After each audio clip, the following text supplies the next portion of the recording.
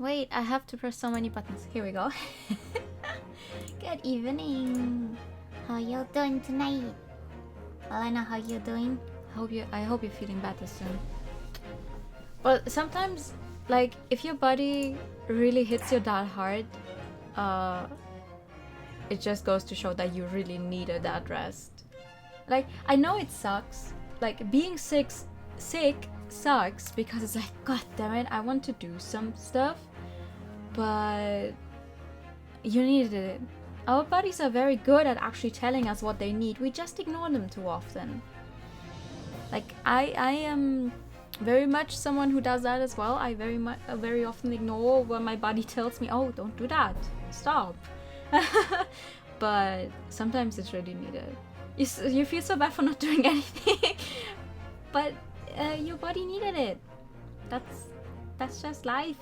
It's okay, you don't have to feel bad about it. I know it's hard to not feel bad, but that's okay. That's just what happens. I need to talk about this for a second because we have family over, but I think it's alright. I just left. We talked a lot about D&D characters, and now I'm missing so many of my characters because I haven't been in a campaign for years now. Like, I haven't really played much D&D yet, but I miss my characters. I would like to give them more story and everything. Oh, what is up with that cable? Huh.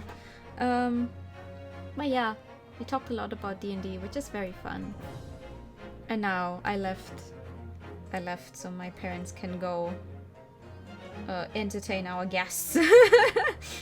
I had my fill of nerd talk, so now I'm allowed to do my own stuff. Your body needs some alcohol. I guess. Hello, good evening. How are you doing? I hope you're good. We're an hour later than we normally are, but I think that's alright. It is the weekend. I can still stay up. That's alright.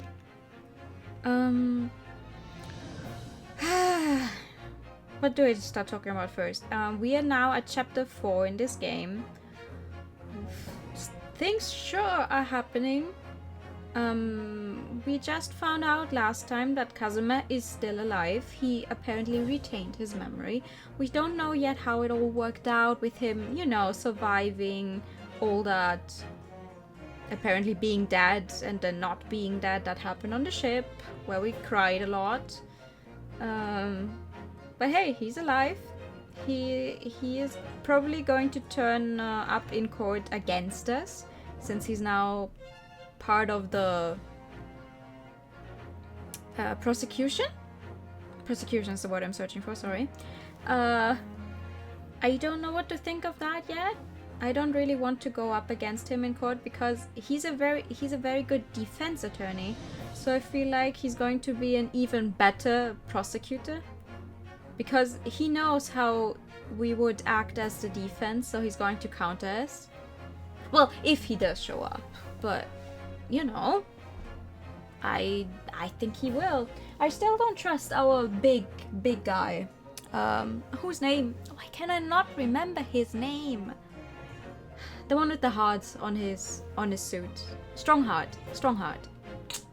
It has heart. It's almost heart in his name. Why can I not remember it? Anyway, I still don't trust this dude. I think right about now, story-wise, Mikotoba's the father should show up because of this big event happening here in London. So, oh god, someone's going to end up being accused of murder again, probably. Like, you know, if we just go by how I know Ace Attorney to play out, that's probably what's going to happen.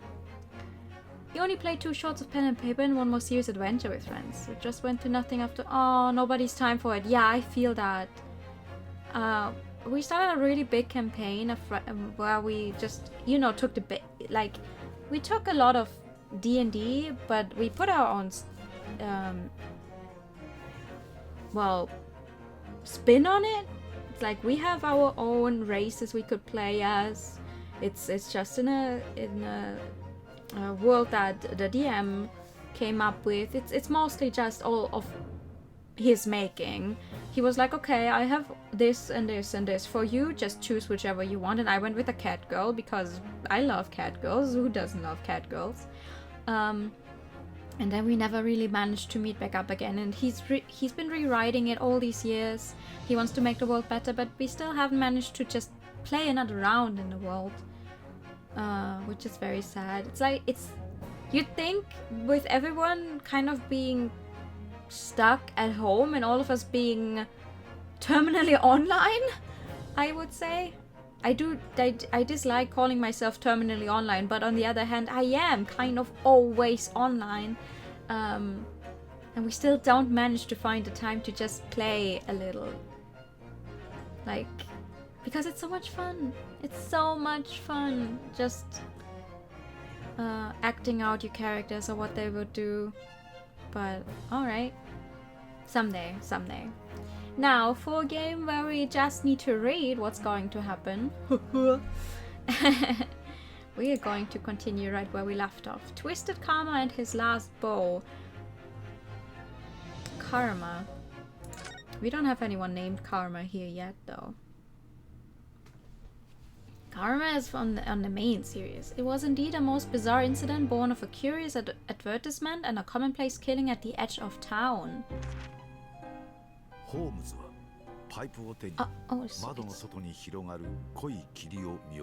no, the sound is fine, I think.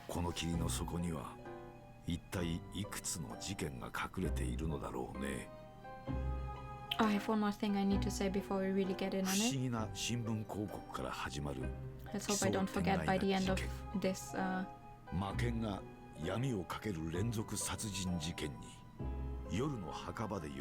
is it a backstory? Of the professor killing?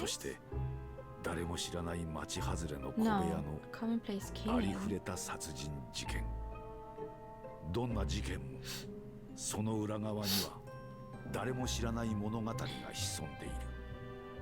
Also sorry about all the sniffling.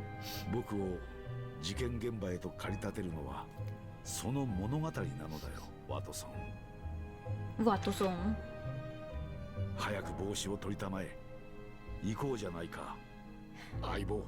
Aibo! Aibo! That's not just dear fellow, that's partner!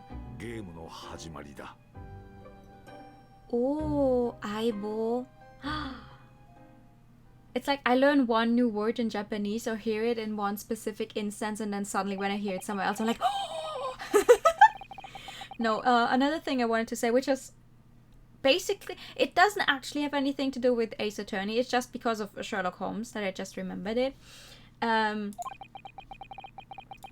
wait, I didn't actually read that yet. How dare you? In Tears of Themis, the MiHoYo mobile game that is not Genshin Impact, that is not Honkai. Wait.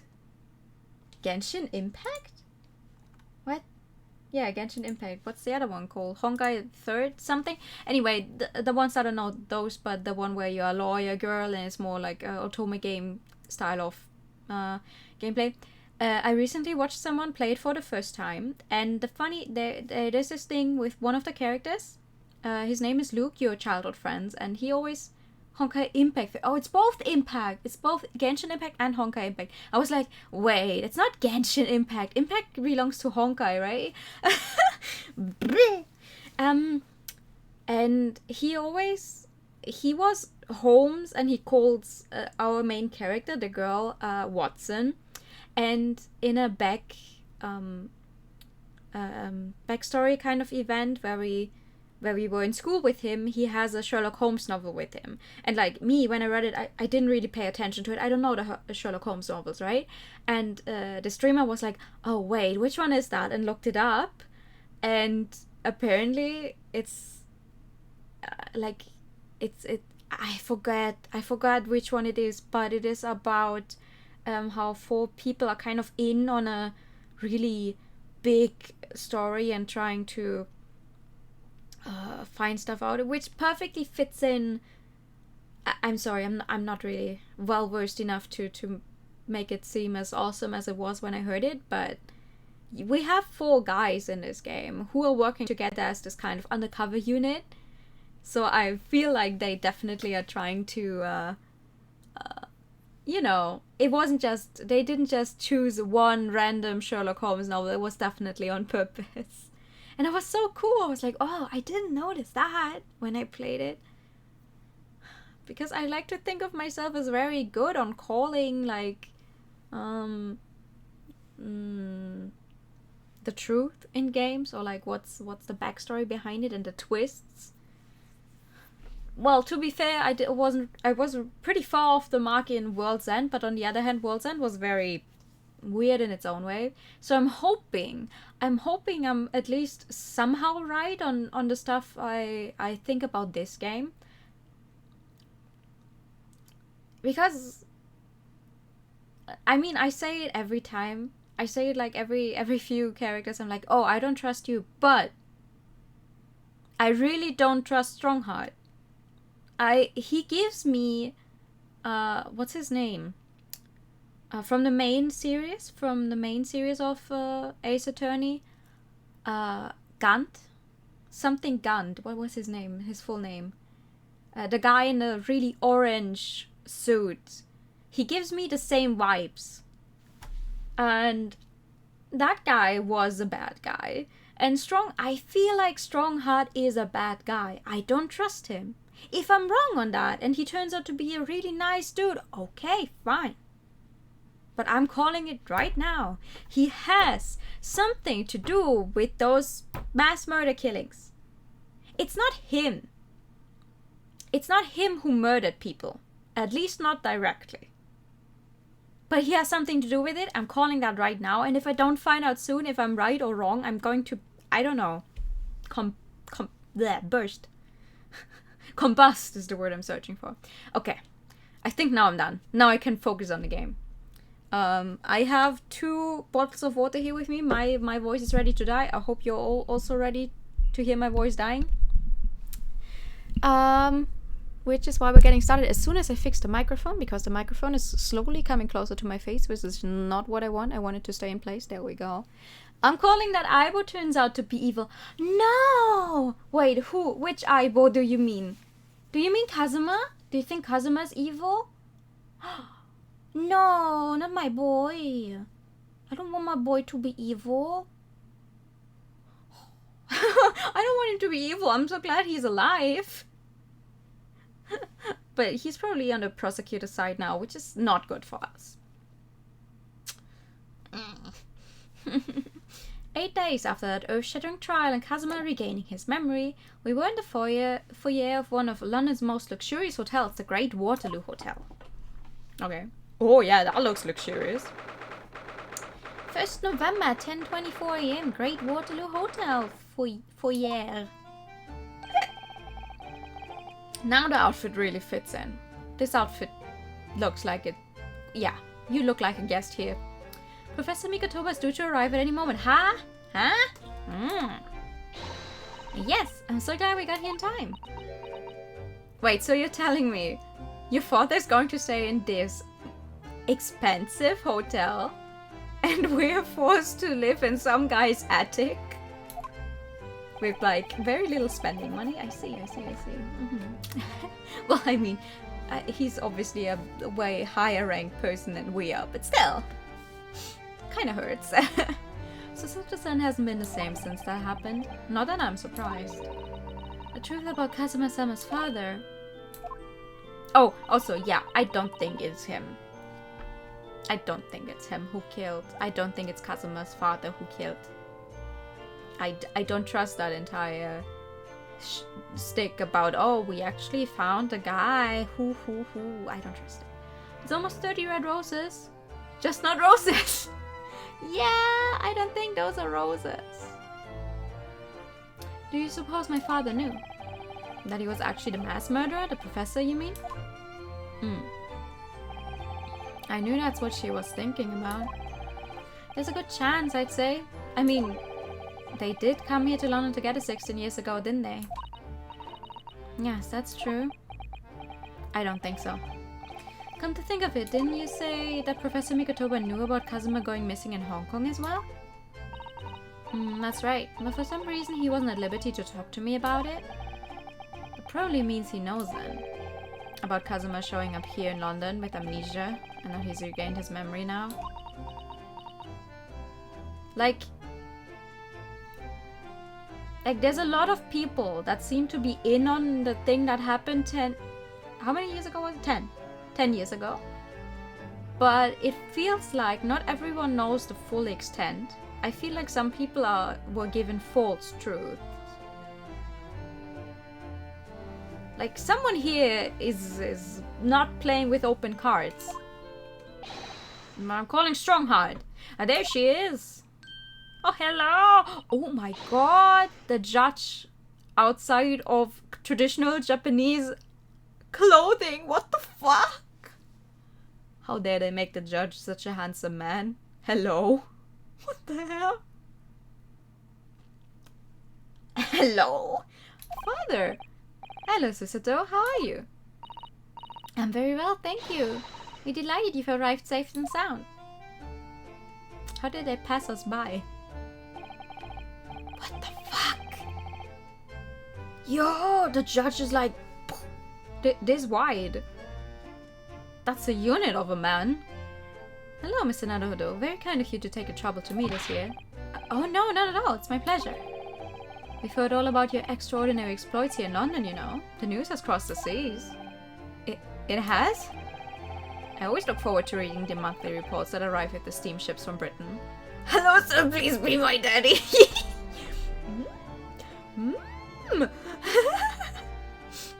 It's weird when people doing work in the background. Poor guy's just standing there carrying suitcases. Yeah, he's just part of the background. He's not allowed to actually leave. I see. Well, thank you very much. Who is this man, and why do I feel as though I've seen him before? That's the judge.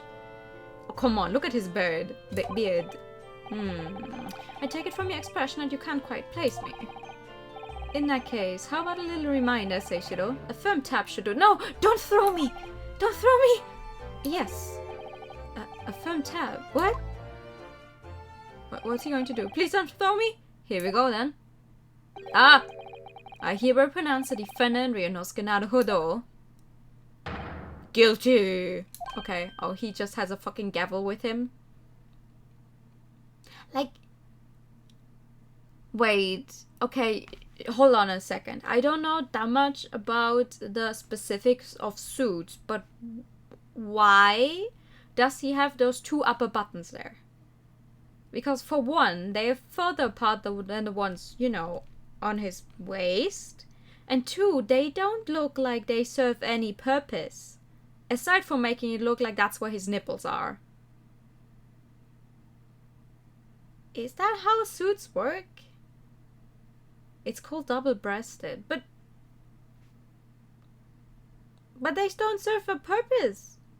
It looks weird that they're further apart. Just decoration. It's a thing. God damn it. I hate myself for thinking that it looks like it's where his nipples would be. Now I cannot stop thinking about it. Oh, you're the judge. Just in Western style clothing. Oh, it's weird. I see. Well, it's a good thing that they make these flashbacks just with the same.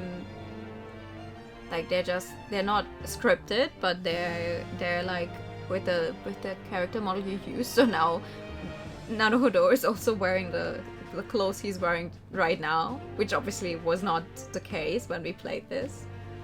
That's fun. The court will now hear the trial for Ryunosuke Naruhodo, who was not pronounced guilty. Oh, he looks way nice out here, though. Your Excellency. Hello, Judge Jigoku. How are you? It's been a long time.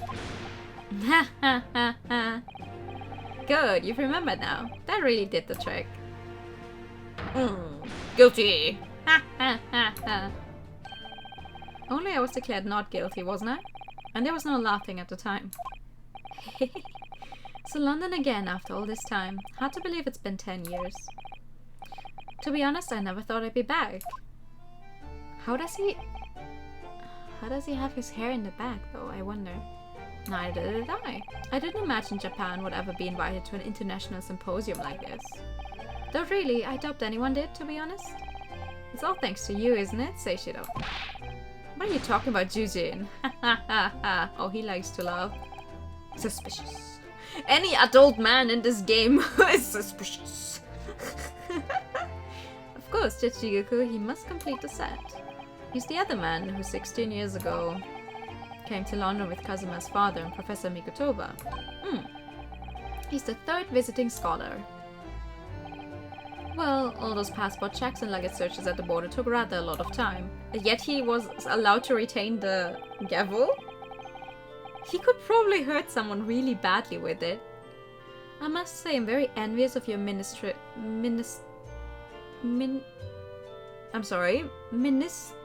status. You didn't have to go through any of that, did you? Oh, okay, that explains it. I knew you were jealous. Please stop laughing. Sorry, how do you say this? Ministerial? I doubt you actually say the E. Hold on. Ministerial.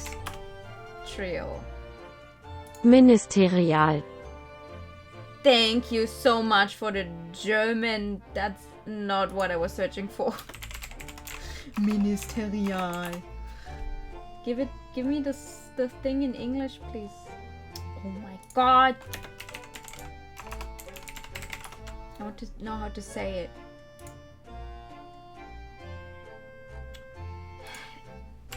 Google Translate. Give me the fucking word. Ministerial. Ministerial. You actually say the E. Never mind. Okay. Ministerial status. Yes, and you know, Seishiro here is also Japan's Minister of Foreign Affairs. Minister. Could have also tried Japanese there. It was his personal insistence that allowed you to take Kazuma's place here on the study tour.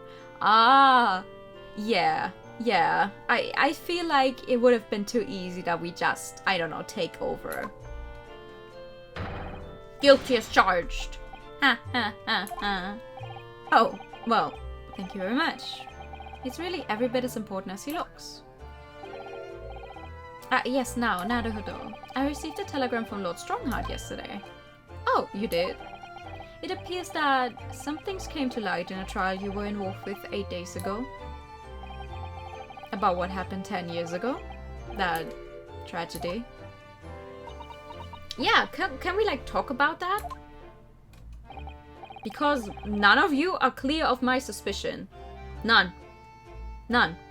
Yes, could you tell us any more about it?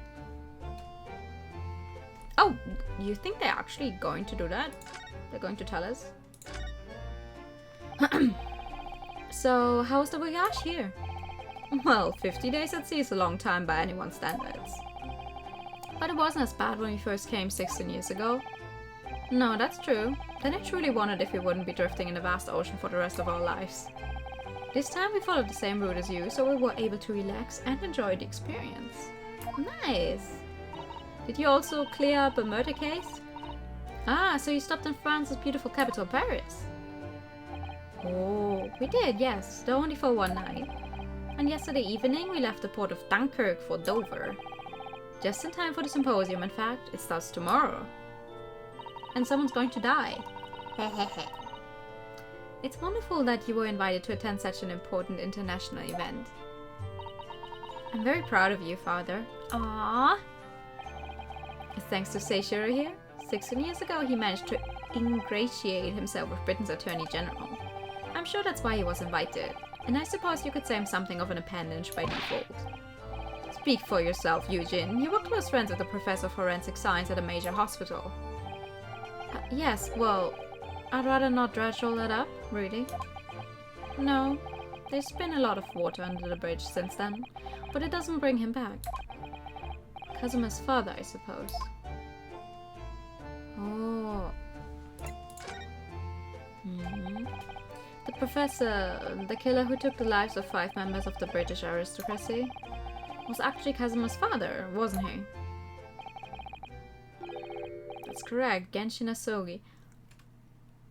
Well, if we run with my theory that it's not actually him, that means these two do not know the truth. Which means they fell prey to someone who is definitely pulling some strings behind the scenes, and my money is still on Strongheart. They're not fully cleared of my suspicions, but if they don't know any better... I mean, they were told that one of their best friends killed 5 people with a dog? For what reason? Genshin. Impact? You know, you knew, I presume, father? Yes, he was a close friend at the time. Genshin came to Britain as a police detective. He was studying investigative techniques at Scotland Yard. I've never understood what drove the man to commit such heinous acts. It was a closed trial, so the public never knew the truth, and he was executed with little ado. To this day, very few people know what really happened, even in our homeland. But what about Kazuma? Did he know? Did he know the truth about his father? No, of course not. He was told his father passed from sickness. However, I suspect he may have had his doubts. Oh, why? As you know, I tried to guide Kazuma growing up as if he were my own son. Then one day, he came to my office at the university and said, I've decided I want to travel to Great Britain and study there. Is that what his original, that's what his original goal was about, that he told us, back then in chapter 2 of the first game? He's not just going to Great Britain to study here. Maybe he wants to further the scientific advancement, so he can find out the truth about what happened back then, because back then it wasn't as good. I mean, it's still not it's not nearly close to what we have right now. But do you think he wanted to come here to investigate his father's death? That's what I don't know. But when I looked into his eyes, I did know that there was no way I'd be able to stop him.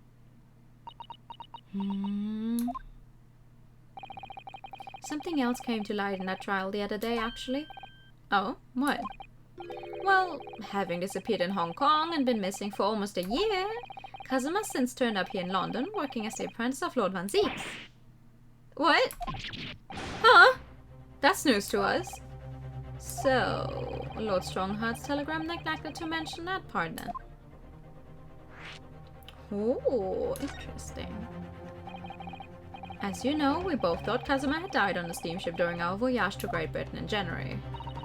But he didn't die. He's alive. As you knew, didn't you, father? In actual fact, no. What I did know is that when your ship docked in Hong Kong, he mysteriously vanished. We sent a team of investigators to Hong Kong to try to ascertain what had happened, but to no avail. But he's still alive, and here in London, you say? I never dared even to dream it. Why on earth did the young man not make contact? Because he has amnesia! The government and the police have been chasing clues fruitlessly for months now. Well, it seems that he was suffering from amnesia. What? Amnesia?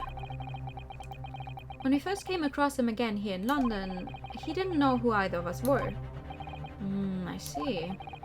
He only regained his memory 8 days ago. This is unbelievable. Yes, it's quite miraculous. I wonder why Lord Strongheart didn't let us know. I must speak with him urgently.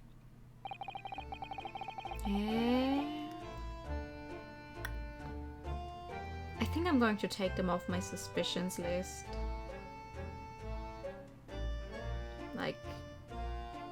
They were probably not involved in all the covering up that probably happened. I wonder how Kazuma has been these past few days. Would it be wrong of us to go and visit him? No, right? He's our friend. That began 16 years ago now. It's a distant memory, really. It was Jujin here, Genshin Asogi, and myself. We were the original 3. The first judicial scholars from Japan to travel overseas to study. Ocean voyages were not what they are today, I can tell you. 16 years ago, things were tough for their generation. Your father was an exceptionally fine medical student at Yume University at the time, you know, young lady. Yes, grandmother told me. Still, I think it kind of sucks that you left your one child alone when she was just a little baby.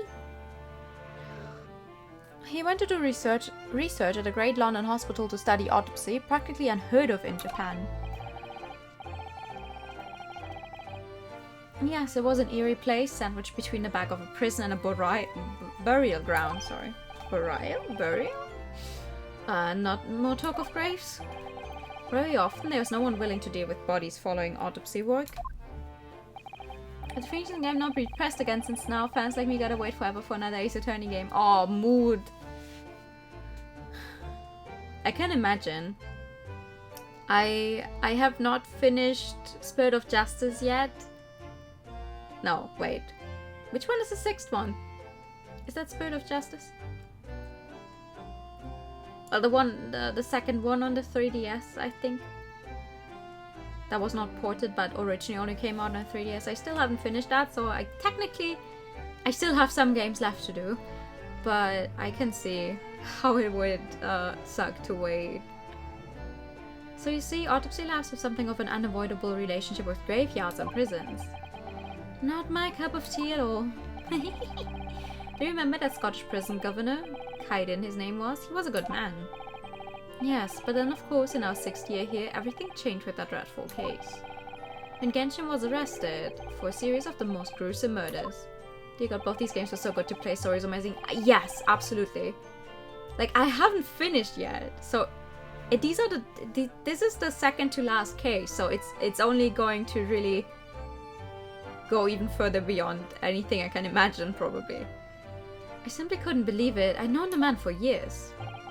I was a witness at the secret hearing and I tried to speak in his defense, but you went a little too far and ended up facing charges yourself, didn't you? Oh! Well, suffice to say that after the trial we were sent back to Japan. There was nothing more we could do to save Genshin. He was a lost cause, sadly. Oh. Well, that's not good. Well, if you'll excuse us now. Yes, I'd like to get this trunk up to my room as soon as possible. Oh, I'm so sorry. I shouldn't have held you up here for so long. I'll call for the porter then. Just wait here. Whoa! Nyom! Citizen's gone off at a run. I'd like to stay and talk more, but I do have various preparations to make for tomorrow. Yes, of course. It must be a big responsibility representing our entire country. I wish you the best of luck. Hopefully no one ends up dead. Or ends up finding a dead body. And then being charged with murder. There's nothing we can do to save Genshin. I feel like that sentence can be taken out of context for a lot of people. No. I hope you keep an eye on Susato for me. Keep looking after her as you obviously have been. Oh no, I mean, if anyone's looking after anyone, it's her looking after me. That's very true. I think Susato is definitely one who is a little, you know, more put together. Well, I do appreciate you being there for her. After all, I've been a miserable father to her. Oh, he knows. Yeah, you don't get any "you were a good father, a good video game father" awards from me. No. What crimes will blow our minds with who did what kind of unrelated crimes again? Yeah, I don't know. Whatever will happen, we will unroll everything that happened 10 years ago. We will. By the last trial, definitely. It's going to come up again. And the judge is going to be like, why are you bringing up the professor case, which is strictly confidential, again, while we are in a public courtroom with a public gallery watching? That's going to happen, and I cannot wait. I've thoroughly let her down. Sorry, what do you mean? Well, I don't know, he wasn't there for her at all when she was a child. Well, it was 16 years ago that I started my long study tour here in Britain, as you know. The very year Susato was born. Yes, I heard. The birth of my daughter was the most joyous event of my life, but... well, sadly, it was accompanied by the most tragic event of my life, too. Oh, yeah, Susato-san hinted at something like that. She's my baby. I will take her into my strong arms. It was a rather turbulent time at home. Anyway, I won't bore you with the details. The point is, I become rather less dependable than befits a grown man. Investigation parts do tend to drag on. Yeah! It's like, okay, you find all the stuff, but then every time you have an investigation, you have this entire bit with Sherlock. I feel like they could have made those a little better, because you have... first you have this entire run where he just shoots his mouth off with some bullshit, and then you have to listen to it all again, and then very slowly piece together the correct thingy. And like, you already spent like 3 hours investigating, and then you just want to get on with it, and then Sherlock just comes in. I'm here. I will talk about stuff that does not make sense in any way. It's like, okay, dumbass. You could just not listen to Sherlock's deductions at all and just skip to the education corrections. I could, but I do kind of want to give all of us the entire, you know, experience. I don't have to suffer alone. We all have to suffer. It was then that Shiro offered me the opportunity to study here in Great Britain. I was too worried about you to leave you behind. Sounds a little gay. So perhaps I was a little heavy-handed when it came to persuading you to accompany me to London. So that's what happened in a nutshell. And that's also the reason why I now feel compelled to give my daughter as many opportunities as I dare. Okay, that's a good thing to do though. Because as a girl, she has very little she is allowed to do at this time. Like, at this point in time that this game is playing. That's good. Though the world does not readily afford young women such things, I must say. I completely understand, Professor. One other thing, Naruto? If I may be so bold, I have a favor to ask you. Oh no. Oh, really? Of course. What can I do for you? Don't just say of course. You haven't heard what his favor is yet. Oh, well, the thing is I'm so sorry that took so long.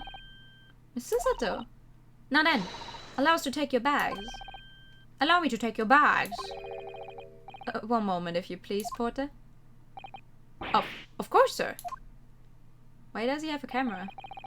The machine around your neck. It's a camera, I believe. Quite right, sir. Just 5 shillings for a lovely photograph to commemorate a wonderful stay at the hotel, sir. Well, I think given the occasion, we could justify the expense. Yes, of course. Aww! That's so cute! Imagine Ace Attorney where every case gets more and more people, guilty people. And last case is just almost an entire crime organization sitting in court like a fire. It's like you slowly collect all these guilty people and put them together. Like you're building a party in a game. Chapter 3 blew your mind. Never did it cross my mind that that person would be the culprit until you had to present their profile. Wait. I know we just finished chapter 3 last stream, but like... who was the culprit in chapter 3 again?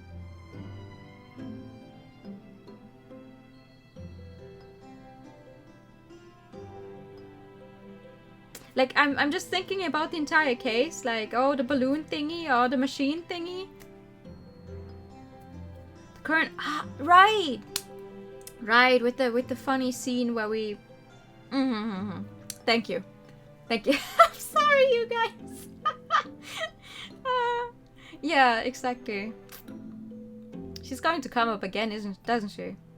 Is she? Gerichtsmedizinerin, what's the word? Yeah. The coroner. It's okay. Right. She's going to come up again. Also, whoever that girl at her workplace was that called her mom, if that's actually her daughter, they're probably going to show up again. They have too good. Their designs are too good for them to not be important. I'd like to thank you for coming with me, Mr. Naruhodo. It's really made Father very happy, I think. The daughter of Sight, you love her? Oh, yes. I'm looking forward to it. Oh well, I'm pleased then. But we were interrupted before. Professor Mikotobo was about to ask me something. Shall we turn to Baker Street then? I expect Iris will have some delicious tea waiting for us. Yes, let's go. Let's go. I'm getting more and more anxious about Kazuma though. Perhaps I'll try to meet with Lord Strongheart later and ask after him. Wait, why do we always have to go through Strongheart? Why can't we just see him directly? We know where he stays. No? Right, let's see what's happening at home. 1st of November, Naruhodo's legal consultancy. Okay, let's see. Do you have anything new to say about the shovel? I don't know where I stand on the argument. The spade is still here, look. Please, Mr. Naruhodo, it's not a spade as I think you well know. It's a shovel. It didn't take long to reignite that old argument. Ah, I have an idea. Let's give the implement a name like Professor Hairbrain named his tools. Oh, I never thought of doing that. From now on then, let's call it Dionosuke. No, it's clearly much more of a Susato. The old argument has taken a new and unexpected turn, it seems. Aww. That's fun. I love that. Okay. Does it really matter, like, where I go first?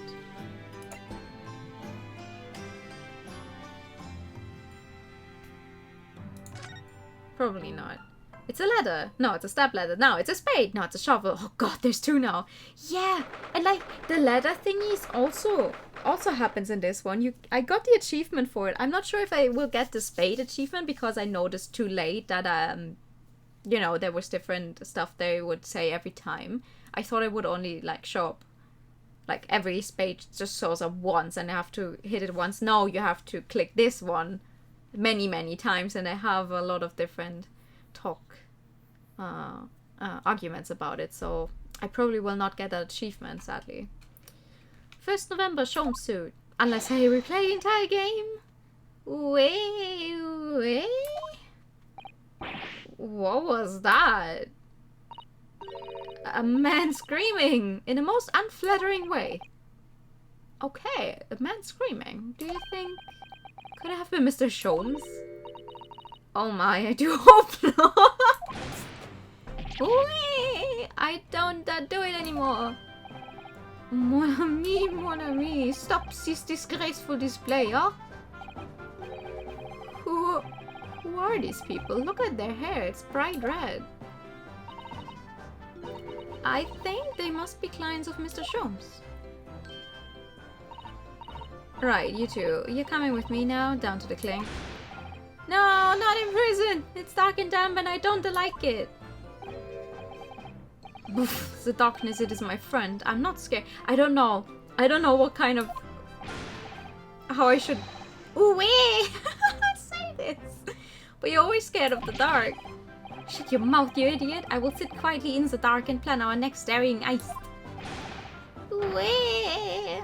I don't like this. I don't like it. Who the fuck are these people? Well, tough. We finished us down the yard. Now get moving. Bye then, Jenny. Have fun. Oh yeah, thanks, Iris. And thanks. You're a great detective.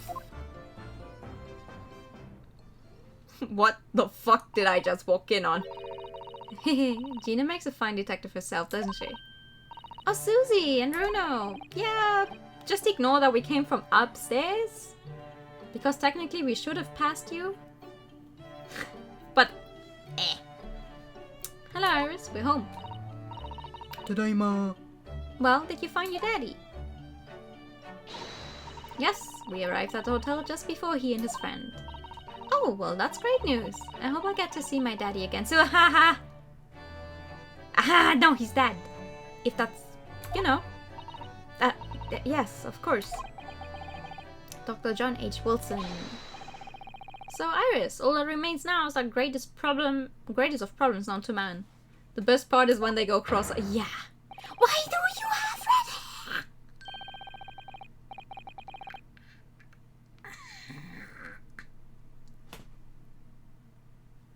What the?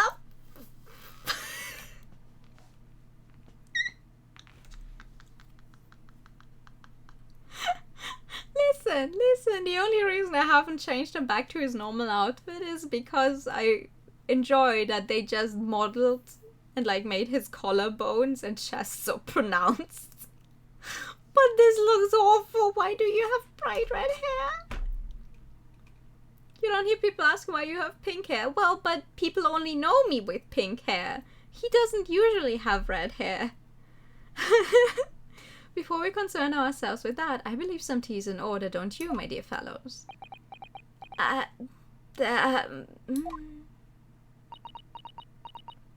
Oh, they're shocked. Is something wrong, Mr. Naruhodo? Do I have a crumb or such like on my face?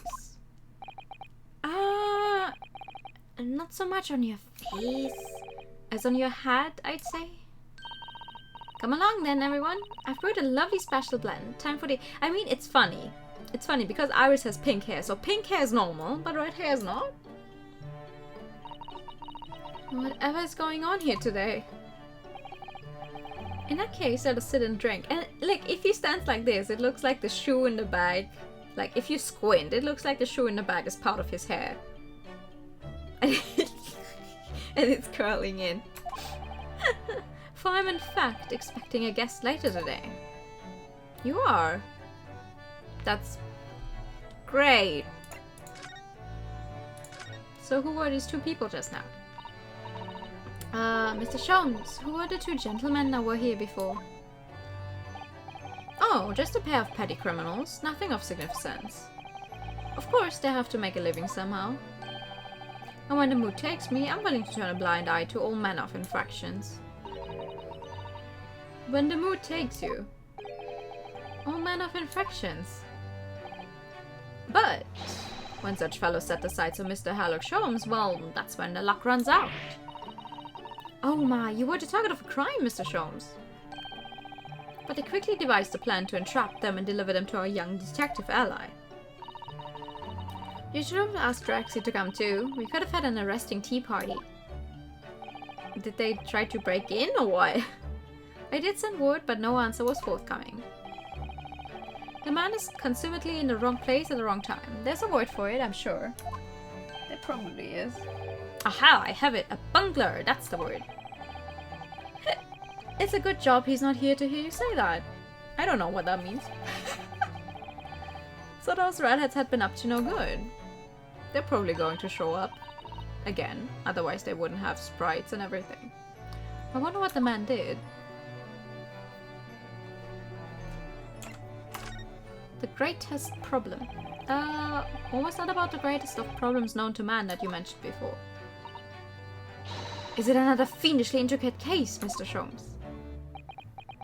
No. How should I best explain it? Are you aware of the theory of evolution by natural selection, perchance? Well, I think I've heard talk of it somewhere, possibly. It's a revolutionary scientific theory that was newly proposed 40 years ago now. Why is that in your book? According to its author, Mr. Darwin, we humans were once apes who lived in the treetops. Wait, what? We were apes? Yeah. Indeed, and from the very moment those apes descended from the canopy to live as humans, it has been our lot to be at the mercy of the greatest problem known to man. Our lot? What is this great problem, Mr. Sholmes? Why is it not obvious, my dear madam? The problem of rent! He's right. Aha! He's right. But did you not receive a rather large sum of money from Madame Taspels only the other day? Susanna's from the future and her book is just to hide her using Google. Yeah, she has a fucking phone in there, probably. A large sum. One potted herb for Iris and a new motor car for me later, and all of it has quite disappeared, I assure you. Why did you buy a car? Honestly, Early, you know you squandered it.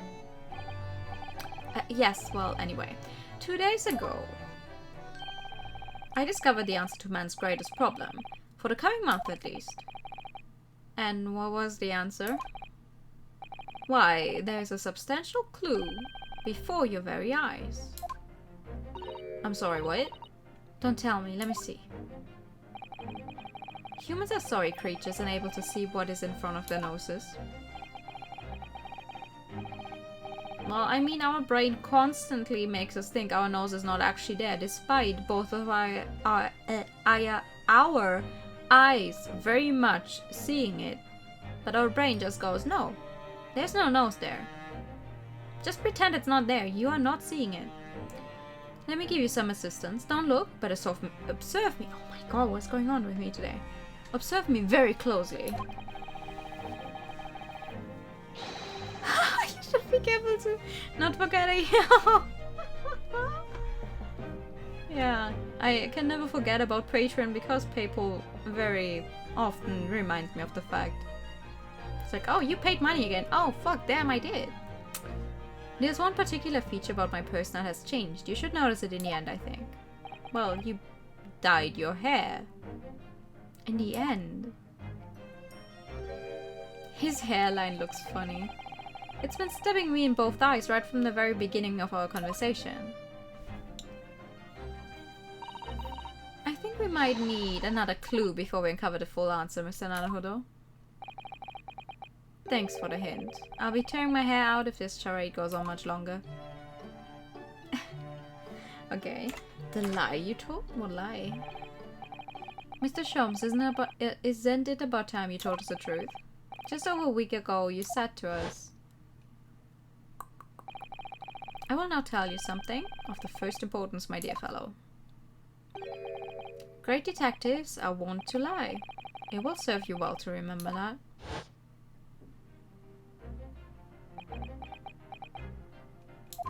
He won't remember, will he? The case aboard the SS Blodia in January. Casimir wasn't killed, and you knew he wasn't dead at the time. So what was really going on?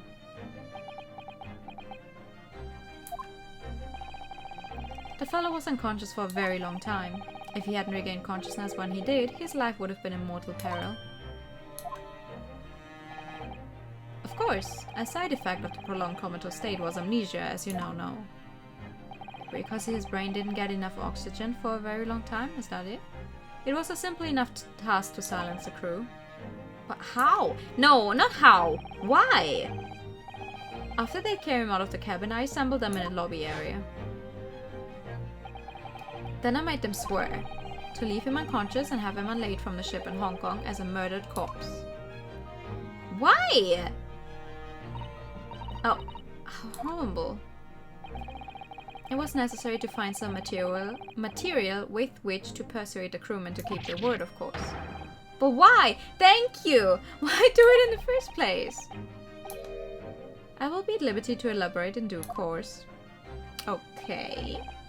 But for the time being, I would like to reassure you. I didn't foresee subsequent events. What events? His disappearance in Hong Kong. Oh. I believe I may have made a gross error of judgment. Mr. Sholmes. What does he know that he's not telling us? It's making me mad. Also, why do you have his mask? The mask Casimir wore when he was assigned to Lord Van Zieks as his apprentice. When he cast it aside after the trial the other day, I just sort of picked it up. Oh, we did. Okay. We ought to give it back to him, I suppose. But he has his memory back now, doesn't he? And I can't help feeling he might turn around and tell me coldly to wear it myself. But isn't he your best friend? Is he? Right now? I'm not sure if he is. This looks like last week's edition. What's that article circled in red ink here? It's in an advertisement column. It says... To the Red-Headed League. The Red-Headed League. What's that? I don't know. I've never heard of it before, but... Is something on my face? Clearly this has something to do with that. Lively hair. An advertisement from the newspaper that's entitled To the Red-Headed League. It seems somewhat suspicious in nature. Sure, okay. What can you tell me about this? On account of the bequest of the late Ezekiel Hopkins of Lebanon, PA, USA, there is now another vacancy open which entitles a member of the League to a salary of £4 a week for purely nominal services. All red-headed men who are sound in body and mind above the age of 21 years are eligible. Apply in person on the morning of the 21st at the large park on Lime Street. Get $5 per week if you are a redhead. A most fantastic money-making opportunity. Ah, I would also like $5 a week just for existing. It looks as though someone circled an advertisement in this paper, Mr. Sholmes. To the Red-Headed League. Does that strike you in some way? I was thinking that just maybe it might be related to your bright red hair.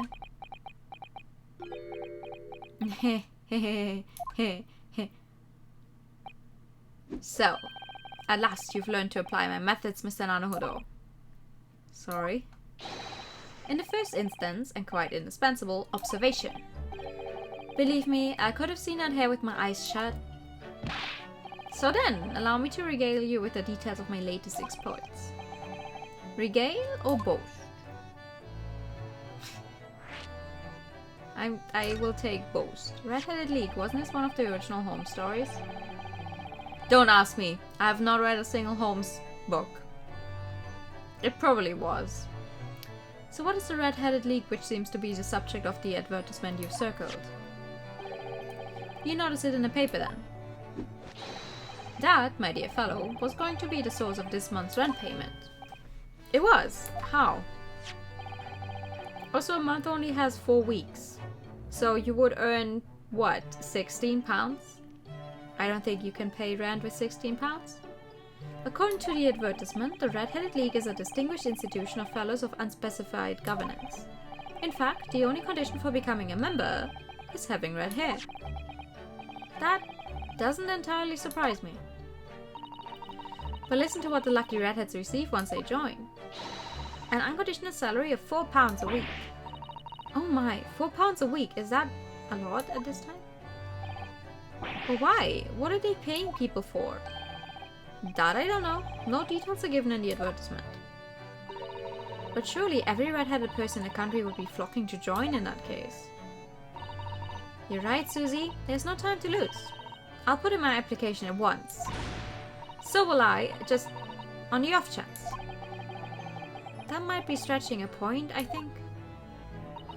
Hello, fellow brain cells. Hello, good evening. The trouble is, they have a fixed number of members, you see. Oh, I see. So, once a certain number of people have joined, no one else can.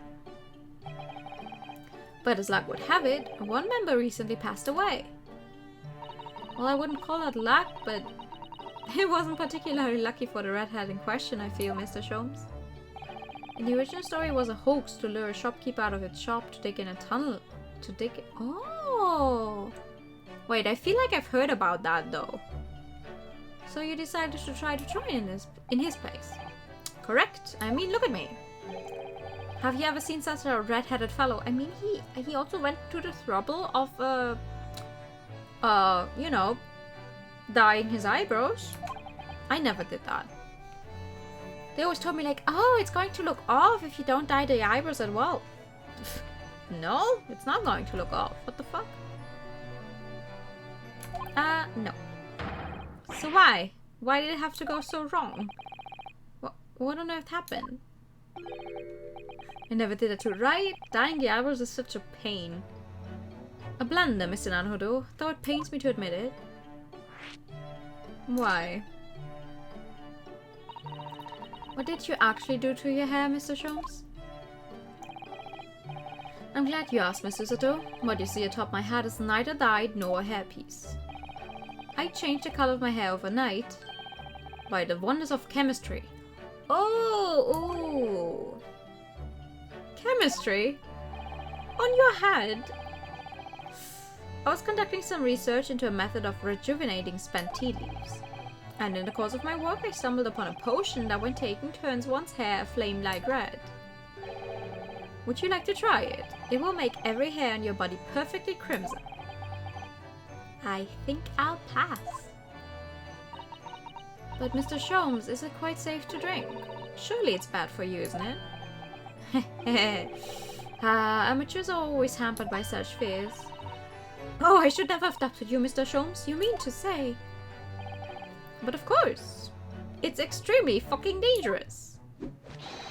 To earn 4 pounds per week, one must be prepared to turn a blind eye to a little danger. That degree of red signals more than just a little danger, surely. So anyway, Hurley left full of confidence yesterday with his new red hair. For the park on Lime Street, where the Red-Headed League were interviewing prospective new members. So what went wrong? The whole park was choked with red-headed folk like a Costa's orange barrow. Hello, good evening, Nina.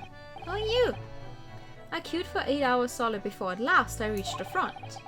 But when the panel of interviewers saw me, they immediately said, "Ah, Mr. Sherlock Sholmes, are you in disguise to conduct an investigation?" Ha ha ha! That's an interesting new hairstyle, isn't it? He did that with some chemistry. Like some kind of potion he managed to make. Not with hair dye. So naturally I had no choice but to reply. Shh, don't give me away. After which I could do little else but turn and leave. Then this morning, when I looked in the mirror, irritation stirred within me. So I turned that pair into the police. Oh dear, what a disaster. For Hurley and those 2 redheads. So they were just in the wrong place at the wrong time and had to suffer him not getting into the Red-Headed League. Mr. Sholmes, you mentioned before that you were expecting a guest today? Indeed, Mr. Sato, that is correct. Not another of those red-headed gentlemen that were here before? Not at all. They were petty villains. The guest I'm expecting is a client. Oh? A young gentlewoman who wishes to appoint the services of this great detective, no less. Oh, how wonderful, Mr. Sholmes. You must stay and observe the fashion in which a great detective receives his customers. Must we? Thank you for the hire time. I have you in my clutches now, Rent. Just as I have you in my clutches, redheads. Ha ha ha ha ha ha, he says. Ha ha ha. That hearty laugh is masking rather sinister thoughts, I feel. And thank you for the posture check. And the pad! Wow! You know, the lady isn't due for another hour yet. Don't feel as though you must wait around if you have other things to do. Oh, okay. I don't know. I'll go somewhere else then. Probably should have. Hello! Your posture is interesting. 1st November, British Supreme Court, Lord Chief Justice's office. Here's the final draft of the opening address for tomorrow's proceedings. I've supplemented your original with the figures you asked for from the yard. I see. Excellent work, thank you. You're welcome, my lord. What's Lord Van Zieks doing here? My, there seems to be an awful lot of tension in the air, wouldn't you say? That's a fighting game posture, yeah, like, he's just missing his little, animation. Just like, ding, ding, ding, ding. This place is stifling enough as it is. We really don't need any more tension. Hi! I don't trust you.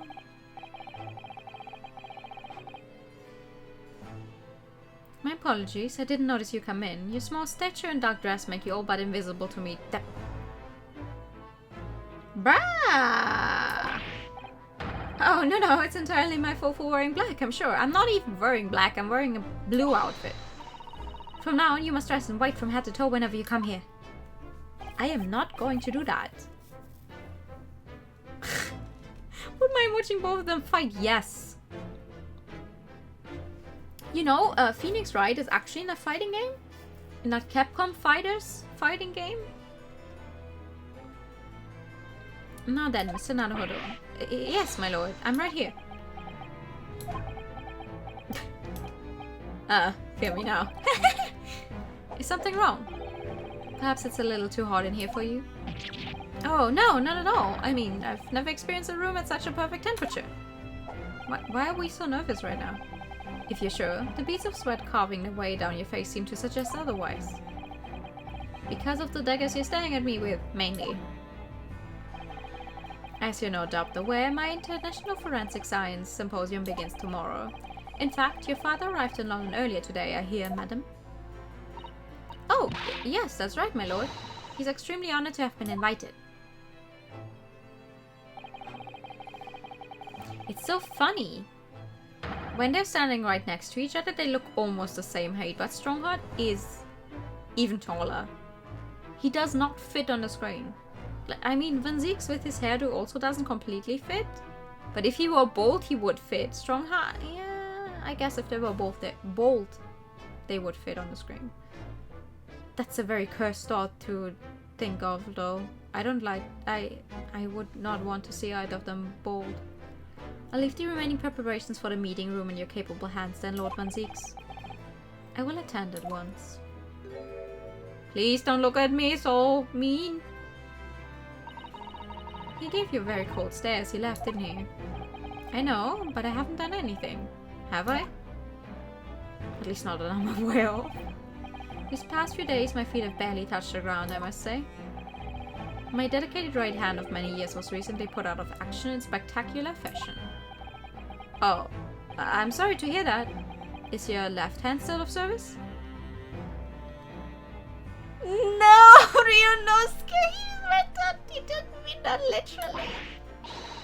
Mr. Naruhodo is talking about Dr. Scythe. Ah, of course. I'm terribly sorry about that. I was just, Fear not, you've done nothing wrong. Dr. Scythe's own wrongdoing precipitated the situation.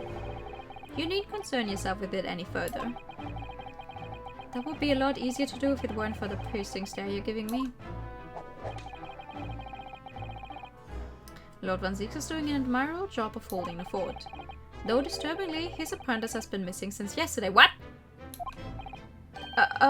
Missing? What do you mean missing? What's become of Kazuma-sama now? Wait, he just regained his memories and now he's missing? Hello? Not long ago, visitor numbers to the Great Exhibition exceeded 30 million. 30 million? Are there even that many people in the world? As a comparison, Mr. Naruhodo, the population of the imperial capital Tokyo is 2 million. Oh my fucking god. I will be opening the International Forensic Science Symposium in the exhibition's main auditorium. This event has been 2 years in the making. 2 years of preparations and negotiations with other countries. It sounds like a tremendous achievement. Congratulations. The 20th century will see the wholesale adoption of forensic investigation techniques. And cooperation between policing organizations around the globe will be essential. Which is why this landmark first symposium had to be hosted here at the heart of our great British Empire. In order that Scotland Yard can become the leading investigative organization in the New World. Okay. He's the same as ever, I see. The passion of his is quite something. Wait, 20th century means 1900 something though, right? No. We're in the 21st century. Yes. Yes, it does. He's just... Sometimes I really doubt my own common sense. You're every bit as passionate in your own way, I'm sure, Mr. Naruhodo. Thanks, Susato. I'm the only person in this country who truly cares about a future that embraces forensic science. Are you? Well, I don't doubt his passion, but I doubt if he would not, like, if he's the only person that passionate about it. I think he would do anything for it. He has skeletons in his closet, definitely. It was my intention to become Her Majesty's Attorney General and reform the Yard from the ground up. So the disgrace of the forensic investigation team has been a bitter blow to my ambitions. Aw, well, that's not my fault. I mean, it kind of is because I got behind it, but like, it's not my fault. I first established the forensic investigation team a year ago, experimentally to start with. No, all the evidence is clear. You are A cutie. Thank you. With Dr. Scythe at the helm, it was steadily accruing an impressive record of achievement. I was on the verge of changing its name and elevating its status to a full-blown forensic investigation department. And can you not do that now? Well, seeing as the one leading it was outed as a murderer, no. Obviously, nobody wants to hear anything about it at the moment. Even I can keep the story out of the papers. 6 million Londoners will be cursing forensic science now. This incident will set back our country's advancement in the field by a good 10 years, I'd say. Unintended repercussions of our trial. Well, that's not my fault! We simply couldn't have overlooked what had happened, though. Of course not. We should all be grateful to you both. Why does it sound so sarcastic when he says it? Like, I mean, it's only it's only written text. But still. Anyway, I'll still reform this country's policing when I become Attorney General. This might delay my plans, but it won't alter them. Nothing will stand in my way. Would you kill for it? Would you?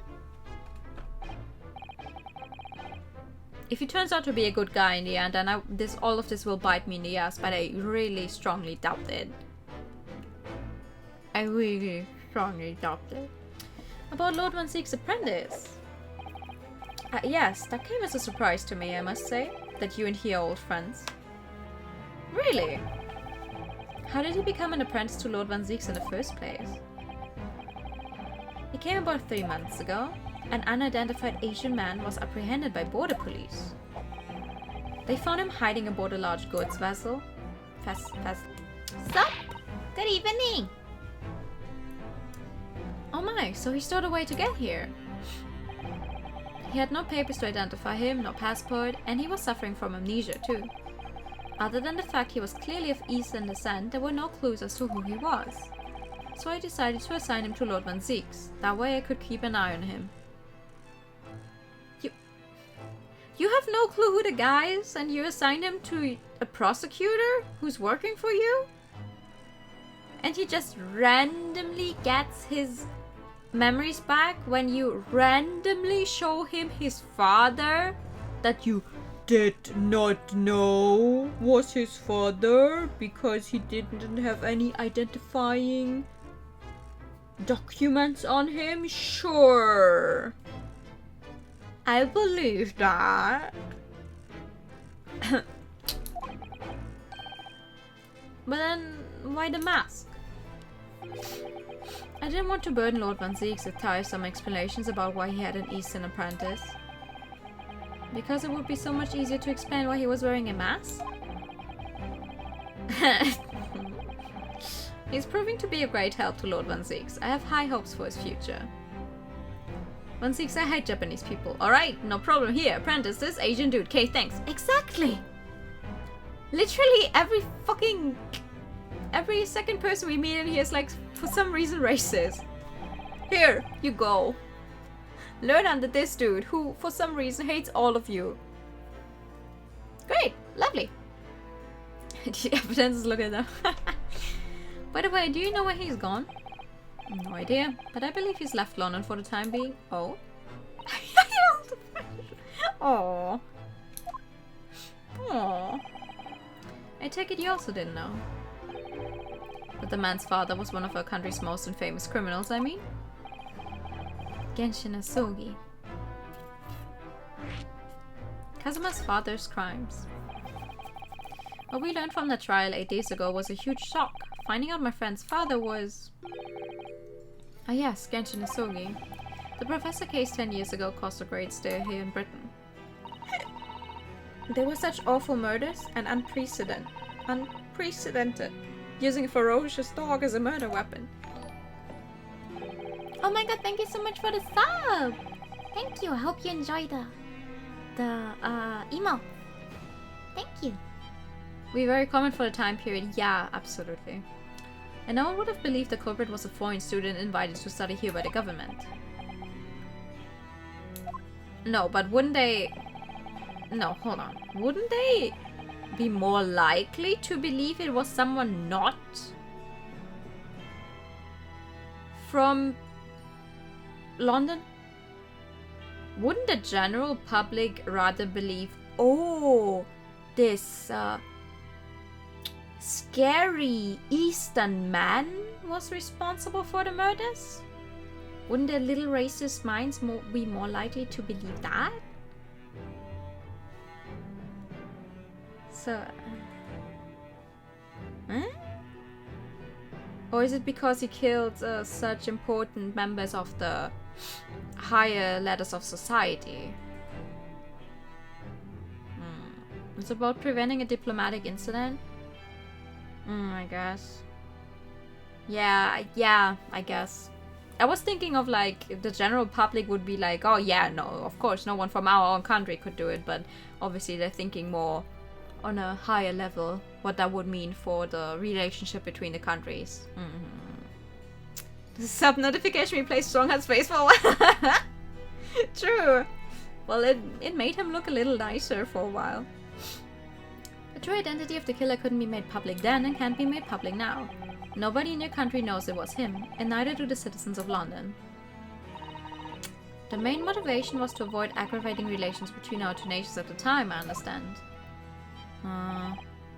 Sometimes I should just shut up and read, I guess.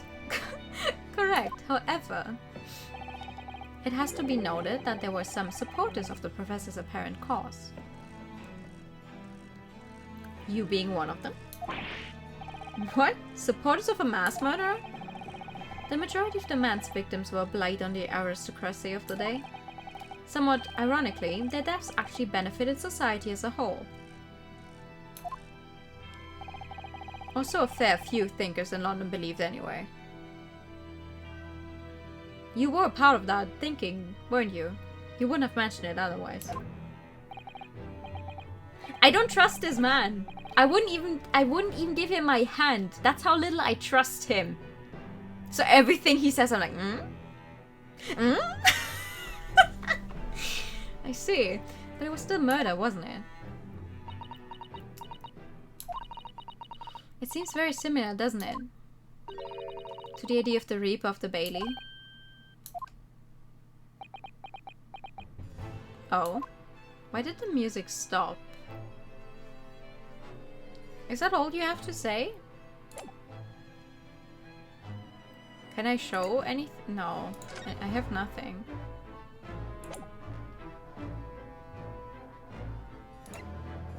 So you have nothing more to say?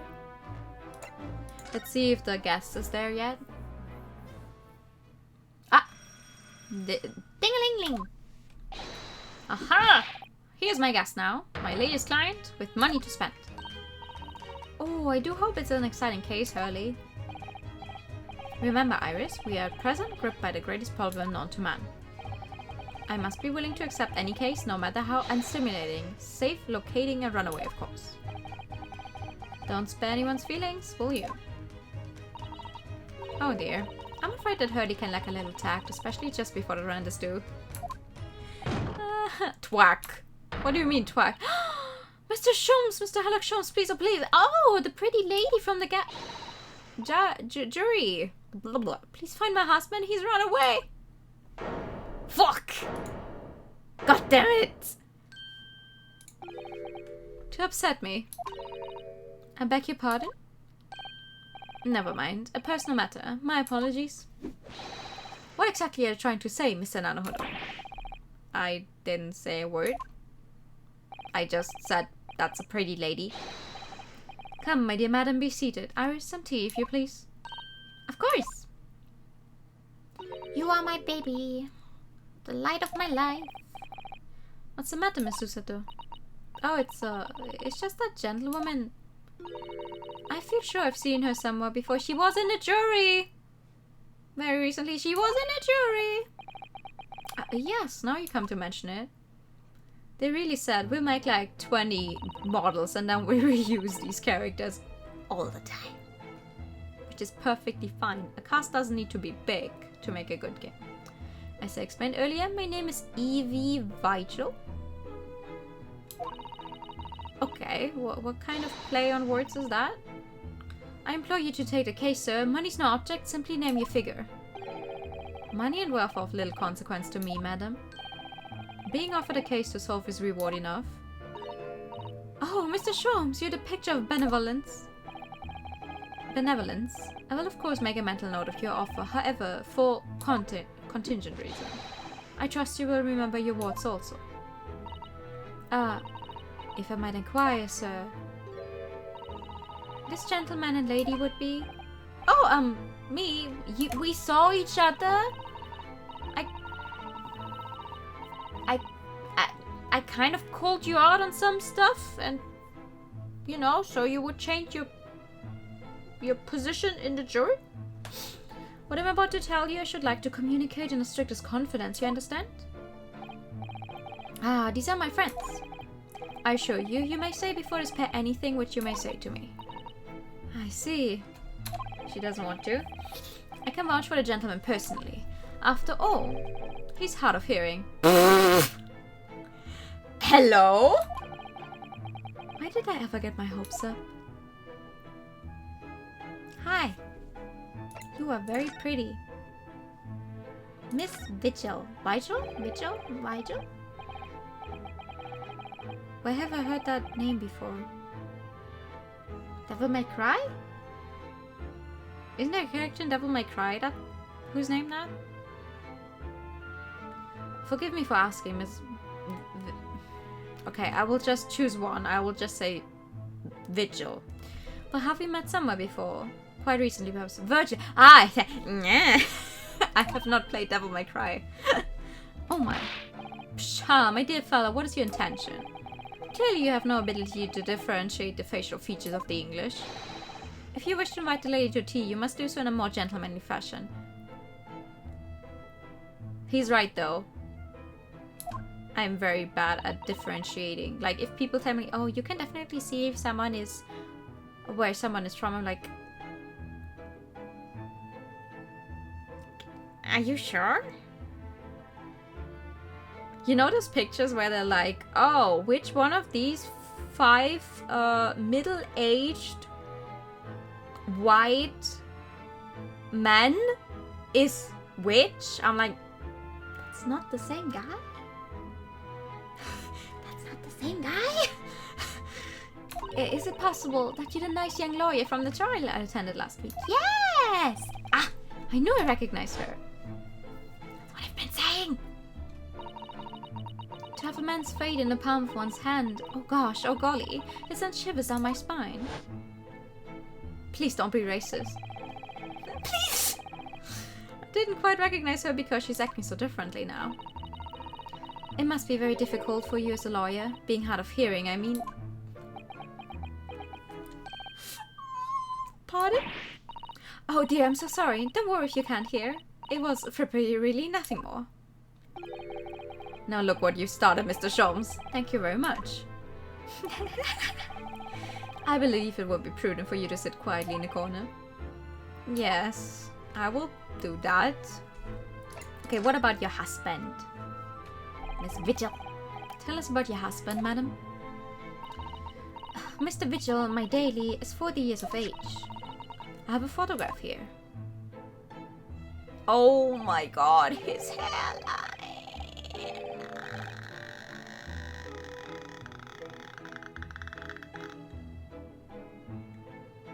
You could so easily just Photoshop those locks off and make him bald. An entirely fairly unremarkable gentleman, by appearance at least. How long have you been married? It will be 15 years, damn! We have a cordial relationship, and my husband's income is more than adequate, so we live quite comfortably. Oh. As it would appear, I need only look at you to know these things. Oh gosh! Your dress is the latest style, your hat clearly regularly groomed, and your eyes are animated. In short, you have no inkling as to why your husband might have disappeared, correct? Trying to help a friend out of the slum. Oh! Good luck! I'll be cheering you on. Getting out of a slump is hard. I know that feeling. We all know it. But you tell your friend that they can do it. And you as well. You can do it as well. That's right. He's a kind man with a strong sense of loyalty, and he rather dotes on me.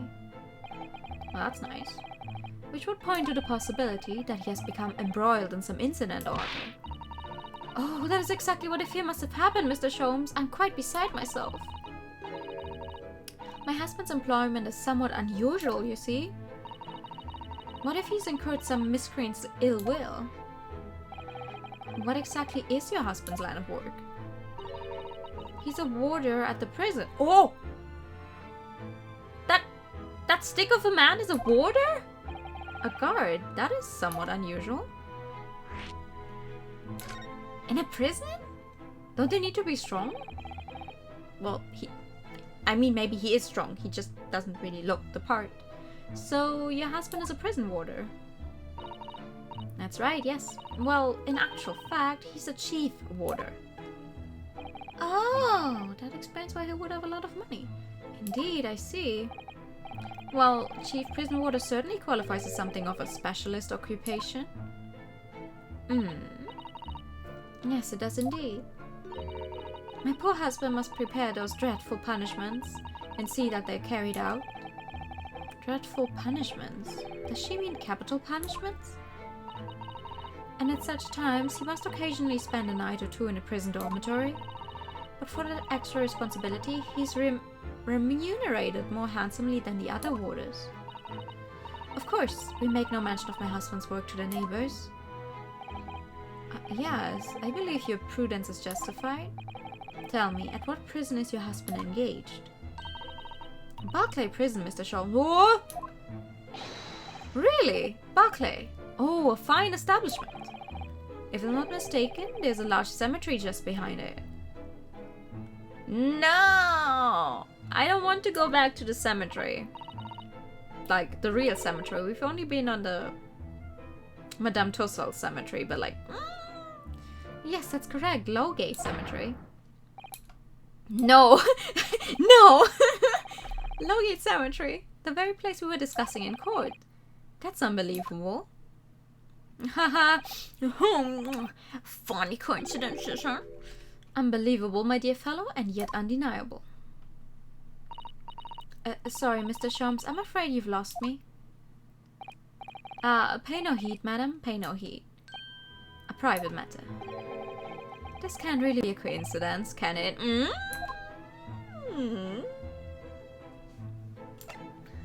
So when did he disappear? So to the matter of your husband's disappearance, when did you realize he was missing? Oh, I'm good. I'm good at predicting what they're saying. Please try not to laugh. It was yesterday. I'm sorry, yesterday? That really is recent, laughably so. The truth is, my husband does at times have occasion to spend the night away for his work. It's not at all out of the ordinary for him to not return home at night, but this is different. For him not to make any contact for a whole day, that has certainly never happened before. Okay, like, on one hand, as the person not involved, I'm like, well, it's just been one day, right? So why would you immediately go and search out someone who can help you? On the other hand, if someone from your family went missing, I think a whole day is a very long time. Like, if you have not been in contact for an entire day and you don't know where they are, it's a very long time. Oh, my dear Daily, whatever can have happened? I don't know. I'm going to eat a gummy worm now. My dear Miss Rigel, please calm yourself. Now then, have you contacted the police? Why, naturally, but sadly, they refused to listen to my pleas as my husband has only been missing for 1 day. I was asked to wait patiently at home. I see. Plot twist is cheating on her. No! No! I don't want a cheater. I'd rather we find him dead in a ditch somewhere. In truth, Miss Vigil, I concur with the police. However, let us not be hasty. I see no reason why we should not engage my deductive powers to track your husband down anyway. Oh, thank you, Mr. Sholmes. And furthermore, let me assure you, a chance to solve the greatest problem known to man for another month has no bearing on my decision. I seek only to put a sweet smile on another Londoner's face. That's really all there is to it. You have my eternal gratitude. I shall pay any sum you care to mention. Any? I would do anything for you, Mr. Obama. Anything. Then perish. You seek only to put the suit's rent on your landlady's purse. That's all there is to it. And death is a better outcome than him cheating on his wife.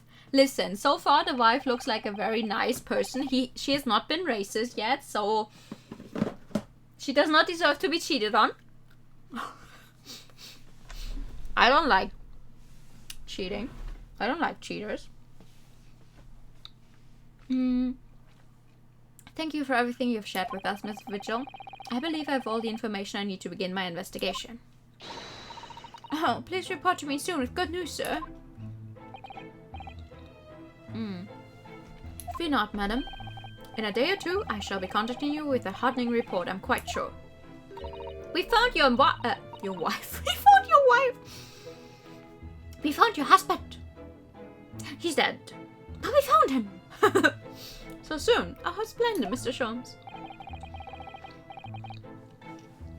Good news should be delivered early, I would say.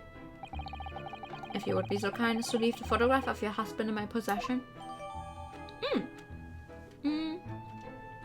A photographic print received from Miss Vigil in order to aid with locating her missing husband. He appears to have no particularly distinctive facial features. Oh my god, the poor guy. Thank you. Now, allow me to show you the door.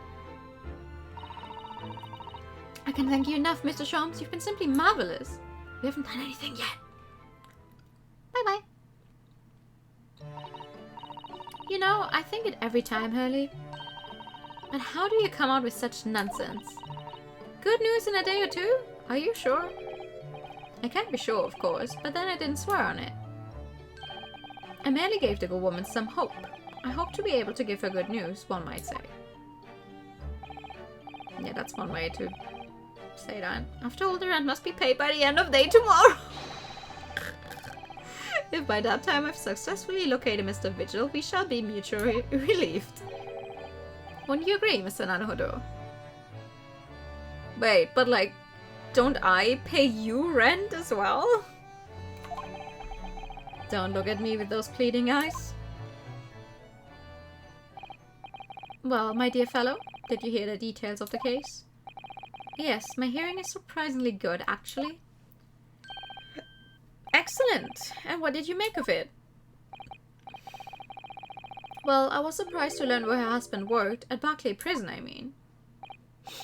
Ah, so you noted that. Of course I did. Of course, especially with the mention of Lowgate Cemetery. You probably spent Naruhodo's rent on it. I wouldn't put it past him, but what did I say earlier? He bought a car? Well, as much of a car as they had at the time. Lowgate Cemetery is at the rear of Barclay Prison, so it was renowned among us students at the university for being haunted by the ghosts of the condemned convicts. Barclay Prison is where that notorious man was incarcerated. I hate that word. A professor. And now, water from the prison has mysteriously disappeared, it would seem. It's all very peculiar. Indeed.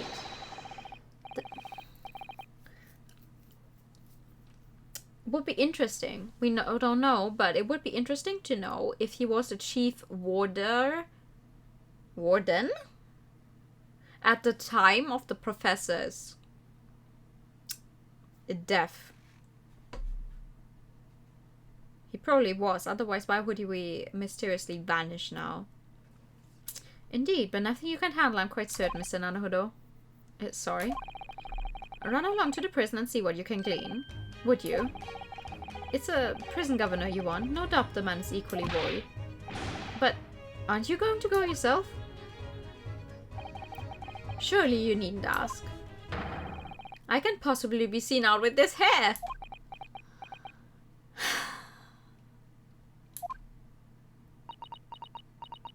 Are you kidding me? But didn't you go to Lime Street with that hair? That was a quite different matter. So I leave it in your capable hands. Now, if you excuse me, I'm rather busy.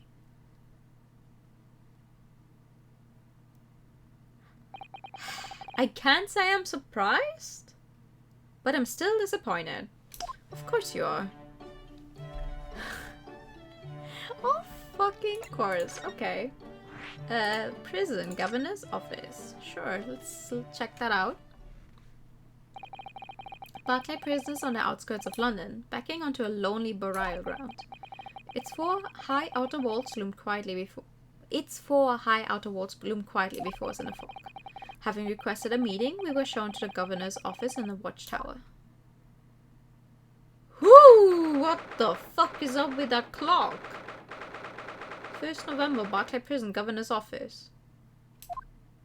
He shouldn't be keeping stuff like this in the prison. What if... in the prison, in his room. What if someone shows up and tries to kill him? They would have ample things to choose from. This place is full of hardened criminals. I can't remember the last time a civilian was doing here.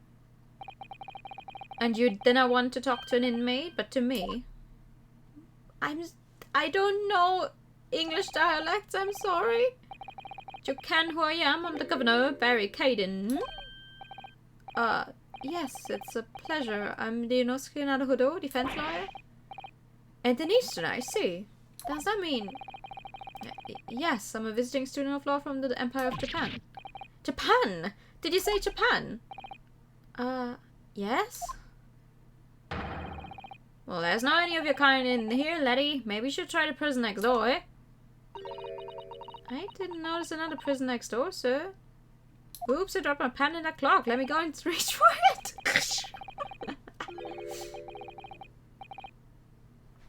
Oh, wow. What did I try to say before he shut me out? We came to ask you some questions about... I didn't like to be so direct, but... I've no intention of speaking with the likes of you suspicious looking Easters. There it fucking is! Whoa! We've been going for 1.5 hours. And they're racist again. Nice! If it's not obvious enough, I am very much being sarcastic and it's grating my nerves. But on the other hand, I guess that's just, it's obviously it's Londoners. What did I expect? Now get out of my hair. So as soon as he finds out that we're from Japan, he reacts like this. That surely means he has some... Hello? Brow! Brow, he says. Hold on. Easterners. Yeah, right? I think it's because of the professor case. Obviously. They're like, one Japanese guy does something and like, oh, we can never trust these weird Easterners. They would probably call us slurs. You think so too? Like, I'm just glad. I think the only thing that is a slur was something they had Van Ziek say, and that was only in the English version, which was like something against the Jews that I did not know about before. But I'm just glad there's not any other well, there's all of that racism sprinkled in here, but not any of the harsher words, because otherwise I would...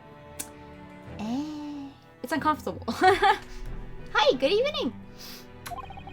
10 years ago, Genshin Asogi, also known as the Professor, was incarcerated at this prison. And then, after his execution, he apparently re-emerged from his grave in a cemetery behind the prison. I might have known. You're sniffing around about that case, aren't you? Aren't you? Your agents, eh? Part of the Professor's great rap, no doubt. No, not at all. Get gone, we are, before I punch your light suit. We're going. Clearly the ghost of that killer still haunts this place. We're not going to get anywhere here. Unless we can somehow prove to this man that there's nothing suspicious about us. Governor Caden. What are you thinking, Mr. Sato? I feel sure that name came up in conversation recently somewhere. Did it? I was wondering if we ever mentioned him might have some ideas to help us. Come to think of it, I have the same feeling. I don't remember who mentioned his name though. Okay, so you don't like us? Great. Goodbye then. We went to the trouble of coming here and you're like, hoo. Why are you men spreading on this one couch? That's Professor Mikotoba over there. Hi. Hello you two. I was just taking a moment to catch up on the world now that I'm unpacked.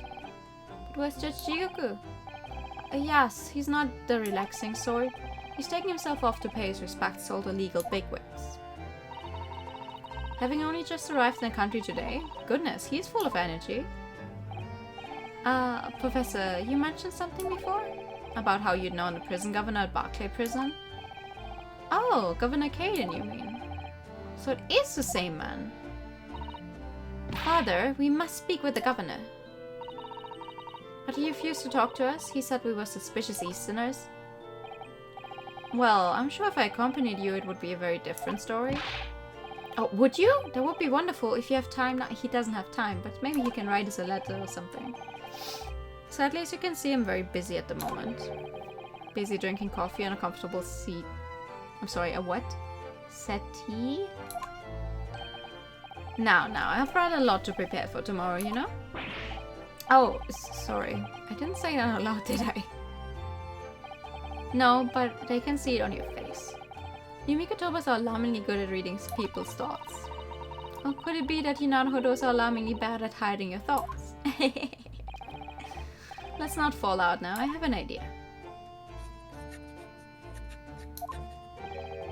What's he writing on a piece of paper? Letter of introduction. Haha! Here's a letter of introduction for you. Hopefully when he sees my name he changes tune. Thank you!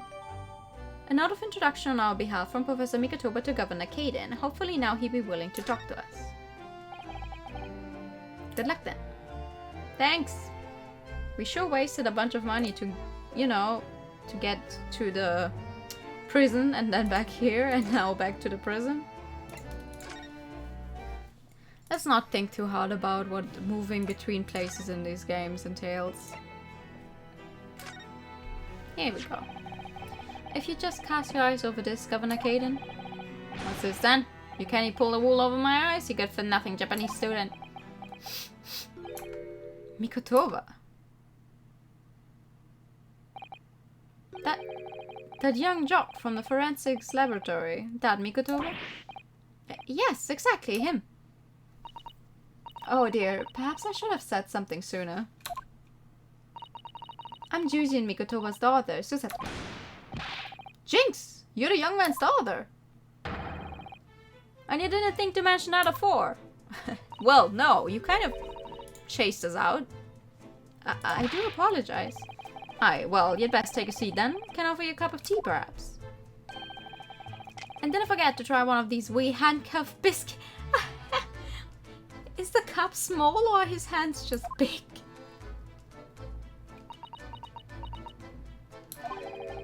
Your father's influence is nothing short of amazing. I'm bitterly regretting not announcing who I was from the outset now. So then, what can I do for you, Han? Well, we're currently investigating a case. It's one of your warders, you see? He's gone missing. Missing? That's right. It's surely been reported to you as well, being the prison governor. No? I've never heard nothing of the sort. There's no missing persons in my prison. Oh? But how can that be? Does he not work here? Why did I just notice the bird he has in that cage? That's not good. That cage is definitely way too small for the bird, the poor bird. Is Mr. Daily Vigil your chief warder? Vigil. That's right. His wife came to us and asked us to investigate his disappearance. Handcuff biscuits. More like 2 Cheerios mixed together. Yeah! Let's skip the part about him only going missing yesterday for now. What's wrong? Clearly that means something to him. Would you be so kind as to tell us what you know, sir? Of course. The bird is clearly in solitary confinement for constantly eating his biscuits. No! The poor bird! Don't keep your pets like this. Or maybe it's dead. Seeing as he also has some kind of deer up there. We understand that Mr. Vigil is the chief warder here at the prison. Aye, that he was. Strong sense of responsibility and dedicated to the job, no doubt about it. He was a fine warder. Sorry, did you say was? Hey, he doesn't work here no more. He left the job. He left? Of his own accord? Oh my. When was this exactly? There's a question. When was it about? It can't have been much less than 10 years ago now.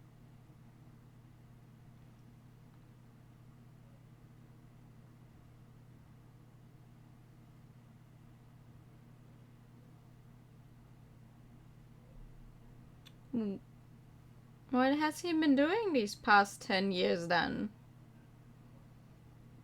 If his wife clearly thinks he's still working there, and they have a bunch of money. Actually, Tony fan sees Burn realizes chapter 4. Oh no! Oh no! Don't forget. What? 10 years ago? He stopped working here 10 years ago?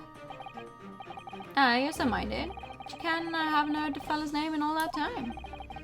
That's a worry if he's gone missing, though. But Mrs. Vigil made no mention of it. I think perhaps Mr. Naruhodo that his wife simply doesn't know. I think she's unaware that he no longer works here. Governor Caden, can you tell us what happened? Why did Mr. Vigil give up his job here? It's important, is it? Yes, I believe it may be. What are you thinking, Mr. Naruhodo? I can't help wondering, given that it was 10 years ago. Which was exactly when the professor was being held at this prison. 10 years ago. So Mr. Vigil actually resigned from the position of chief warder 10 years ago, you're telling us?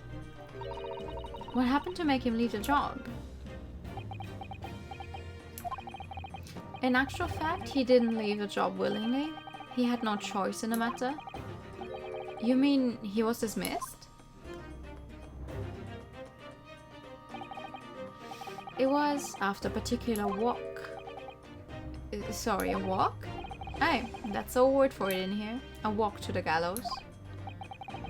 An execution. But is there something we forgot? Don't forget the professor. I wouldn't even be surprised.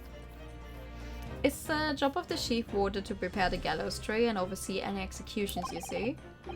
Only Vigil did something unthinkable on that last walk he was manning. What did he do? I'm sorry, but I cannot reveal that information. But I can tell you that it's very rare for a chief warder to be relieved of his post. Yeah, I mean, he has to have made a very good, has to have been doing a really good job to even get the position in the first place. To lose it this suddenly? But why wouldn't Miss Vigil know about it? She appears to be under the impression that her husband still works here. I wouldn't count anything about that, I'm afraid. I don't know how to do his dialect, accent, whatever, I don't know. Can you perhaps answer one more question about the circumstances of his dismissal? And what would that be, huh? The last executioner Mr. Vigil was responsible for overseeing. And was it by any chance the professor's? My thoughts exactly. Just say yes. I'm sorry, I really am. But I'm not at liberty to answer that. That's a yes in my book. I see. That's a yes in my book. Alright. My father came to Britain all those years ago in order to study forensics medicine. But you seem to have been well acquainted. The dead room, the prison, and the cemetery have a lot to do with one another. After all, they need fresh corpses for forensic research. You can? Yes, I can imagine. Oh, the can is for reckon? Ah. The advancement of medical science isn't always particularly palatable. Can you use simpler words, please? The lighter parts on his, you know, suit kind of look like an angry face. Like the light blobs on his pectorals, and then there's this one, the one that is like exactly where the button is. It looks just like a face. Your father worked in the laboratory just on the far side of the graveyard, in the basement of St. Sinner's. It's still in use today. St. Sinner's? That's come up before, I'm sure. Yes, that's right. We've been there. Mikotoba and I have used to ride in a carriage together and negotiate terms. For more fresh material, I suppose. Aye, and we used to sit in here for hours and gab on about this action and all sorts. Oh, it takes me back. Over a pot of tea and a plate of cuff biscuits, of course. How charming! So, charming! When will we get a new corpse? He was a good fella, your father. Reliable, and dead set on his work. But I'm afraid I'll never understand you Japanese. Because of Genshin Asogi, I suppose. Okay, because of one guy you're like, oh, I will never understand any of you. Well, I cannot tell you anything else. Thank you so much for your time, Governor. Oh, one moment before you're away, Han. Oh, I'm sure I have it here somewhere. What is it? Ah, found it. Here, take this as a wee souvenir of your visit to the prison. What is it? That's Vigil's dismissal notice. It's 10 years old now, of course. Oh my, are you sure? Aye, it's no trouble at all. It's not the original, mind. Oh, the harsh reprimand incurred by Mr. Vigil 10 years ago that resulted in him losing his job as a chief warder of Barclay Prison. Thank you very much, Governor Caden. Well, in return, make sure you find him. Do me a favor and never come back here. Oh? That case is closed. Is it though? Wait, let me check that out.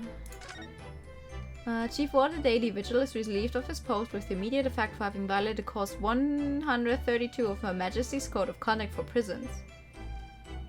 All rights to redundancy pay and other financial benefits are fully revoked. Wait, is that a real thing?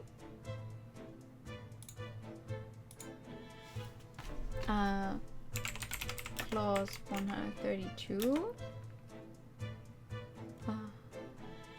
Code of Conduct for Prisons. Is that a real thing?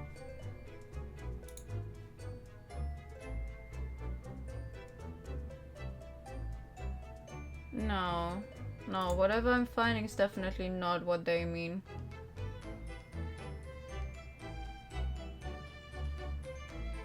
We'll probably find out what it is at some point.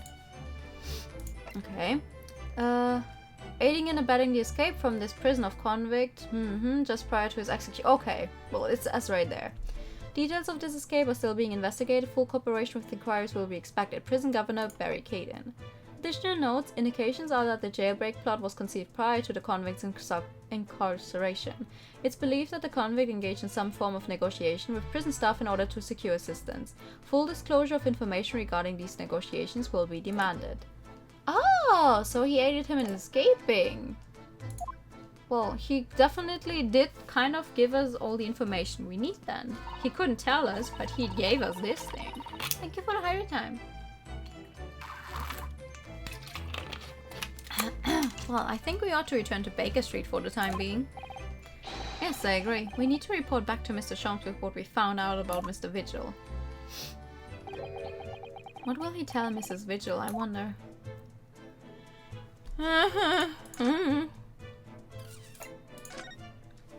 Nothing yet, probably. Seeing as we haven't found him. 1st November, Sholmes suit. Unspecified time. We're back! Hello, you two! I thought you'd be back before long, so I baked some scones for us all. Ah, so that's what the delicious smell is. Greedy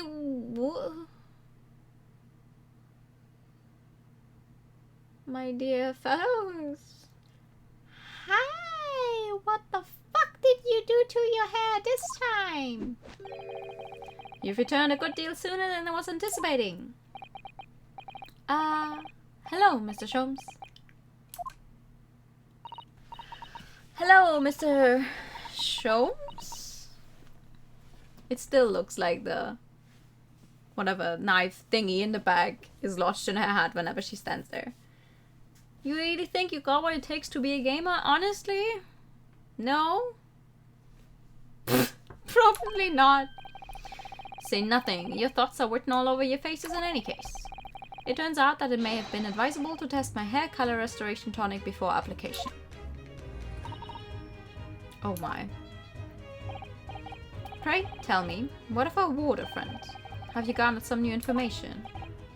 Oh, yes, something very surprising in fact, though it's not a patch on your hair, to be honest. It most certainly isn't, but still, we discovered that... Sholmes! Hi!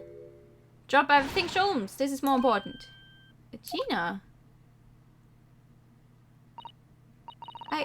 I can't Adam and Eve it. Why are you crying? What's happened? Clearly a very grave matter indeed. For Mr. Straight made no mention of my hair whatsoever. You totally crunched a million race connotations him. Nice! It's the boss. What do you mean, Inspector Gregson? The boss is... He's dead? No! What? They just found his body? Shot with a pistol? What? But Inspector Gregson? He was murdered? No, not Grexy.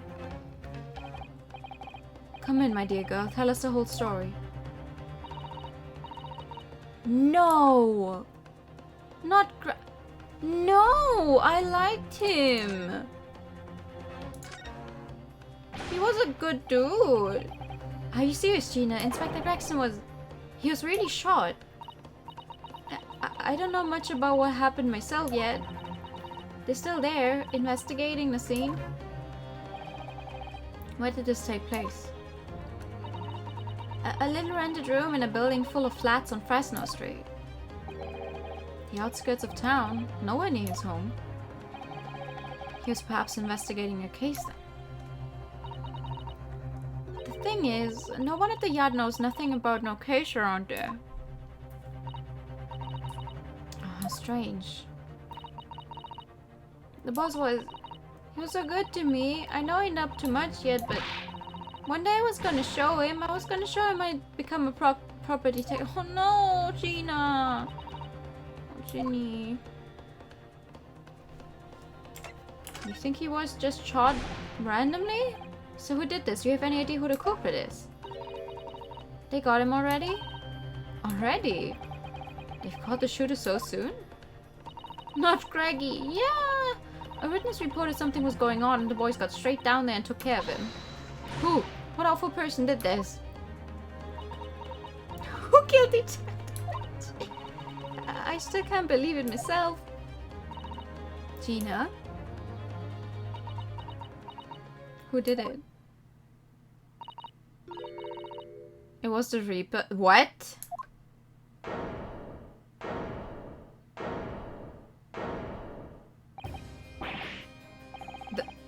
Wait a minute, you don't mean they've arrested Lord Van Zieks for it? That's right, the Reaper blow's gun and shot the boss. No. No. Why would Lord Van Zieks shoot Gregson?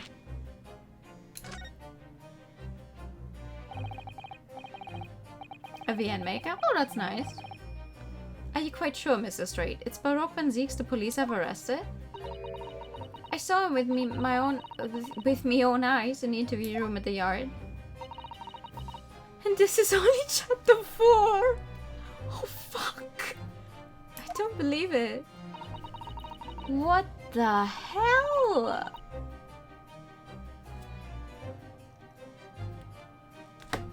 But there were witnesses and they're all saying it was him. What a time to have a quick look at the screen. So you mean there were actually multiple witnesses? They heard the gunshot apparently. And when our lot got to the scene, there was only the boss and that Reaper bloke in the room. But there's no way Lord Van Zieks would have taken Gregson's life. I just don't believe it. I don't believe it either. Me 3, I don't believe it either.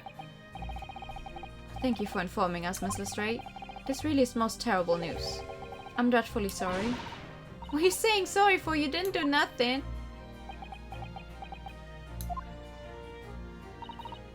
Well, anyway, I'm taking a cab over to the scene right now. Please come and all as soon as you can. You gotta help. No. She finally found someone who, like, an adult in her life who did care for her. And now he's dead? It's a detective's lot to appear wherever some sinister plot has unfolded. Little wonder we all look haggard. Sometimes these things are almost too much for the nerves. Mr. Sholmes. What use is there in being a great detective if I fail to see something like this coming, How could I let this happen to Gregson? It's so cold in my room! Oh my god! Mr. Naruto, I shall leave at once to begin my investigations. Of course, yes, we will too. It would be helpful if you could talk to Mr. Reap and see what you can glean. I'm sure you were intending to do so anyway. Oh.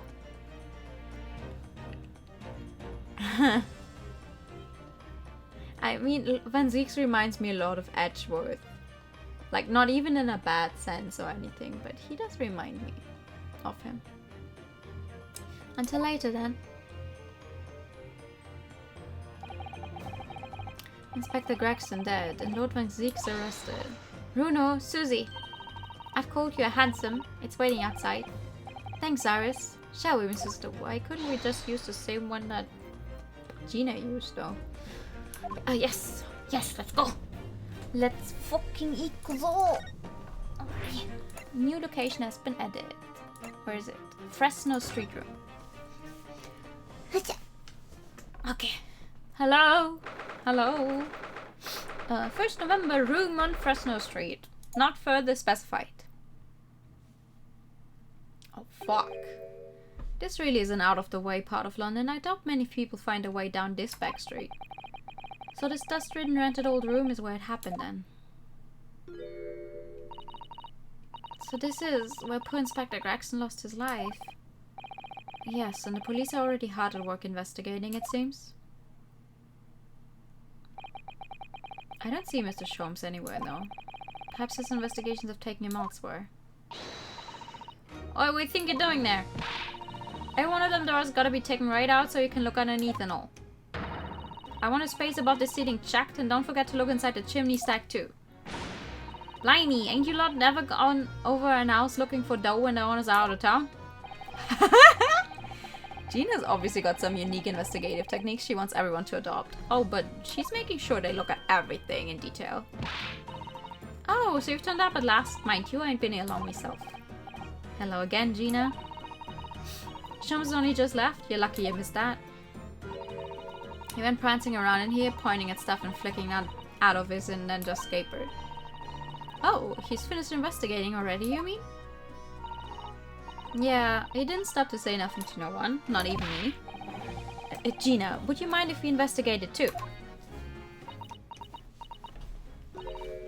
Listen, although you're a lawyer, right? Yes. Why?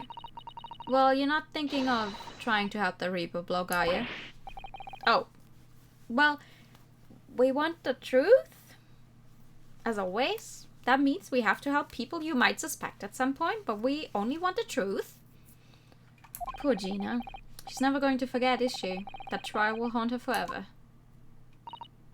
Gina, if you don't mind me saying, if Lord Van Zieks really is responsible for this crime, he will be duly and fairly judged in court. I suppose you're right, yeah. Go on then, Otto. Get investigating. I want to know the truth about what really happened here. Thank you so much. Thank you, Gina. I love you. No, I really didn't think he would be a character to die.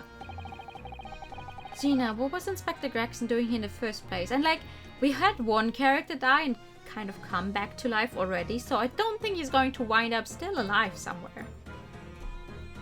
Twice? With two characters? Nah. One of them has to stay dead. Gina, what was Inspector Gregson doing here in the first place? That's what I want to know. It's what? Half a year since I got out of the clink? That's when I decided to give up me divvying and become a detective instead. Oh yes, Mr. Sholmes twisted the inspector's arm to agree to take you on as an apprentice, didn't he? Somewhat like that, I think. Anyway, the point is, I didn't really know much about the boss till then. But it turns out he's a bit of a legend at the yard. Goodness, really? Oh, he is. They say he managed to solve some really tricky case, just like that. He did. Yep, and ever since then, he started going out on all sorts of investigations, but always on his own. No one else at the yard even knows what half the cases he's working on now, apparently. That's not how it's supposed to work, is it? So what was the legendary inspector doing in a dingy little room like this? And what is with all the paper on the back there?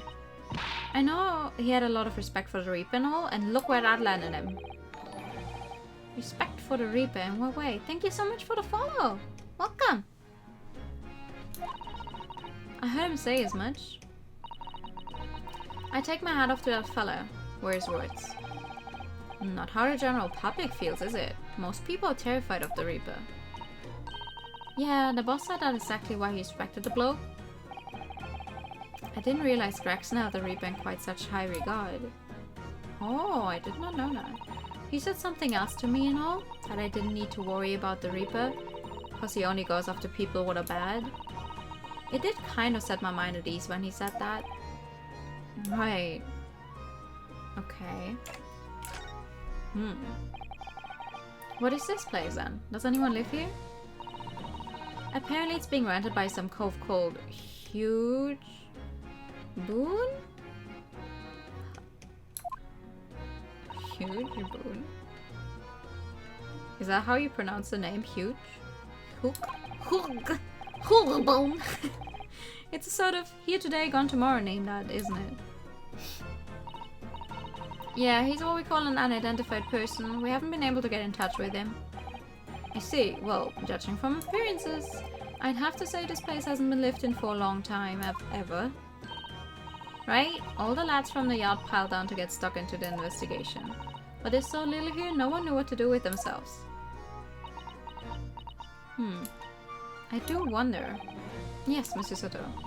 Well, could it be that this huge boon is in fact Inspector Gregson himself? What? How could that be? Well, if he was investigating on his own, it's quite possible that this was in fact some kind of secret office of his. I'd never even considered that. Nice work, Suze. We're actually following a line of inquiry like that ourselves. You are? If you look around the room, you'll see there's a few things that hint at it. We should really investigate this place in detail. But first, we're going to get through all the topics we can. I see that's where the poor inspector was found over there. Lying in the corner. With a red wig. Yeah, that's right. They said it was a single bullet what did him in. Apparently the bullet went right through him and struck the candle tray on the wall. How does that work? Was he that tall? Oh yes, it's blown one of the candles apart completely. Like if it's a chest height... Oh well, it doesn't have to be a chest height, maybe they shot him through the hat. Ooh. Does a bullet really go through a human's hat like that?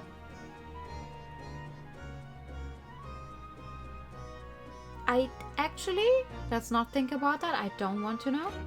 I think that's a very scary thought. And the gun used is there on the floor. It's the Reaper's, isn't it? No denying that. What? Really? How you know that? Take it easy. I don't know what to do with myself when you stare at me with them big wide eyes. I'm only saying what I've heard. I don't know much about guns myself. But there's some bigwig lawman or whatever who said so. Why don't you ask him? A bigwig lawman, is it? Anyway, Fresno Street runs along under the window there. There were some street sellers just outside who heard the gunshot. Oh, but I don't recall seeing anybody outside. Yeah, they've all been taken down to the yard for questioning, that's why. We're talking about the yard's legendary inspector here after all. They'll be getting a grilling. Do you think we might be able to speak with those street sellers ourselves? I doubt it. The lads at the yard will just want to know what you're snooping for and you'll be up for a grilling and all. So we can't interview the witnesses then. Shame. I mean, to be fair, we're kind of lucky that Gina is leading this. Otherwise, we would normally not even be allowed to investigate at all, seeing as we have not yet taken on anyone's defense. Alrighty, let's start then. An empty fireplace makes the room feel even colder than it would be otherwise, doesn't it? It's thick with dust, look. I think it would be fair to say it hasn't been used in a very long time. In other words, whoever lived in this room must have been extremely hardy in cold weather. Or nobody lived here at all and barely visited when the occasion arose. I wouldn't like to say which is more likely. No, that's right. It's one or the other. Okay, what's this? This looks like some sort of notice board or something. And it's absolutely covered in scraps of paper. Ah, Mr. Naruhodo, look! This, you mean? It's an autopsy report, isn't it? And these are case notes here, and details of prison inmates. Yes, in fact, they're all sort of documents that only a detective could normally acquire. What on earth went on in this room? Some old newspaper cuttings. Ah, and this one here. Oh yes, the advertisement, you mean? To the red-headed league. But why? What's that doing here? Whoever occupied this room was clearly interested in it for some reason. Okay. You think the officer has something to say? Excuse me. Oh, Inspector. Oh, sir. Oh, wait. Oh, poor man. He can't possibly be able to focus on investigating when he's so upset. There was a... Oh...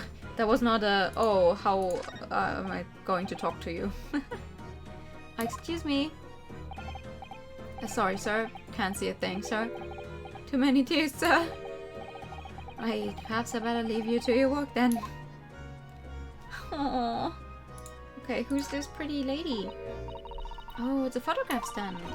I suppose it must be a picture of one of Inspector Gregson's family members. Ah, His wife? What's the matter? Your eyes look like they're about to pop out of your head. They are, look! Mr. Nanahudo, quickly! Wait!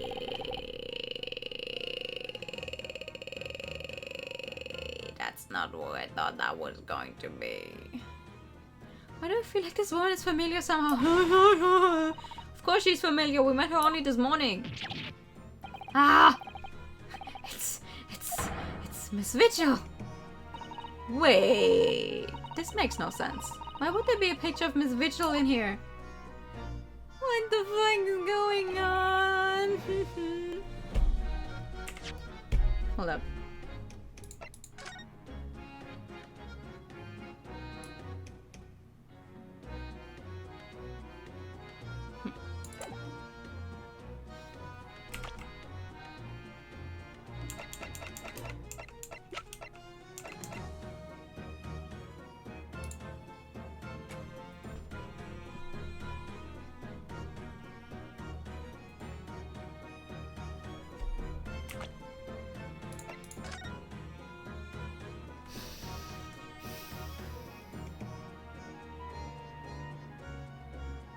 No.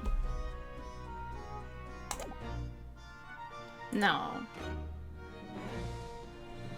To be frank, I don't think I've ever been more stumped. I'm sorry to say I have no idea either. Photographic print of a smiling Miss Vigil in her younger years. It was found on a desk at the scene of the crime. You think they were actually, you know, they know each other? Why would he? I am so lost. So I suppose this is where the victim... That's right, the rope is laid around the body to show exactly how it was found. Poor Inspector Gregson himself has already been taken away, and would probably be under Dr. Sai's scalpel by now if not for what happened last week. From the shape of the rope, it would appear that the inspector was curled up in a ball, clutching his stomach in pain. Are you feeling alright, Mr. Nanahudo? You look like you've just seen a ghost. I know it's just a rope, but, well, it conjures up quite a terrifying image, that's all. Especially with the bloodstain next to it. Oh, I do understand. In some ways, what we picture in our minds can be even worse than reality. Susan is so strong, though. She's taking this far better than I am. Is she? Somebody's very haphazardly nailed those boards over the broken glass, haven't they? You couldn't even really call it a window anymore. Well, if you remember the window in Mr. Natsuma's room, that was totally blocked up with bricks. This one does at least still let in some light, so you could say nothing more about it. I'm starting to feel even more sorry for Mr. Natsuma now. Ha! Okay, what does this one say? Excuse me. If you're looking down on us from the great beyond, Inspector, don't worry. We'll look after things at the yard. I've interrupted some deep thoughts there. Yeah, these people are not helpful. The top of one of the candles in this candle holder has been completely blown off. Yes, there's wax spattered on the wall behind, look. I suppose if a bullet had hit it... It does seem likely that the bullet hit the candle, having first passed through the inspector's body. Ugh, now that wax on the wall looks like blood to me. A candelabrum from the wall of the room on Fresno Street where the inspector was found dead. The top of one of the candles appears to have been blown off. Oh, the other two are simply burnt down. That's okay. Okay, what about this red wig on the ground? Ever since we came in here, I can't take my eyes off this thing. Oh, funnily enough, neither can I. It's a hairpiece, isn't it? It is, it is! A bright red hairpiece. And I suppose the fact that it's right there next to where the body was found means we have to accept that Inspector Gregson wore wigs, does it? And in such a flame-colored red too. Yes, that's a color we've come across very recently elsewhere, isn't it? Exactly, this is a vital clue, I'm sure of it. Okay. I mean, knowing Ace Attorney, it probably is.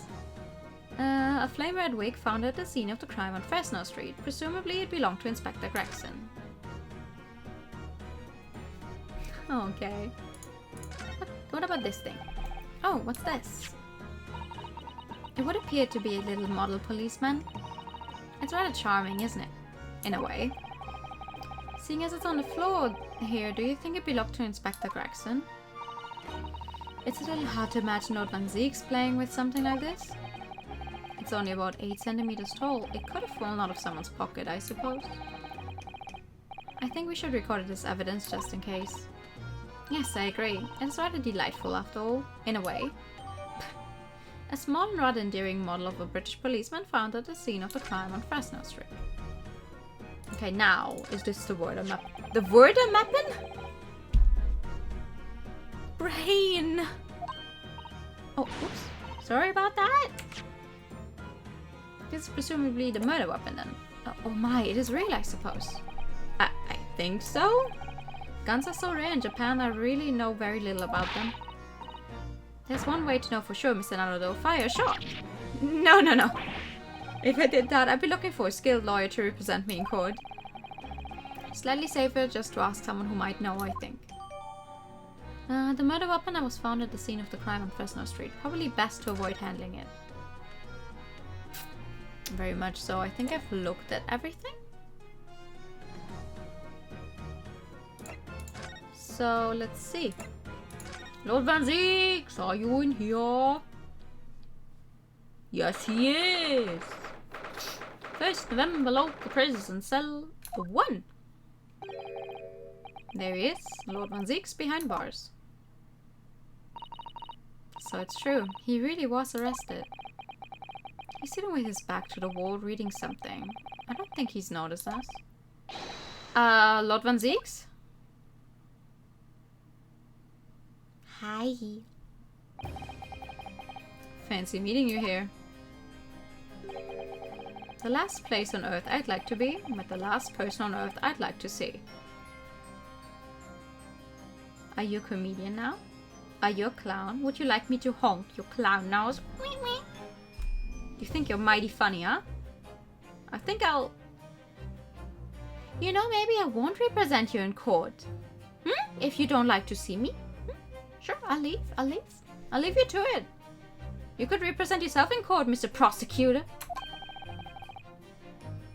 I couldn't very well not come. We heard what happened, that Inspector Gregson was. Go home. This has nothing to do with you. But... Forgive me, Lord Van Zieks, but I must disagree. Inspector Gregson was very helpful to us on a number of occasions. We indebted to him, at the very least, we owe it to him to find out the truth about his death. You must help us with our investigation, please. There's really nothing I can tell you. What were you just reading at the back of the cell there? Was it something related to the case? This? The yacht isn't quite so cavalier with this information as to share case details with a suspect. This is a letter from an old acquaintance. Oh, who might that be? Someone you know, as it happens? Albert Harebrain. Of course, yes. I keep forgetting they went to the same university. And I would like to read my correspondence in peace, so let's get this over with, shall we? What is it you want to know? Everything. Strange. I mean, let's face it, Lord Van Zieks never minces his words. But they seem to have less bite than usual somehow. Oh! What happened? Can you at least tell us your side of the story, Lord Van Zieks? What happened? How much do you already know? We know that the inspector was shot dead in a small rented room on Fresno Street, and that you were found there by the police when they arrived on the scene and immediately arrested. We were told that there was nobody else in the room and that some witnesses heard the gunshot. Then you're well informed. And there's really nothing I can add. The truth is, I don't know what happened myself. Wait, what? But the gunshot. Obviously you didn't fire the gun, did you? I'm not in the habit of shooting the people I work alongside. I also heard the noise.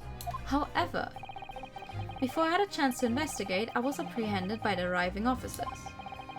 So he doesn't actually know what happened. Of course he doesn't. That would make the game too easy for us, eh? If I might ask, what were you doing in that place to begin with? I don't need to answer that. Oh. After all, you're not representing me. Are you sure about that? Are you quite sure about that? He's going to need a lawyer, though.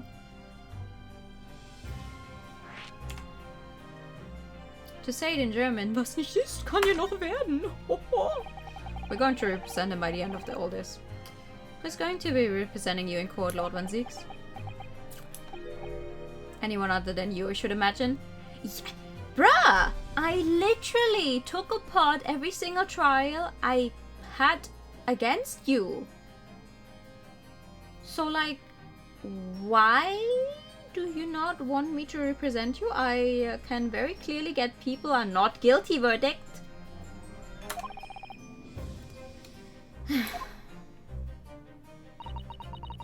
Would I be right in assuming that you have no representation as yet? Defense lawyers shy away from any trial involving the Reaper, as I'm sure you know. But this is different. In my career, of all the defendants I've prosecuted, only 19 have ever been acquitted. Of them, 16 subsequently died in mysterious circumstances. Questions will be asked now. Surely not. I assure you, no defense lawyer will want to touch me with the end of a barge pole. But you didn't actually have anything to do with those people's deaths, did you? It's been 10 years now that I've been known as the Reaper of the Bailey. Believe me, nobody wants to know the true identity of this killer more than I. However, it seems things may come to a head before I have the chance to uncover the truth about that. What does he mean by that? And why is he touching that badge? After the trial, Professor Harebrained was supposed to go straight back to Germany, I thought. It's a letter to inform me of his safe arrival at home. I arranged his passage by sea and rail. It's a relief, I must say. He should now be beyond the reaches of the Reaper. Because the Reaper doesn't follow people abroad, you mean? Yes, so it seems. Your stooped little Nipponese friend, for example. You told me he was keeping well in Japan when I inquired the other day? Yes, that's right. He's an author now, happily working in Tokyo. So Professor Harebrained is safely back in Germany now. He is. It's good. Good for him. So, let me represent you in court. So, it appears our conversation has run dry. There was a 2-second silence, that's all. Well, in any event, if you'll excuse me now, I wouldn't like to detain you. Aren't you the one that's being detained?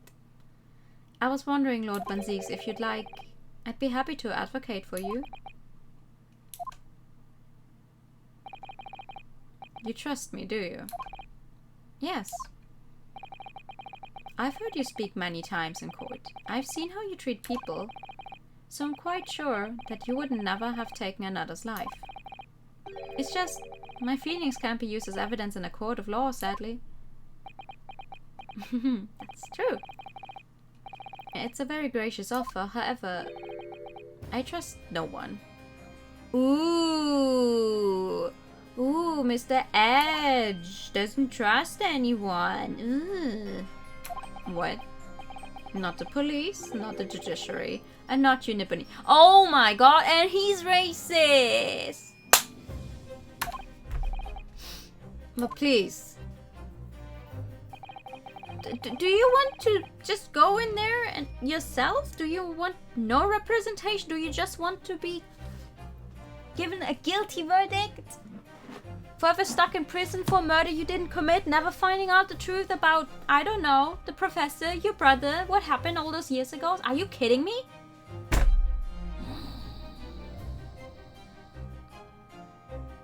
I have no intention of engaging in your services.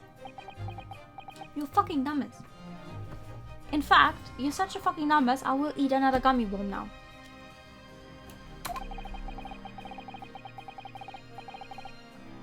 The chasm between us is just too wide and too deep, it seems.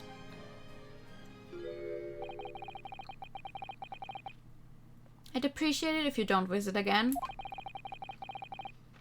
Then neither of us will waste any more time.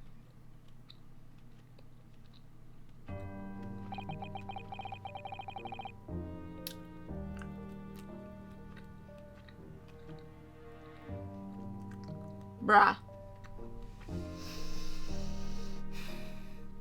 Perhaps we need to dig a little deeper and find out more about Lord Van Zieks and what happened to Inspector Gregson. Sure. Let's do that then.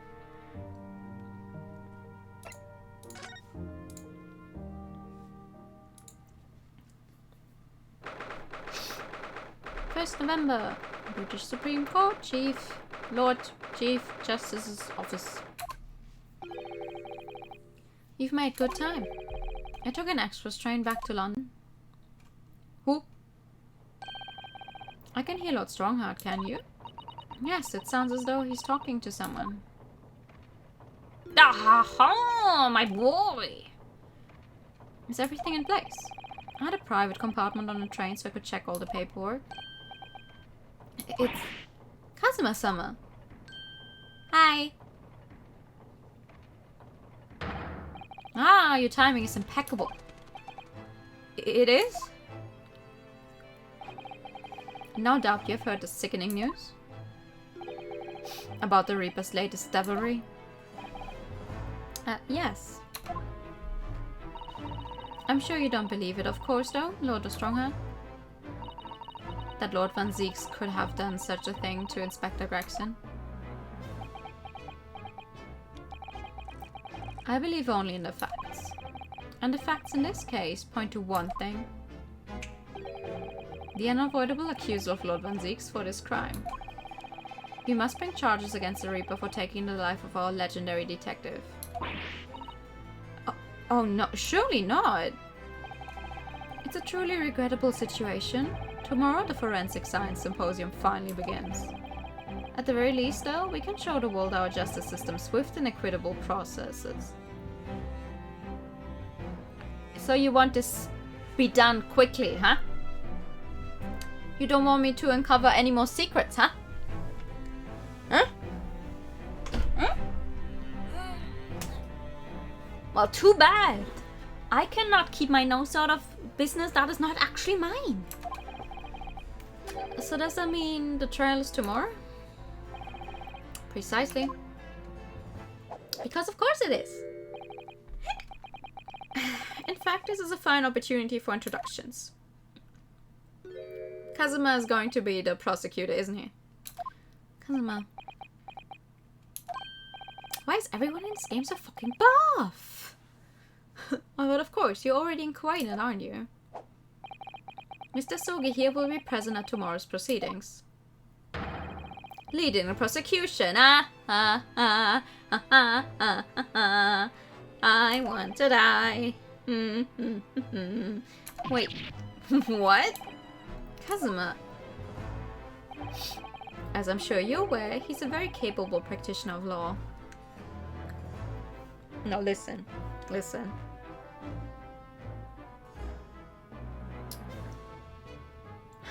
Reminds me a little too much of the entire Von Karma situation and how Edgeworth became a prosecutor. Eh? I do not trust you, big boy. I do not trust you. As I'm sure you're aware, he's a very capable practitioner of law. Kazuma-sama, a prosecutor. He's just standing there, menacingly.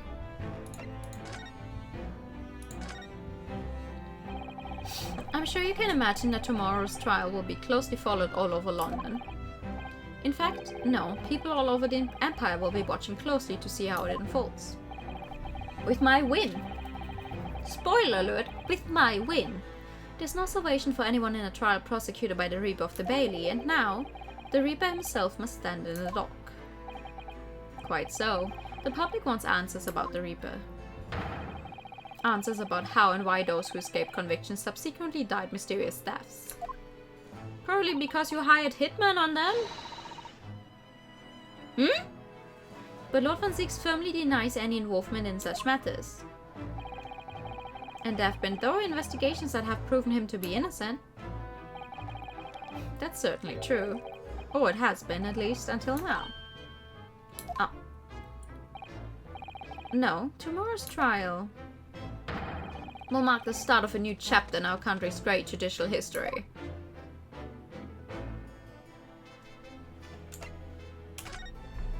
I don't trust this too. So Kazuma will be prosecuting tomorrow. That's right. But he's a defense lawyer, Lord Strongheart. Accomplished young law practitioners cannot pick and choose their roles. And imagine what it will mean for the prosecution to know the strategies commonly employed by the defense. That is what I said earlier in this stream. Like, at the start. That is what I said. A devastating combination, wouldn't you agree?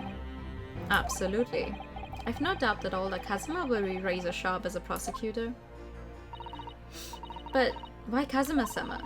There are surely many other highly skilled prosecutors in Great Britain. It was a personal request. I asked to be assigned to the trial. Oh! He regains his memories and he's like, yeah, I want to... I want to get in on that right now. You asked for this? But why? It'll all become clear tomorrow. I'm guessing you intend to stand for the defense, don't you? Although the Reaper appears to be turning down all offers of representation.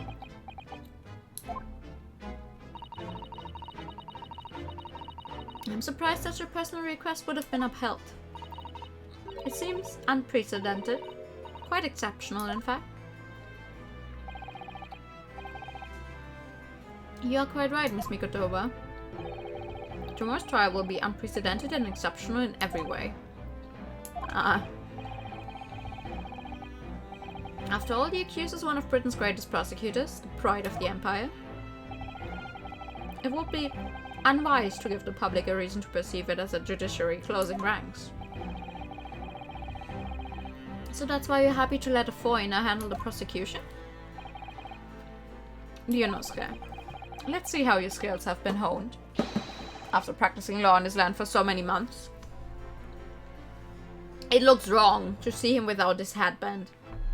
I want him to have the headband back. Kazuma, I don't understand why you're being so hostile to me now. This isn't going to end well, my friend. He's so mean.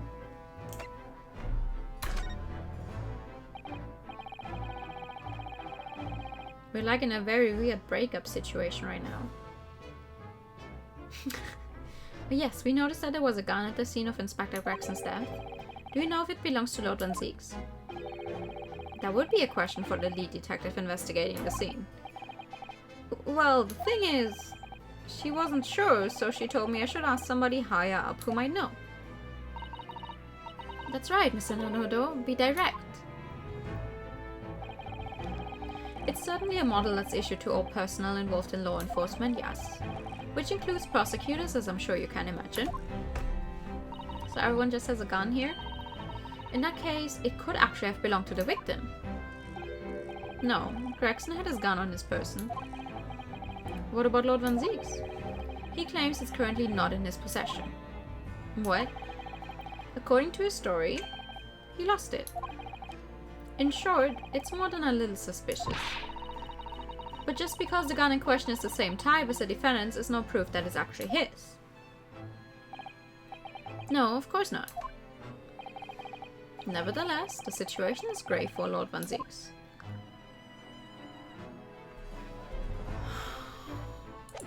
Okay. Will you talk to me or will you just stare at me? I'm sorry for all the worry I've caused you, but it'll be alright now. Has your memory completely returned? Yes, completely. I remember everything. Including what I was coming here to do. Right. Kazuma-sama, I can't tell you how happy I am to see you alive and well like this. But how did you come to be here in London when you were suffering from amnesia? It was the voice. This past year, I've been hearing it in my head constantly, saying the same thing over and over. Go to London, that's where your destiny awaits. It was that voice that guided me here to London. Were you subject to anyone hypnotizing you by any chance? And then hitting you over the head? I'm so sorry for what's happened. Anyway, my memory might have returned to me. But there's something that won't return to the way it was before. Huh? What do you mean? I'm a prosecutor now, so I'm sure our paths will cross again very soon. I'm sorry. It doesn't look like we're going to glean much more here.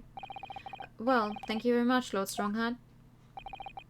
Remember, tomorrow's trial will go down in our Empire's history. Oh, I'm sure it will. It's going to be the start of your end. There's much you could learn from the public gallery.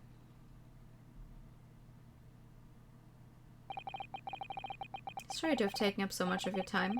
We'll see ourselves out. Mutta. I love this song. Before you go, Ryunosuke. Oh, what is it, Kazuma? I just wanted to thank you. Kazuma-sama, what? You took my determination to heart and brought it with you over the ocean in my stead. And you carried out my role to perfection. You always were intent on studying British law in order to change our own justice system. It was your dream, and Mr. Naruhodo didn't want to die with you. We didn't want it to die with you, Jesus Christ! Yes, but I had another purpose for coming here. Oh! Will you tell us? I actually have a favor to ask. Which is? This trial I'll be prosecuting tomorrow. I'd like you to be there to see how it ends. Right in front of me, as a defense counsel. Why? What's this all about? I know you have what it takes.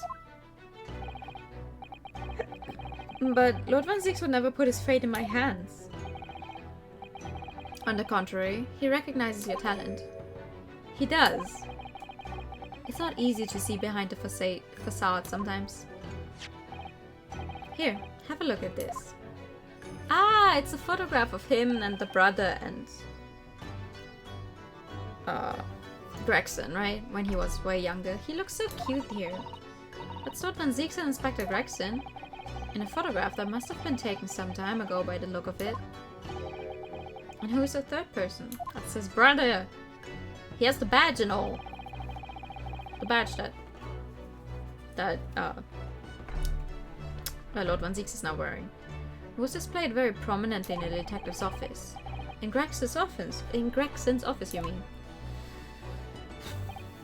Yes, what I'm trying to say is, if you really think you can trust the Reaper, you might find that some straight talking makes him take a different view. Take it. An old photographic print displayed rather prominently in Inspector Gregson's office, as if it was a treasured memory. I cannot talk! I don't understand. Why are you giving me this? Just hurry, Yunosuke. Visiting hours at the prison are almost over. What are you doing, Kazuma? You're playing a dangerous game, my boy. You want to lose in this trial? I can make you lose in this trial. I'm very good at winning cases. Yo. Local prison, cell 1.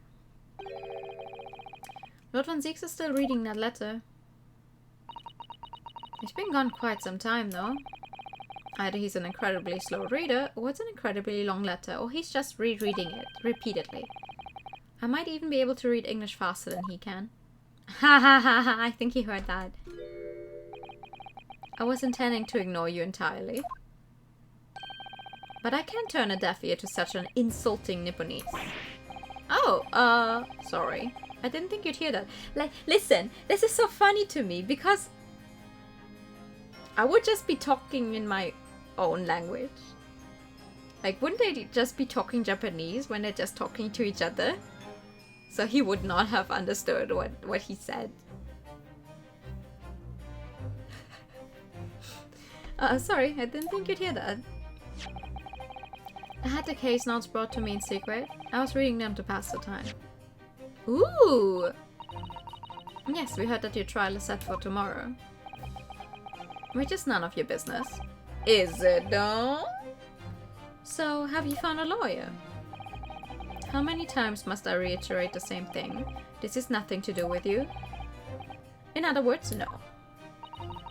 We were just talking to Lord Strongheart, and the prosecutor for your trial has been decided. I expected nothing less, though I have no idea who it is. It's going to be Kazuma Asogi. Asogi? That made the color drain from his face. Well done. It seems I'm going to have to engage in conversation with you again after all. Yeah, but first let me show you the photograph. Not this one, the other one. This one. See what you say about this, huh? Lord Van Zeeks, we came by this old photograph? Where did you get that? He looks like such a nice young man. It was taken when I became a qualified prosecutor. It's almost unbelievable. I assumed it was long lost. Is the man on the left there?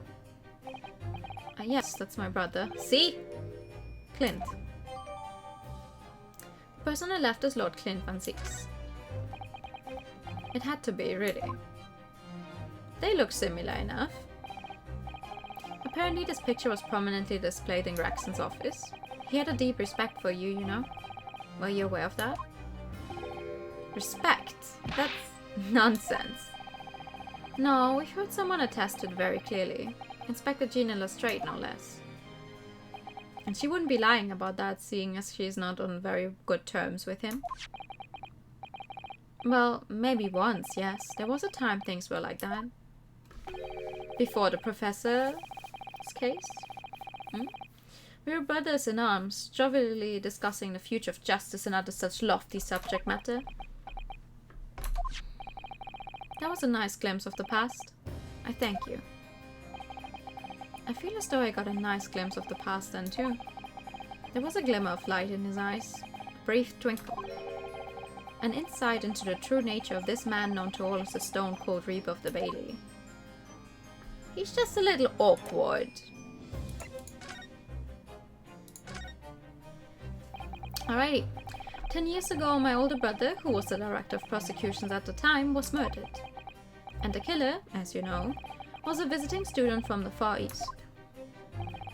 Not a single day goes by when I don't curse the name Asogi. Genshin Asogi was Kazuma-sama's father.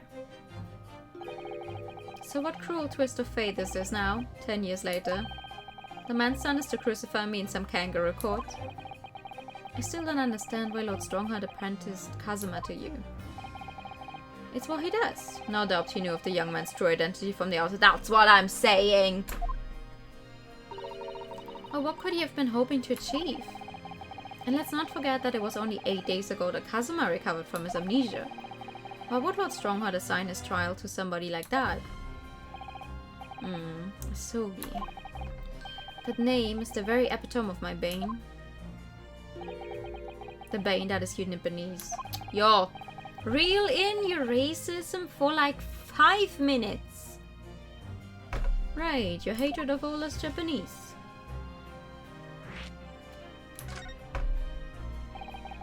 I'd only just been appointed as a prosecutor when it happened 10 years ago. My brother Clint, the director of prosecutions, was hunting down a mass murderer. The so-called professor. assigned to the investigation as his partner, was a certain visiting student dispatched from Scotland Yard. And that was Genshin Asogi? Exactly. I developed a deep respect for the man. He seemed noble-minded and chivalrous in the extreme to me. But none of us saw the true nature of the man. So I lost everything when it happened. My esteemed brother, the people I believed in, and any semblance of right prevailing over wrong. I still don't think it was Genshin Asogi who was the professor. I think he was chosen as a scapegoat. It's too easy. It's too easy. Because why is this entire thing still going years after the fact? Oh, how awful. To avenge my brother, I prosecuted in Asogi's trial. It wouldn't ordinarily have been allowed, but I beleaguered the ascribed prosecutor until he consented. What do you mean by the ascribed prosecutor? Strongheart. The man in charge of the Professor case inquiry. Lord Mel, strong as sea. Huh? Wait, what? Lord Strongheart. He was a highly accomplished prosecutor, but he agreed to relinquish the trial to me and act as my advisor instead. You want your voice for 2 minutes? Okay. Since that time, he's the one person to whom I felt indebted. Of course you feel indebted to him. That's how they started. Do it only 416. That's how it starts. That's how it starts. They make you feel indebted to you. That's exactly how the bad guys they always do. They like save your life or make something traumatic happen in your life and then they take you under their wings. That's exactly how Von Karma did it. He was the one... Okay, I'm so sorry. Anyone here who does not know about really big stuff in the normal Ace Attorney? Anyone? Because otherwise I'm going to talk about really big spoilers. And I don't accidentally want to spoil anyone. You have no knowledge of the game? Do you care? You're fine with spoilers. Okay. Okay. No one else has anything. I'm just going to talk about it.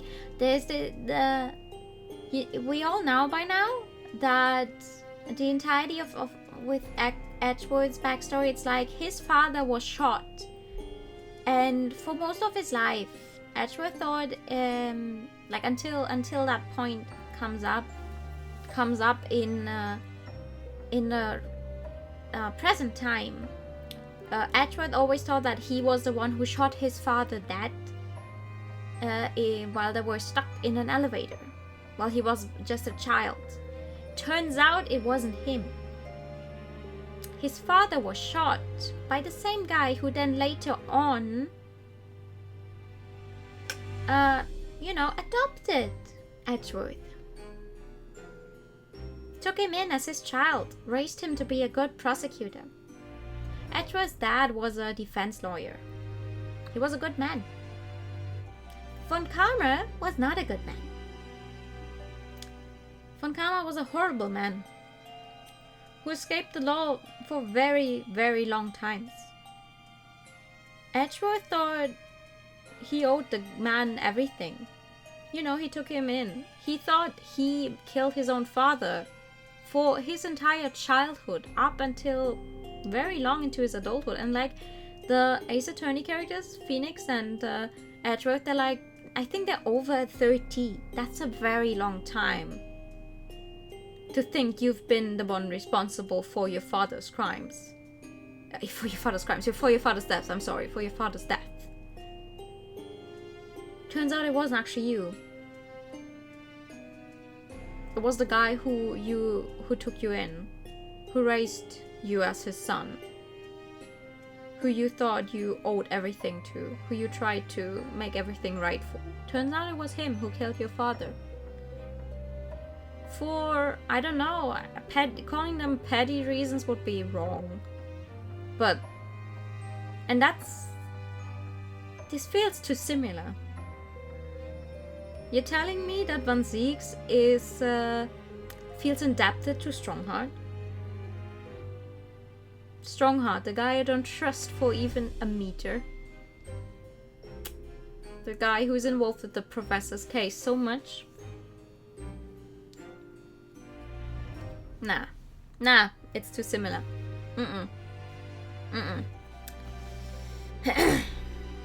I'm sure you must have seen your seal for the case and recognized your potential as a prosecutor. I'm sorry. I kind of did not do the over voice for Lord of Van Zieks. I'm gonna do it a little more. Just for his voice lines. Anyway, time passed, but then earlier this year, who should arrive in London but you? Ah. And, of all things, as a lawyer. Wait, me? I felt your animosity the first time I ever faced you in a courtroom. Your obvious deep loathing of us Japanese. I kept telling myself it was illogical. But for so many years, that hatred had festered inside me. I could no longer control it. Racism is learned. You can unlearn it. And I can understand why. Now I know the history. Grow up. But in the same way that I've long felt the Nipponese to be the bane of my life, to Kazuma Asogi, I am the bane of his. The Reaper who sent his father to the gallows. He's looking for revenge, and he intends to take it in court tomorrow. I doubt that. I don't think Kazuma wants to take revenge. He wants the truth. And I don't think we know the truth yet. Gregson's transfer to the Paris police prefecture had finally been arranged for the coming month, but he'll never make it to France now. It's a tragedy. Oh yes, come to think of it, he did mention something about that, didn't he? True! I totally forgot about him going to France. I wonder, does it happen often? Being transferred internationally, I mean? It's the first time I've ever encountered it. Oh! The Paris police welcoming an English detective is almost inconceivable. I can't imagine what kind of magic Gregson must have worked to put that arrangement in place. It sounds like the mystery has even the Reaper perplexed. I'm afraid to say that we were very ignorant about Inspector Gregson's standing. We hear that he was considered something of a legend at Scotland Yard. Again, it was 10 years ago that he first made a name for himself, by uncovering a decisive piece of evidence that exposed the professor's identity. If it wasn't for Gregson's singular approach to the case, the discovery would never have been made. Oh, he was also involved in the professor case! Who would have guessed? What sort of approach? After my brother's life was taken, the inspector pushed for a full autopsy. Oh my, 10 years ago! Why is that so surprising? Autopsy was considered a desecration of the body at the time and rarely performed. And my brother was of course a noble. That made the idea of it even more unthinkable.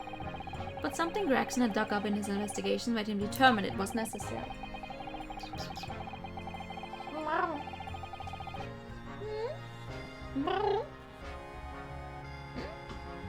Are you also pushing for a full autopsy? His powerful conviction somehow influenced the House of Lords, and as a result, I could avenge my brother's death. So, you must have had great confidence in the inspector's abilities then. Yeah, the cat just... I'm just talking to the cat. Because this is the one that talks a lot. It's the one that always meows at me. Don't do that! The poor cable! No!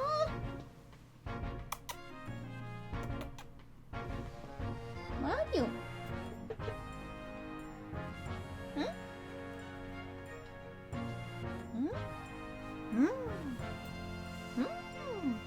And it's even more inconceivable that you would have taken his life. Inspector Gregson... Oh, okay, I thought he would say something more. About the gun used to shoot the inspector that was found at the scene. Yes, that's not mine. Really? Because common opinion seems to be that it is. What do you expect me to say to that? But Strongheart informs us that you claim to have misplaced your firearm. As embarrassing as that is, I'm afraid it's true. When did you lose it then? That... I don't know. What do you mean you don't know? Oh. I was issued with a revolver when I first became a prosecutor 10 years ago. I must have stored it somewhere, I suppose. Or left it somewhere, perhaps. You don't like guns, do you? You have something in common with Lord Van Zieks after all, Mr. Naruhodo. A talent for misplacing things. No, this has nothing to do with me, don't drag me into it. Don't make the mistake of associating me with this Nipponese. Oh dear. The rift is very wide, isn't it? So it's not disease evidence, clearly, but it doesn't look good, that's for sure. Like, if we can make his gun turn up, that would be good for us. Mr. Naruhodo. Oh! That's the first time he's ever used my actual name! We're in chapter 4 of the second fucking game! I've lost all confidence in my country's justice system. I don't trust the police, the judiciary, or lawyers. Well, good thing I'm not from this country, eh?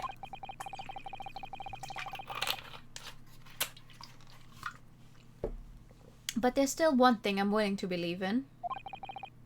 What's that? That which you see in the eyes of another across the courtroom. A simple determination to know the truth. Lord Van Zieks.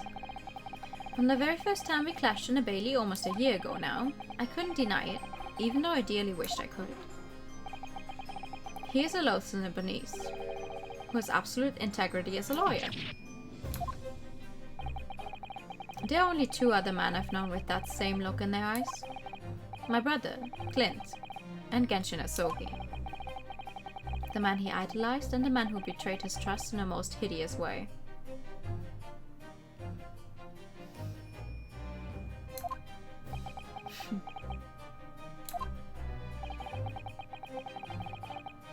That's funny. When you showed me that photograph just now, it reminded me. You mean this photograph? The one where you were younger? Back then I was able to love. I was free of the shackles of mistrust that plague me now. I looked to the future with hope. This is only the 4th case! Like, no matter what happens here, we still have a full other case afterwards. Oh my god. This is going to be big. Since then I've protected myself against betrayal by refusing to trust anyone. But at times, the mire into which I've sunk makes it almost impossible to breathe. I'm so sorry. So, Mr. Naruhodo, I want to believe in that look in your eyes. I need to believe in it. In tomorrow's trial, will you advocate for me? Yes! Yes! That's what I've been waiting for. Of course I will. It would be an honor. I'm so pleased, Mr. Naruhodo. Yes! That my life is in your hands. I will not disappoint you. For Lord Van Zieks, that must have been an incredibly hard thing to ask. Which is why I simply cannot let the man down. Tomorrow, in the Old Bailey, against my old friend, Kazuma. Boyfriend! Alright, to be continued! Wow! 3 hours! And the trial is only going to start. Holy fuck! Yeah, we're going to be here for a while. 2nd November, 8:56 AM, the Old Bailey, defendant's antechamber. As always. There's that old familiar feeling again. The crushing pressure of this historic courthouse. Actually, no. It's a little different today. There's an even more menacing tension in the air. There's a menacing tension in the air here today, isn't there? I suppose. Yes, I think so. Hi. Hello. Hi there. How are you? Good evening. Well, actually, good morning. It's like 4 minutes after 12. It's 4 minutes after 12. When the fuck did that happen? It can only be the result of the menacing appearance of the defendant. Menacing. A little more courtesy, if you please. You want an Uber voice? What do you want me to say? Oh my, I do apologize. However, you're certainly not mistaken that this trial is far from ordinary. What do you mean? I'm not privy to the details. However, I understand that no jury has been selected. What? A trial without a jury? Well, that's just like the trial of the professor 10 years ago. I knew it. I love her idea. Smug. Very smug.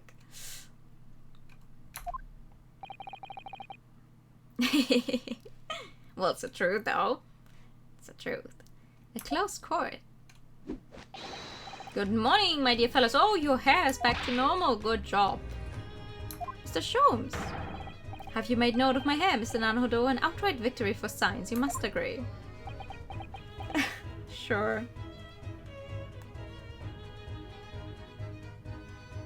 Sure. To be perfectly honest, so much happened yesterday that, well, I completely forgot about your little hair problem. Aww. Ha! Well, to one man is a little hair problem, is to another a day of drinking dubious potion after dubious potion. You have no idea how much my stomach ails me this morning. Are you perhaps lactose intolerant? Oh dear, how awful for you. I'm afraid you only have yourself to blame, Mr. Sholmes. You could have just gotten a red wig. And good morning to you, Mr. Reaper. I'm delighted to see you looking so full of vim. And are you? I see Lona's celebrated great detective is as active as ever. Oh, you exaggerate, my dear fellow. Compared to my paltry engagements with a few trivial cases, the Reaper's overbearing presence is a far greater deterrent to the black roots of crime in our capital. Yo, can we turn the tension down? Please. And whilst I may not agree with your methods, there is at least one point on which I would readily commend you. What an honor. And that would be your eye for a good lawyer, sir. Sholmes, shut the fuck up! Mr. Sholmes! After all, behind this lawyer there is a very great mind. My own. Oh my god, stop. What are you trying to say? I thought he was actually complimenting us for a second, but I guess it's Sholmes. What did I expect? Ah! I wish only to say that you should be prepared for quite a trial, Mr. Reaper. Sorry to barge in. Oh, hi! You're an interesting pair to see. Gina! What's that on her arm? It's a mourning band, I suppose. Father, shouldn't you be at the symposium? It's been postponed, so I have some free time. I decided to come along with the police inspector to see our country's up-and-coming student in action. Wow, okay. Thanks. Just pile pressure on me. Go, do it, yes. I shall be very interested to see the fruits of your studies over the past year. Well, it's an honor to have you here. Let's hope there are some fruits to see. Oh yeah, there are. We're going to make a very interesting case down there. Although, yes, Gina.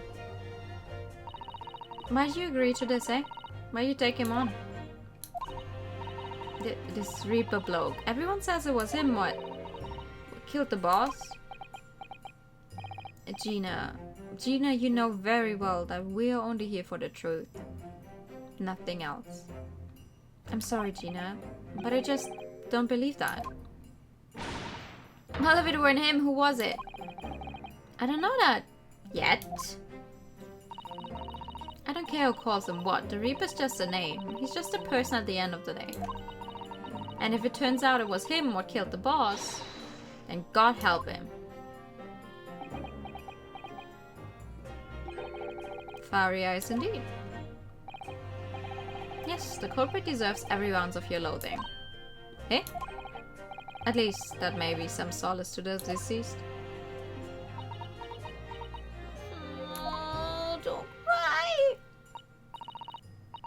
Please, Otto. Get whoever did this for the boss. I will! Gina! I hate feeling this useless, but there's nothing I can do. So you've got to find who done this and make the wretch pay. I will. Counsel for the defense and the defendant. Court will be in session shortly. Make your way into the courtroom at once, please. Alright then, here we go. It's all or nothing. You're ready, boys? And girls? And everyone in between? And not on the spectrum?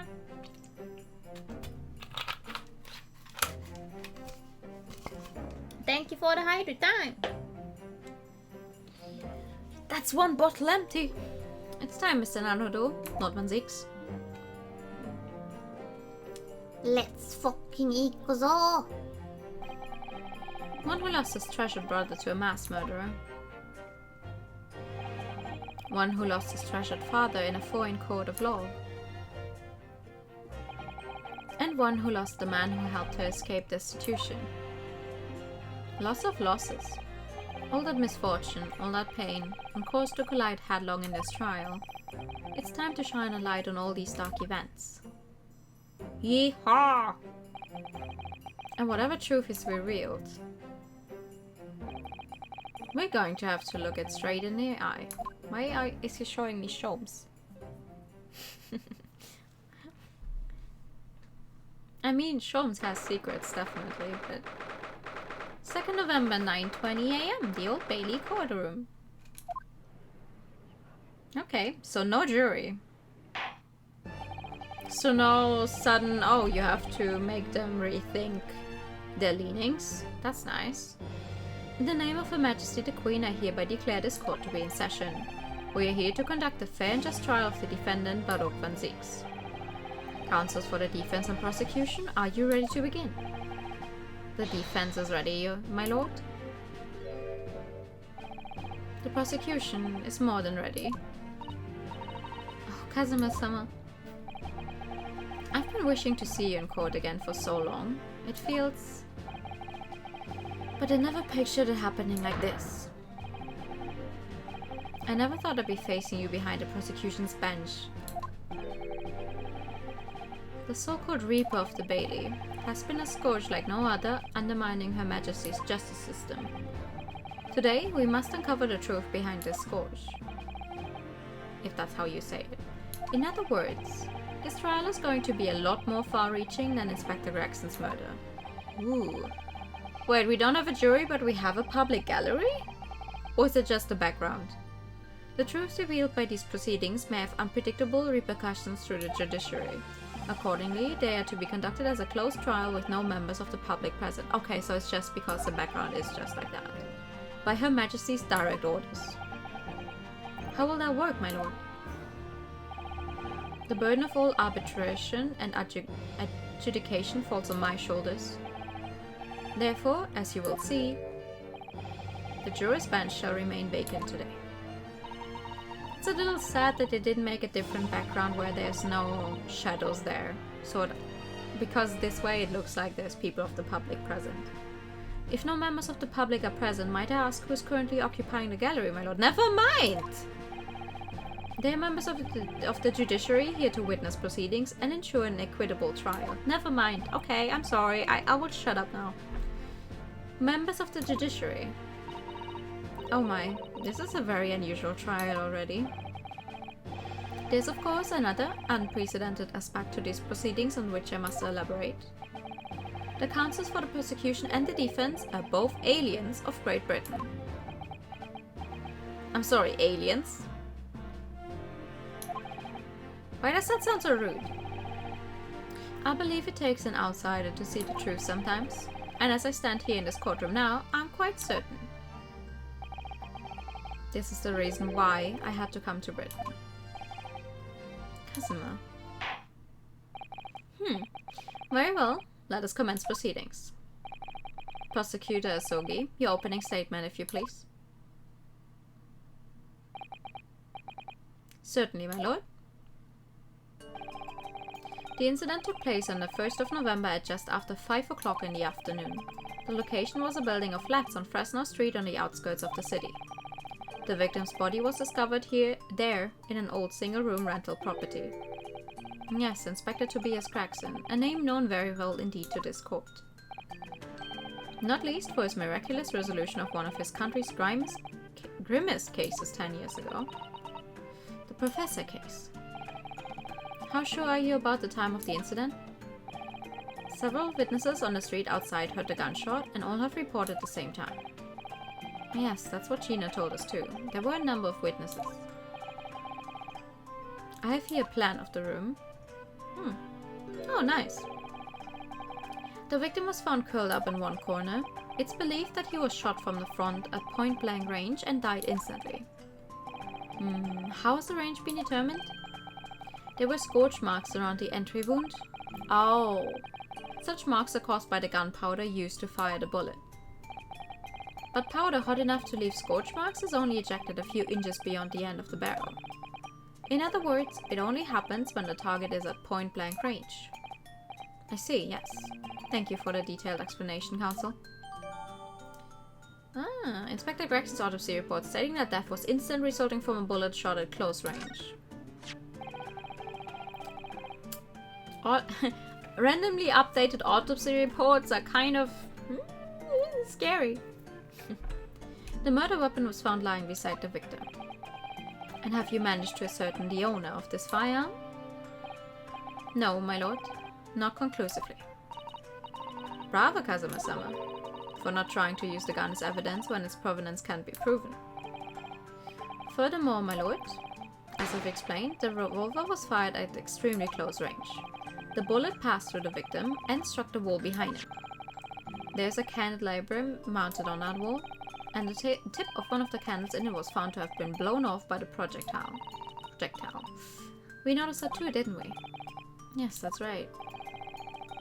Thank you for the thorough report, Counsel. The setting of the crime is clear to me. You will submit the plan of the crime scene as evidence, please? As you wish, my lord. A plan of the small room in the building of flats on... A plan of the small room in the building of flats on Fresno Street where the body of the victim, Inspector Gregson, was found. Blah, blah, blah. Is this Fresno Street room Inspector Gregson's private abode? No, my lord. The room is rented to a Mr. Huge Boone. But there's precious little furniture inside and it's generally in a poor state of repair. So what on earth was Gregson even doing there? Presumably he was investigating some case or other. When a policeman was informed of the gunshot from the witnesses and rushed to the scene, he found only the deceased inspector and the accused standing alongside, holding the revolver. Ah, it's one of those things, isn't it? He picked it up, he picked up the gun, and that's when he was found. He did not shoot it, but he picked it up. Thus making him the most... what's the word? Suspicious person there? I'm sorry, I just keep thinking of the Christmas case with Edgeworth. It's just too similar. The attending officer arrested the accused on the spot. It's like people hear gunshots, then they find some guy with a gun in his hand and go, oh, you must be the one who killed the other dude. It's not him. Spoiler alert, it's not him. So, the details of the case are clear. In that case, the prosecution would like to call its first witness. A name, please, counsel. Naturally. The accused himself. Lord Van Zieks? As a prosecutor, he believes in the oath of office he's taken and will be compelled to tell the truth. Alright, very well. Let the defendant take the witness stand. Hi. So, witness, state your name and occupation for the court. Baroque Van Zieks, Old Bailey prosecutor. I presume, Lord Van Zieks, that you heard Prosecutor Sogi's opening presses. I did. It is alleged that you were found at the scene of the crime, and that you were arrested by the arriving police officer. Can you confirm this? Yes, my lord. then I'm sure the court would like to hear you explain some things away. Namely, why you were there in the room on Fresno Street at the time in question, and what exactly took place. I intend to explain away nothing. I will simply tell the truth. I must say, Lord Van Zieks, I never imagined this day would come. Or rather, I didn't want to imagine it would come. But since you became known as the Reaper, a part of me has been dreading it. I don't think he has anything to do with the Reaper. That's someone using him to carry out those murders, to get rid of these acquitted people. Your formal testimony then, witness? Because it's so easy, right? Some guy the street calling him, "Ooh, you're the Reaper." Everyone that gets acquitted when they are in a trial against you ends up dead anyway. Ooh, wouldn't that make it too easy to just kill and blame it on the Reaper? Conveniently keeping the Reaper out of it, like the actual person, because he has been found innocent. He has been found to not have been able to commit any of the crimes. So you have this scapegoat. You can pin everything on, but obviously he's not done it, so he's always innocent. The facts of the incident. I was investigating Gregson, and my inquiries had led me to that address. When I first entered the room that day, it was dark inside and I saw no one. A moment later, I heard the gunshot. I spun around and saw the revolver on the floor. Just as I picked the firearm up to examine it, the door flew open and I heard a man scream. It was only then that the body of Inspector Gregson appeared before me. Oh! Okay. The testimony was the whole truth. It was. So, you heard a shot being fired in a room with no living occupants, and moments later a corpse somehow appeared before your eyes? Is that it? You're right, you haven't explained away anything. In fact, that would barely qualify as an excuse. I thought you were my mute apprentice. Yet it turns out you have a way with words, Prosecutor Sogi.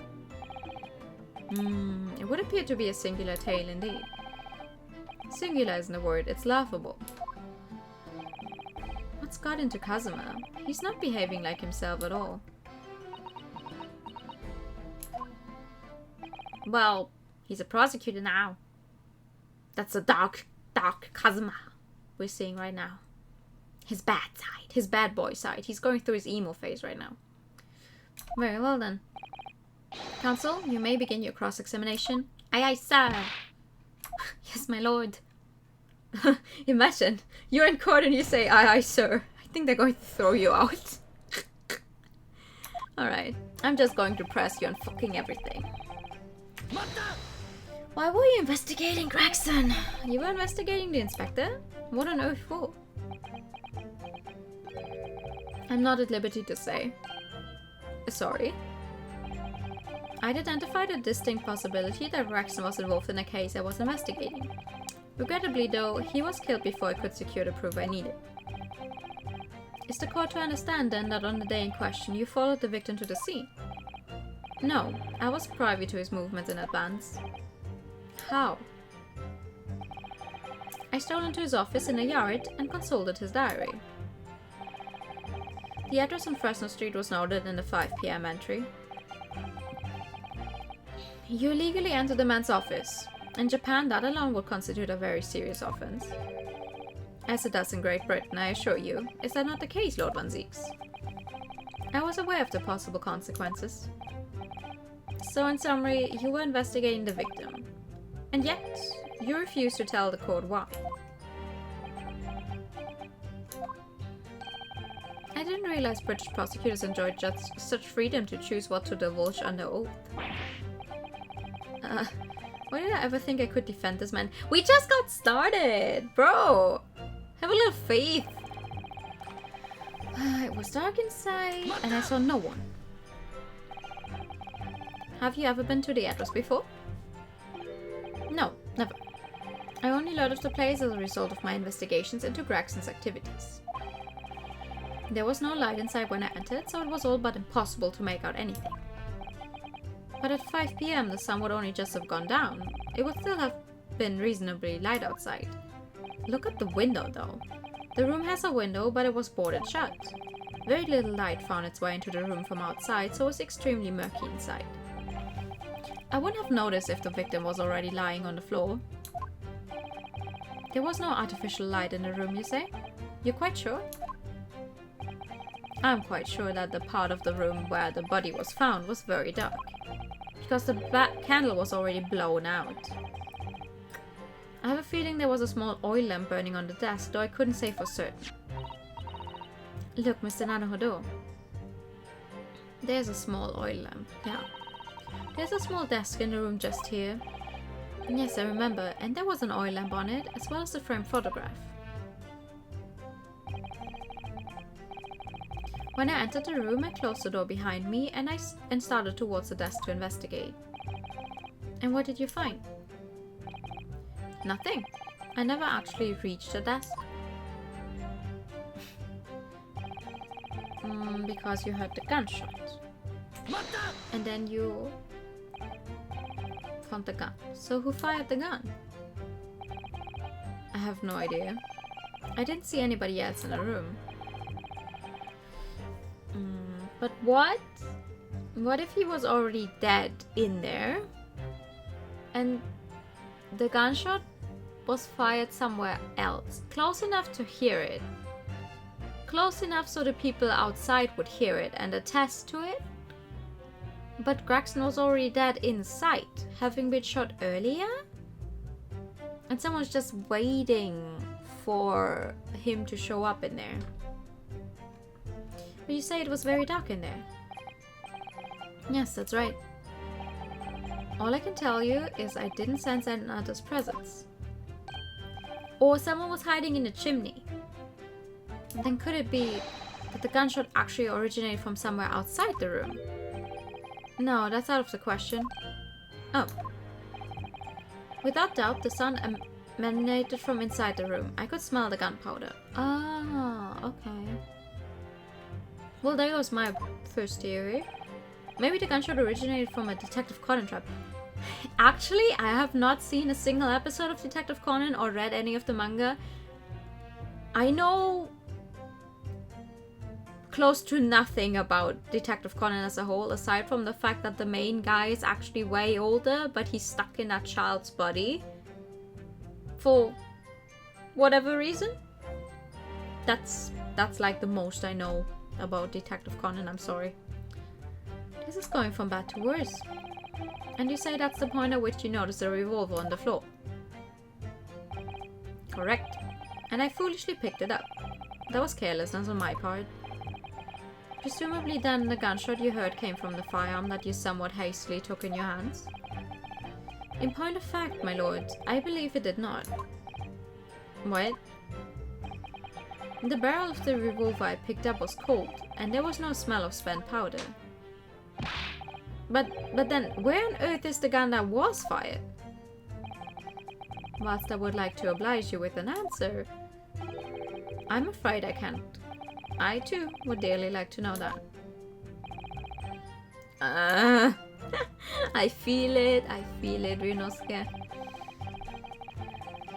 The door flew open and you heard a man scream. Or maybe someone did hide in the chimney. A man, you say? One of the witnesses, I presume? That's right. One of the street merchants working on Fresno Street. Who are these merchants? A number of them had set up their stalls directly beneath the boarded window of the crime scene. A match seller, a newsmonger, and a peddler. They've all given statements saying they heard the gunshot. And without thought of danger, they ran inside to see what had happened. Yes, Gina told us about that yesterday, didn't she? They burst through the door with some force, it would seem. They did, and almost gave me a heart attack in the process. But you're supposed to be the Reaper. The first man to come and immediately noticed the revolver in my hand and fled. A policeman patrolling on Fresno Street heard the commotion and was able to arrest the accused shortly after the incident occurred. Anyway, the man's scream drew my attention in that direction. Okay, one more thing to press. It's only then that you saw the body. What do you mean by that? In what way did they appear? I honestly can't explain it, but it's the truth. As far as I was concerned, the body hadn't been there until that point, and then suddenly, there it was. Did you perhaps hear the sound of the victim falling to the ground just beforehand? At that moment, what I heard was the sound of the door flying open and the scream of the man who came inside first. Nothing more. I see. After the man fled, I examined the body. I was stunned to find that it was Gregson. Most curious circumstances indeed. How the inspector was killed? Or how his body seemed to appear out of nowhere? I have no idea. Okay. Surely the court has heard enough. My lord, the cross-examination has clearly revealed that the accused, Baruch van Zieks, is lying on multiple fronts. What is that supposed to mean? Good gracious, counsel. The defendant is lying, you say? In his testimony just now, he claims that he failed to notice the victim's body because the room was dark. That's correct. Yet you were able to see the gun? No, that's impossible. As proven by this candelabrum. Oh, you mean the other two candles were still burning? That's why they burned down so far? So there would have been light in that corner of the room? How does that prove anything? If you examine the tip of the long candle, you can see it has been blown off by a powerful impact. One would assume that the projectile from the firearm passed through the victim and struck the candle. The problem comes when you consider the other two candles, which are clearly of a different length. Yes, I can see that only the candle that appears to have been struck by the bullet is long. We could reasonably expect someone to have lit all three candles together, which begs the question of why only one has ended up longer than the others. That must be because that particular candle was extinguished when the others were still burning. Ah! That's right, when the candle was hit by the bullet, it obviously went out. But the other two candles would still have been burning, so the fact is, the victim's body would have been illuminated by the light still thrown by the candelabrum. I don't know that word! And the accused claim that he couldn't see the body clearly contradicts those facts. And now to the next slide. There's more? The accused also claims never to have visited the scene of the crime before. That's the truth. In that almost empty room, the police discovered something very unusual. A board covered from top to bottom in police documents and newspaper cuttings. Yes, that's right, we saw it too. It goes without saying that the contents of the police documents cannot be divulged. However, they included a number of reports from various historical cases, the oldest of which was from 10 years ago. 10 years ago? This is starting to sound familiar. Yeah. Haha. And there's a common thread linking all of the documents on that board? Indeed. What is this common thread, counsel? They all relate to cases prosecuted in court by Baruch van Zieks. All of them? And furthermore, all those cases are ones in which the defendant was acquitted. Good lord. Interestingly, none of those defendants are alive today, because all of them have been sent to their graves by the Reaper. Ah. Oh no. Oh no. Oh no, no, no. In short, that dinky little room is the Reaper's secret hideout and his base of operations. What?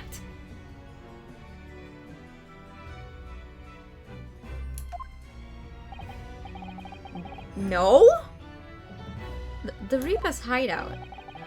And yet the Reaper would claim never to have been to his own secret hideout. No one would believe that. No, the truth is, we've been looking at this backwards. Backwards? Explain, counsel. Inspector Gregson was investigating the identity of the Reaper. When he discovered the location of the man's secret hideout, he was killed. As I'm sure everyone can imagine, by the Reaper's hand.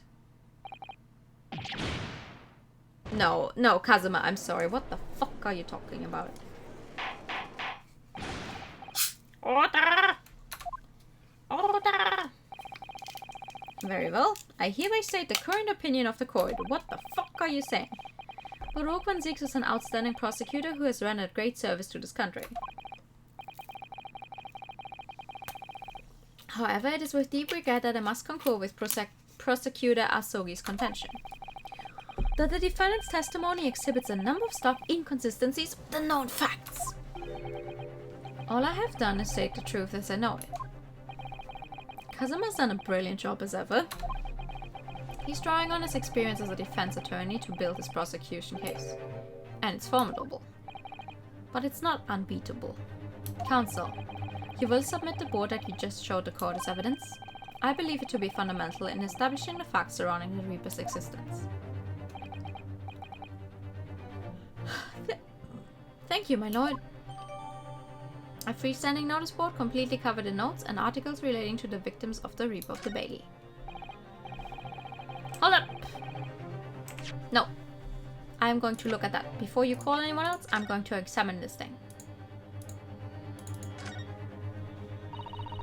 There are details of a whole raft of cases dating back years on here, aren't there? This paper from 10 years ago is browning with age, look. Out of interest, the most recent thing appears to be this newspaper cutting here. Oh, it's the same red-headed league advertisement that Mr. Sholmes had picked out. And do you remember? There was a red hairpiece at the scene too. Was Inspector Gregson an exponent of the red-headed league then? Was he? Oh, what's this? Mr. Naruhodo, look! Oh yes, it's a smudge of some kind. In fact, it looks just like a handprint. And the color, that's blood, isn't it? Oh dear, how disturbing. Ding, there's a bloody handprint on the backside. Great! Lovely! I wonder what that means. And now the prosecution would like to call new witnesses to the stand. Witnesses who saw events unfold on the day in question. They were mentioned in the previous testimony too, if you remember. Yes, the street sellers heard the gunshot and went running into the room. Very well, lead the witnesses in. The defendant may step down from the witness stand. Certainly, my lord.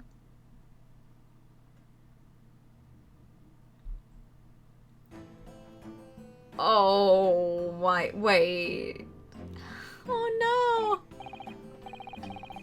So, witnesses, state your names and occupations for the court. What is going on with your lips? Hi. Hello. You want to go to sleep? Is that why you keep visiting me? Names? We don't use names. Far too fancy for the likes of us. We're just free and easy. Sell what we like, live where we want to live. I give them all the vacant stairs. They walk down Fresno and spin a few words into a verse for them. Would I be right in assuming that all three of you make a living by selling wares on the street? Everyone calls me gossip. I sell jaunty little tidbits to passers-by, you know? Jaunty little tidbits. Got an absolute smasher for you, sir. Right up your ginnel it is. 6 is the price and not a penny less. Wait, you're actually trying to sell it to me now? Oh, come on, sir. Don't tell me you're not interested. Try the man. Give him the money and see what it is. Pay the man, counsel. Alright, 6 it is. You won't regret it, sir. Now, got your listening ears on? Just between us, a young couple on Slade Street have just had twins. What? What do I care?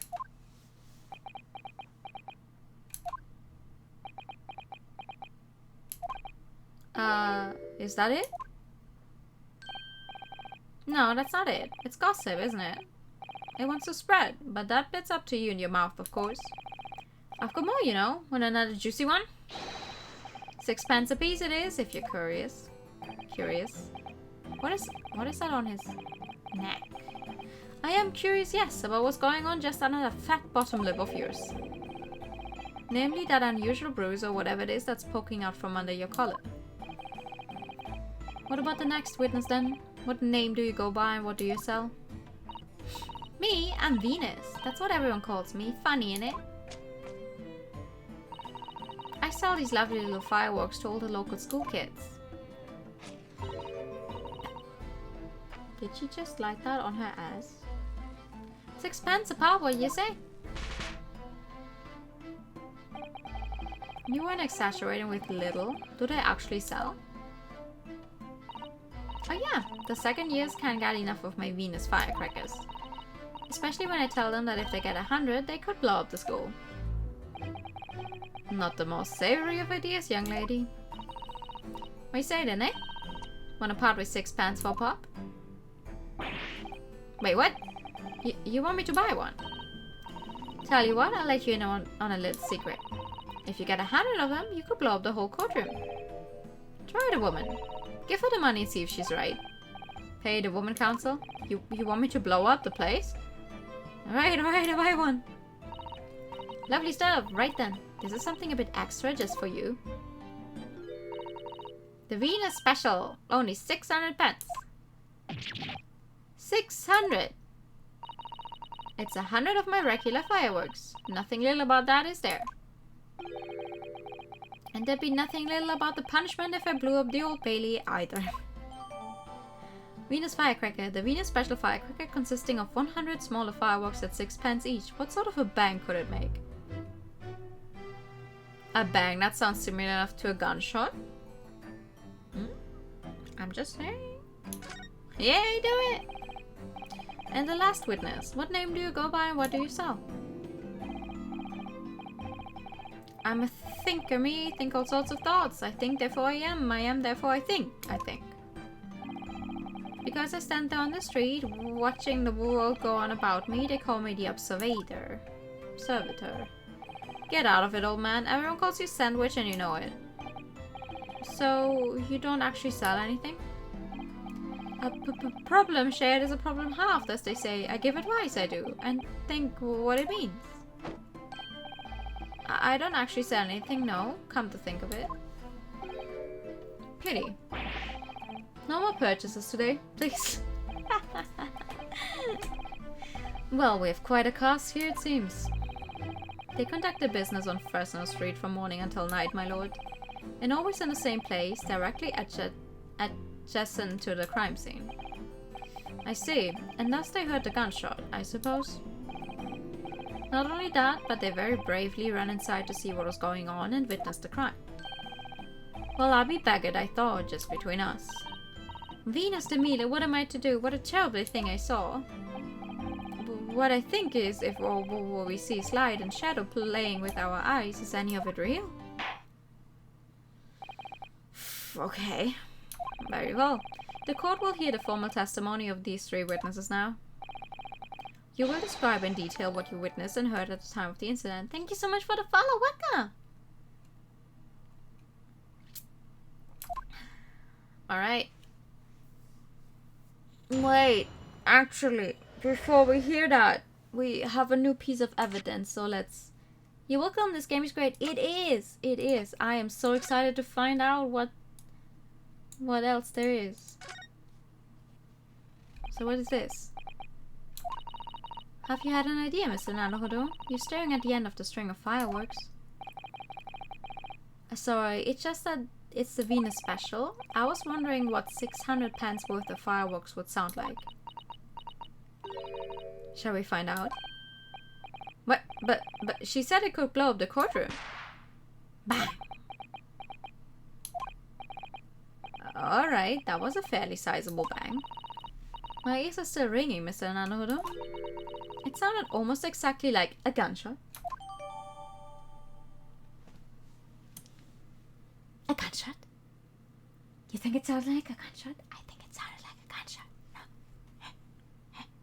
It goes off like a gunshot.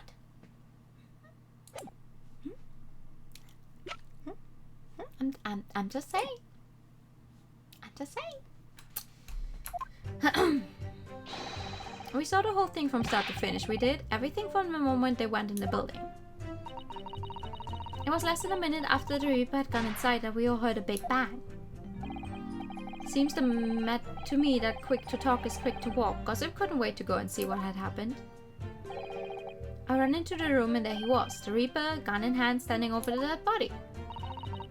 I was scared half to death me, so I ran off to find a copper. It's so funny to me that they always say copper. Like it sounds not nice. But no one in this game thinks it's not nice, so maybe that's just me. If these witnesses were there the whole day and saw everything, who did they see going inside the building? Only the victim, Inspector Gregson, and the accused, Baroque Van Zieks. I've seen pictures of the Reaper in the paper. I know what he looks like. And just between us, folk love stories like this. I've made myself a tidy sum already. But right, the room was just one of several flats in the building. Someone from another flat could have done it. All those flats on Fresno Street are unoccupied. Of course they are. They're small, damp, dirty, and expensive to boot. The room in which the inspector was found is the only property in the building that's currently leased. And we know the leaseholder's name, don't we? It's Huge Boney. Boone. Boney.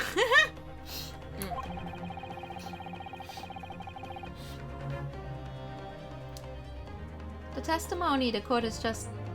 Oh? Hello?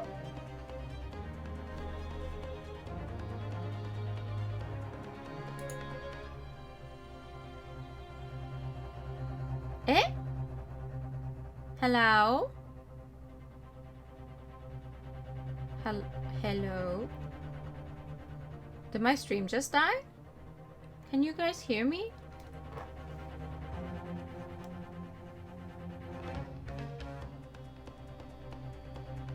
The fuck? You're back! Hi! I don't know what just happened. You were gone for a few seconds. Oh! Yeah, I suddenly got a OBS reconnecting message. I'm so sorry. I don't know what happened there. But it's all live and well again now. We're live. Whoops. Well, that's fun. I don't want our internet to act back up. We safe. Alright. I did it. You know, honestly, I forgot anything I was thinking about just now. I'm just going to continue reading out the game. I hope nothing of value was lost for these few seconds. The testimony the court has just heard would appear to leave little room for doubt. It's becoming increasingly difficult to see how anyone other than the defendant could have committed the crime. Well, I mean, someone could have been hidden in there since before they arrived. Just because the other rooms are not occupied doesn't mean that no one could have been in them. No one. Thank you for your candor, my lord. Counsel for the defense, you may proceed to cross-examine the witness. But yes, my lord. Thank you for the hider time. In a closed court like this without a jury, the judge is the only person whose opinion matters. I have to break down his testimony, somehow. Sure. But first, drink.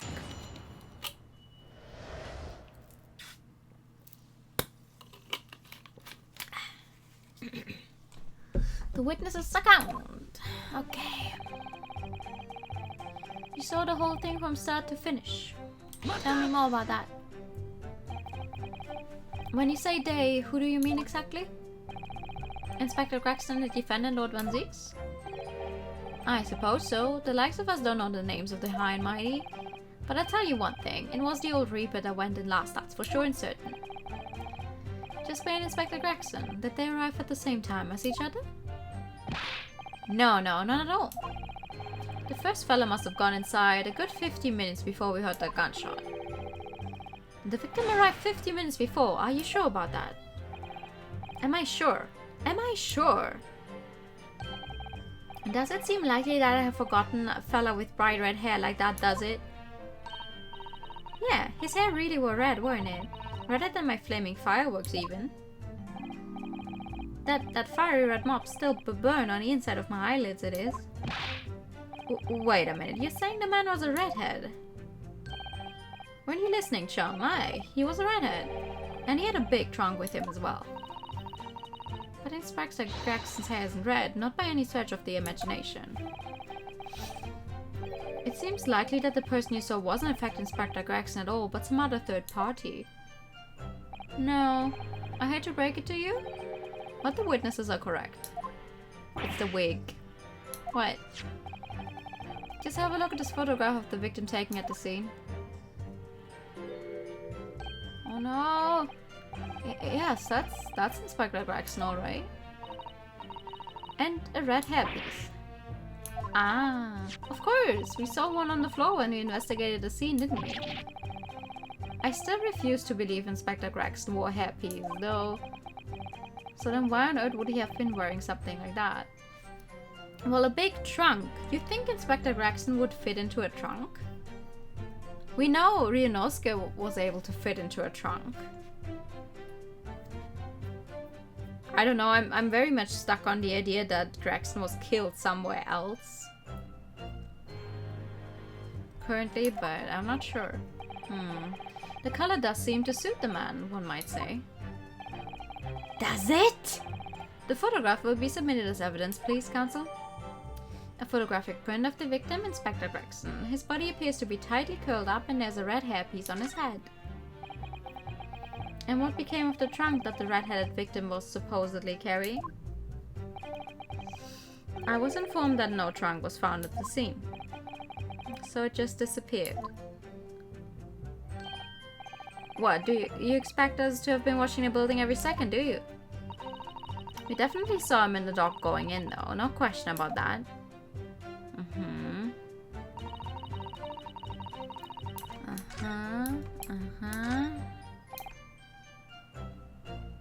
Tell me more about that. So, then you were the first person to arrive on the scene, is that right? That I was. Kicked the door open like a professional did and yelled out, "What's going on here?" Lord Van Zeeks claims all he heard was a man's scream, though. And was it dark inside the room? No, not dark at all. There were candles burning on the wall. Really? And there was a fella collapsed on the floor. Just between us, it's the first thing I noticed when I got inside. Aha, I see. Even though Lord Van Zeeks claims not to have seen any such lights on the way.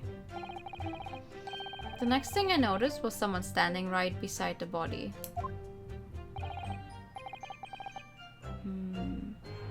Do you think someone could have tied the fireworks to the candlelight? And when they went off, they burned the candles down? No, that doesn't make sense. The accused Baroque Van Zeeks. That's right, the pale-faced Reaper himself. I was a little shocked, I won't deny it, but I'm no lily-livered coward. I stood my ground and gave the Reaper a cold, hard stare myself. What are you talking about? Excuse me. Do you have something to add, Mr. Sandwich?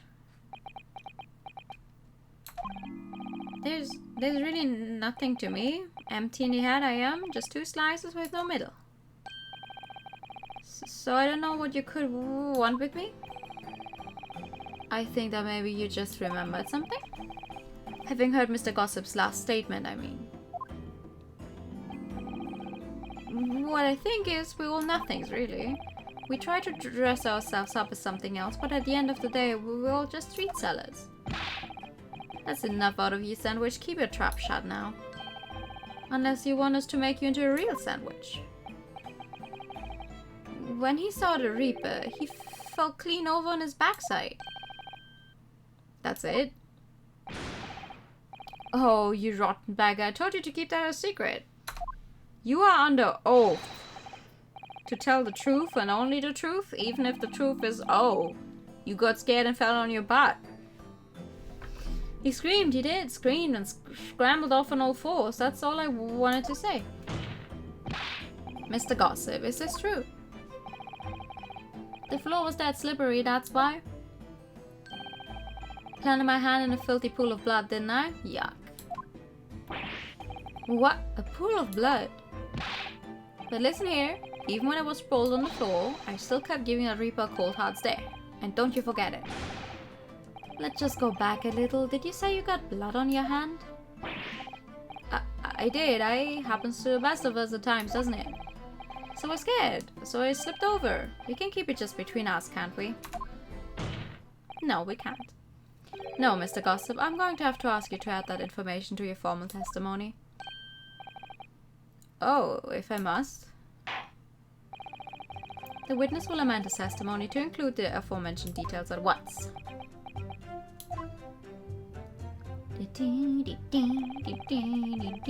got blood on your hand, so I quickly wiped it off on the floor. On the floor, you say? I feel like we saw a bloody handprint that was certainly not on the floor, though. So you wiped off the blood from your hand on the floor of the room? Are you quite sure about that? Well, what else do you expect me to have done, eh? Does it really matter? The police found no such handprint on the floor during their investigations. What exactly is the defense asserting? If you listen, you'll find out, Prosecutor Sogi. Ho-ho! Certainly, there was no bloody handprint found on the floor. What are you trying to say? There was a handprint and blood left very clearly at the scene. On the back of this notice board.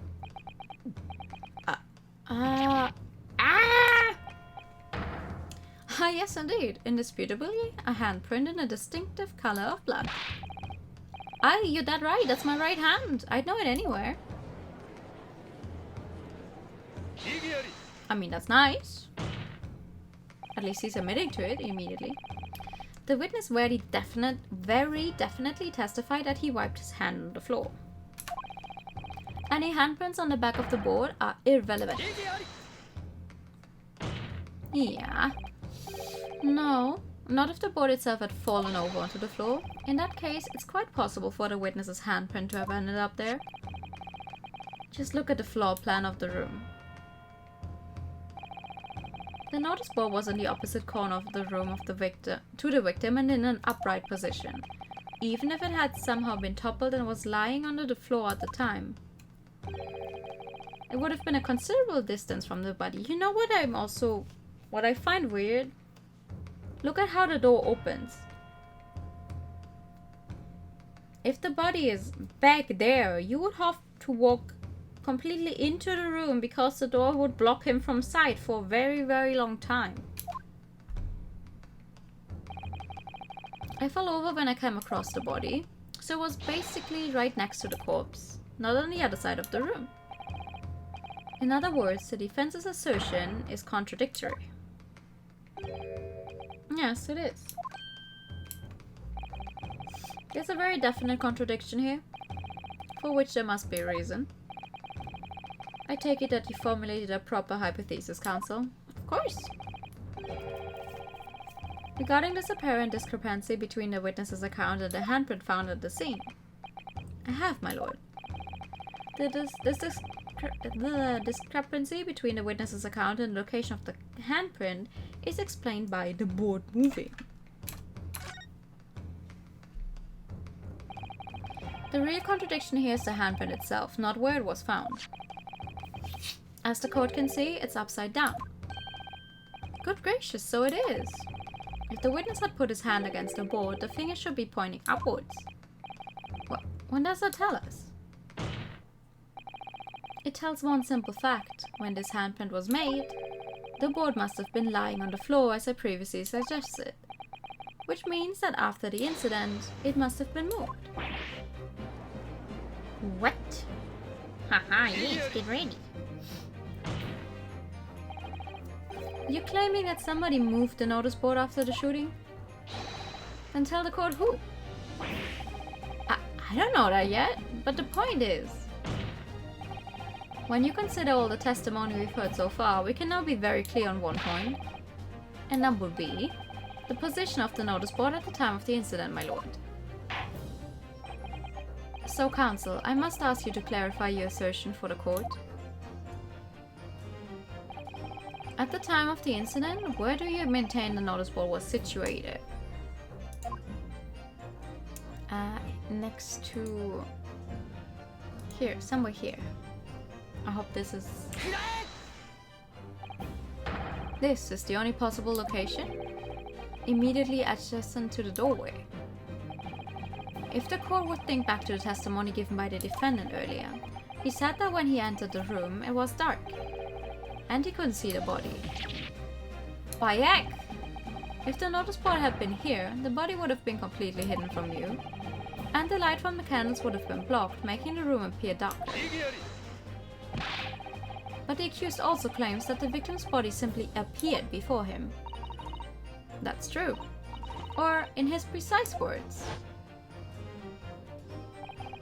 just as I picked the firearm up to examine it, the door flew open and I heard a man scream. It was only then that the body of Inspector Gregson appeared before me. Because if he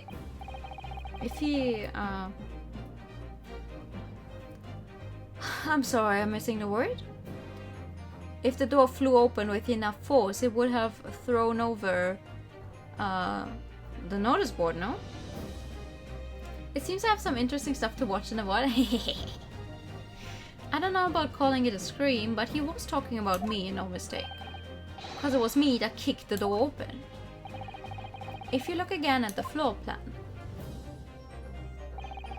consider what would happen if the door to the room was thrown open with force.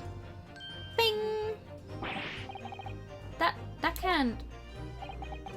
The door struck the notice board, knocking it over, and making the victim's body visible. Good gracious. My client has told nothing but the truth. He has simply described what he saw. See? Order! Counsel, how has this not come to light before now? After the incident, somebody must have righted the board and moved it into the position where the police, myself, and my colleagues saw it when investigating the room. Interesting. Witness, what have you to say for yourself? What? Me, my lord. You and your fellows were there at the scene before anybody else. It goes without saying that you must know something about the position of the notice board. Very true. The witnesses in the stand will testify again. You will each explain exactly what you did upon arriving at the scene of the crime. Hey, stop looking over your glasses at me, I get the message. He's terrified.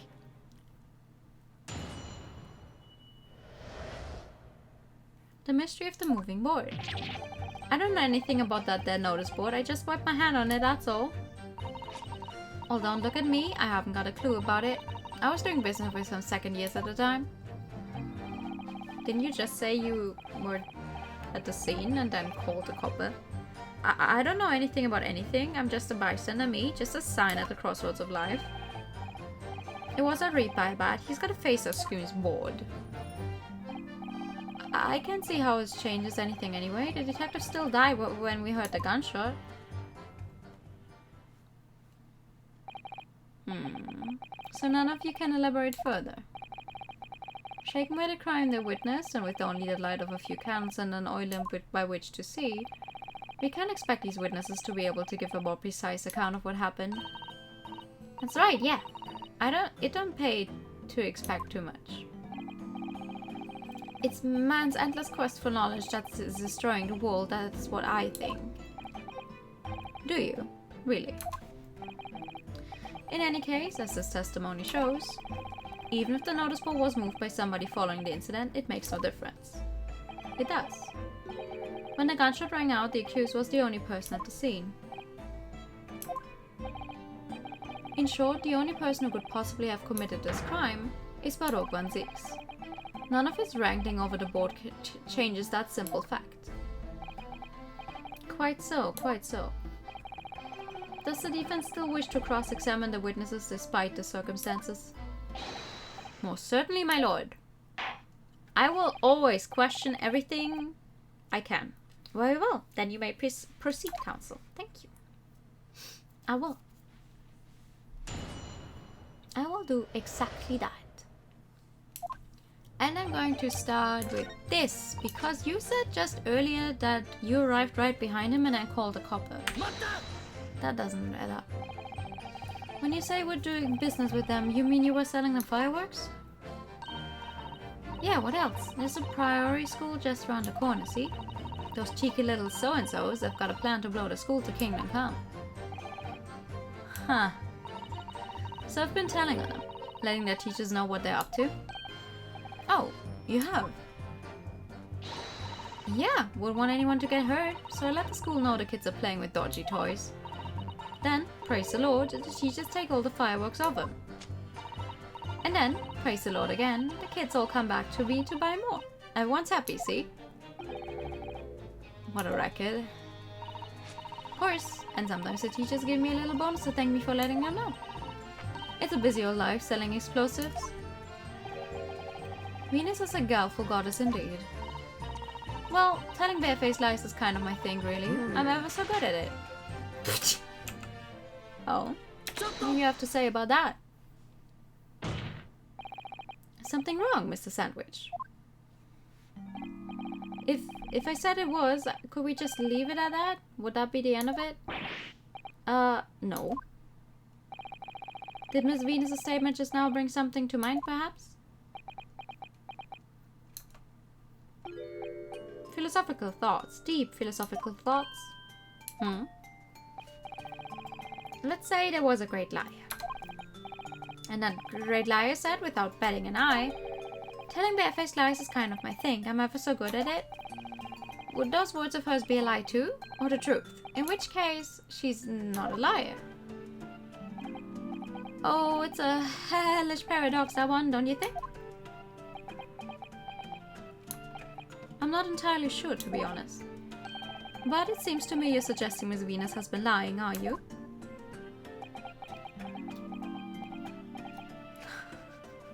Are you scared of her? What are you on about, old man? Trying to cause trouble, are you? Keep on like that. And I'll wrap your whole body in firecrackers and set them off. That'll give you something to tremble about. Hey, yo! You have a startlingly disturbing mind behind that sweet and innocent face, young lady. She's going to kill someone at some point. So, Miss Venus has lied in her testimony. Is that what you're saying, Mr. Sandwich?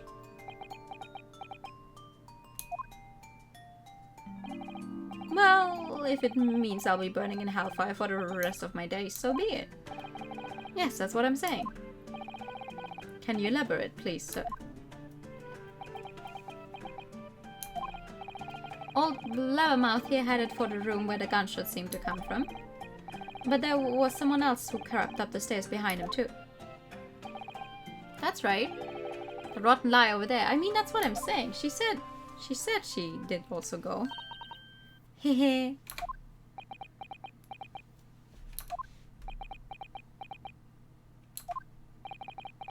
Do you mean to say that you did, in fact, betake yourself to the scene of the crime after all? Didn't she... Did everyone forget that she said it earlier? What did I tell you, eh?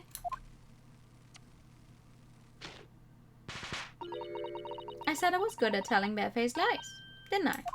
You are in a court of law! You are obligated to tell the truth under oath! Yes, you mentioned it. Thank you so much for the posture check. Well, that revelation rocked the whole courtroom, didn't it? Who knew firecrackers packed such a punch? So you did indeed visit the scene of the crime, did you, young lady? Good grief. Well, now you come to mention it, I suppose perhaps... I do clearly remember climbing the stairs to the room, yeah? Either you clearly remember it or you don't. Well, I shall consider a fitting punishment for this perjurious act later. For the time being, you will immediately amend your testimony to reflect the truth. Oh yes, my lord, of course. Maybe I did sneak along behind gossip and have a little peek into the room where it all happened. So, what did you see? You make a habit of lying, do you, Miss Venus?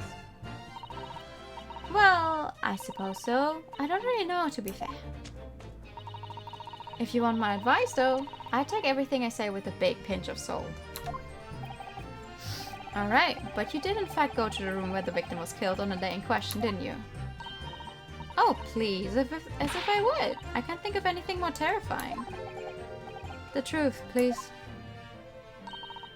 Well, alright, just a bit then. I mean, a girl my age is curious about stuff, you know? Did you touch anything at the scene? Oh, please, as if I would. I mean, there was a dead body on the floor. The truth, please. Well, alright, just a bit then. I had a look to see if there was anything I could sell.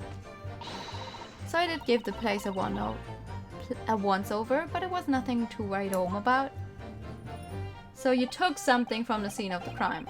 Right, now I hesitate to ask, but you didn't move the notice board by any chance, did you? Oh, please, as if I would touch anything like that. Just a few bits of loose change is all I did. The truth, please. Alright then. I thought there might be something worth having underneath it.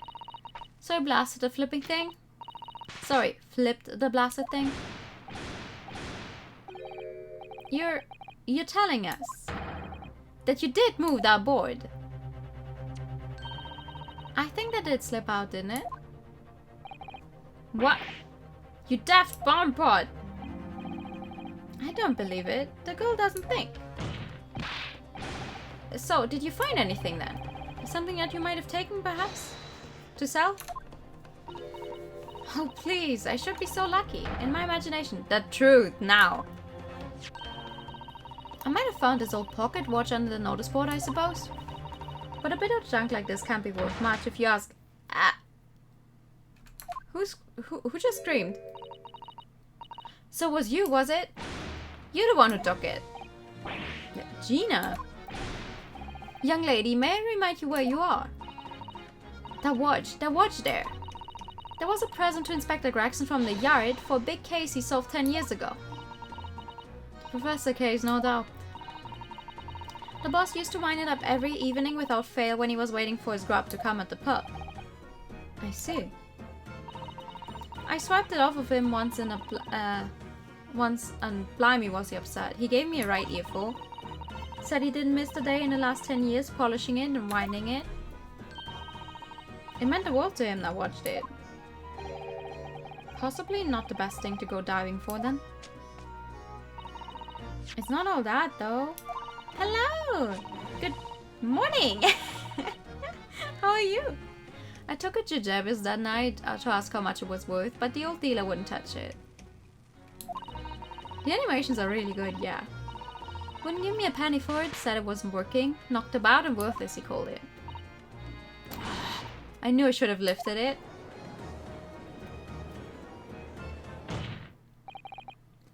The watch must be submitted as evidence at once. Oh, please, just so long as you promise to give it back when we're done. It's not yours! Not a chance. I'll swap it from you if you try to get your grubby mitts on it again. It's enough. Hand the watch to the police forthwith. Morning, here's 7 p.m. Well, here it's 1 a.m. Good, how are you? I'm good, thank you. I'm good. That's enough. Hand the watch to the police forthwith. Oh, right, I read that already.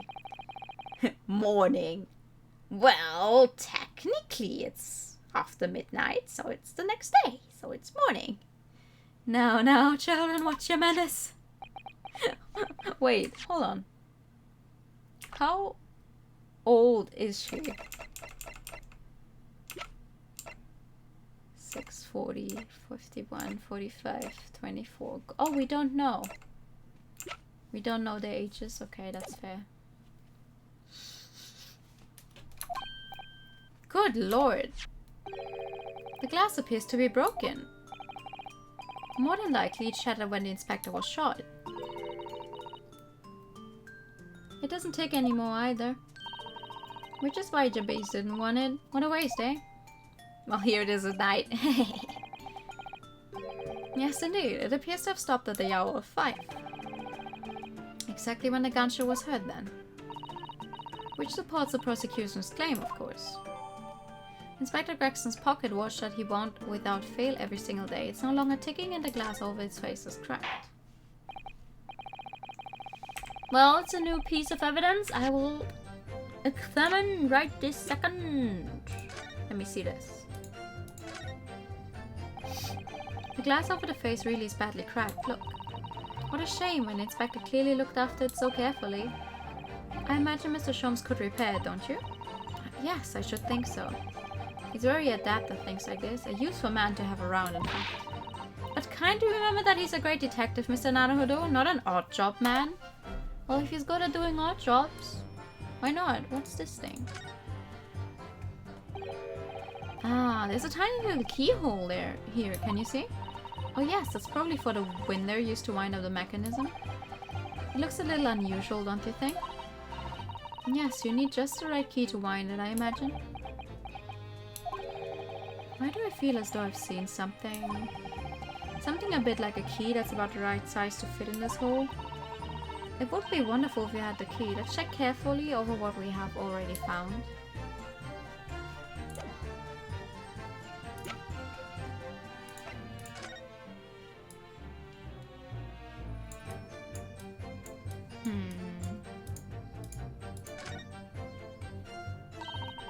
The helmet of this charming policeman appears to be a little worse for wear. I'm not convinced about the charming part, but yes, you're right. The hat part looks like it's been fairly heavily manhandled. Almost as if somebody has enjoyed twisting it around and around for fun. Do it, twist it. Shall we try twisting it around and around too, for fun? Ha! The timer below is the stream time. It's my time. It's so you guys can see what time it is where I'm at.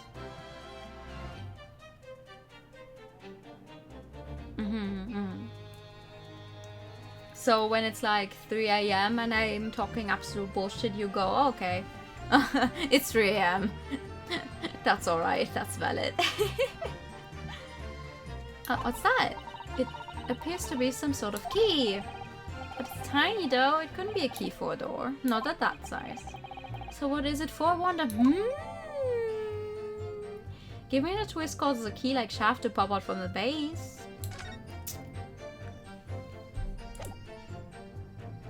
Gee, I wonder.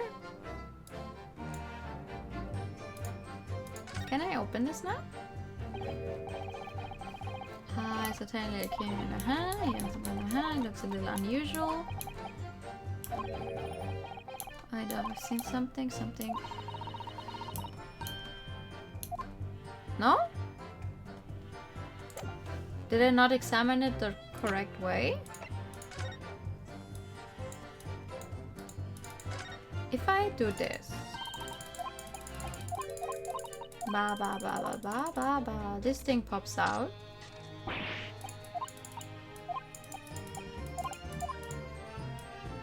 Do I have to examine it again? Ah, probably. Mr. Sato, do you think perhaps this key could be the key for Inspector Gregson's watch? Oh, yes, it could be. Let's try it at once. There's not a moment to lose. Ho ho ho ho ho ho ho ho ho. I knew it! A perfect fit! And look! The inspector's watch has started going again. Ah, so it has obviously just not been wound up, that's all. What is it, Mr. Soto? Well, if the watch isn't actually broken after all, I have a feeling it could have profound implications. She's deep in thought now. Perhaps I better start thinking deeply too. Having wound it up, it started ticking again. This is messing with evidence is a crime in most places. On the other hand, we were assuming that it's broken, but it's not actually broken. It would appear that the mystery of the moving notice board has been solved at least. At least. And as predicted, it had very little bearing on the case. That's not true. Now then, continue with the cross-examination, please, Counsel.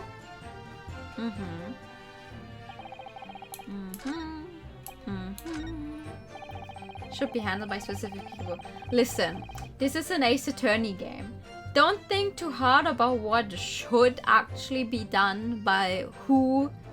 In this game, the defense and the prosecution are for some reason allowed to do lots of things that would definitely not be legal in an actual courthouse. No matter which country you're in.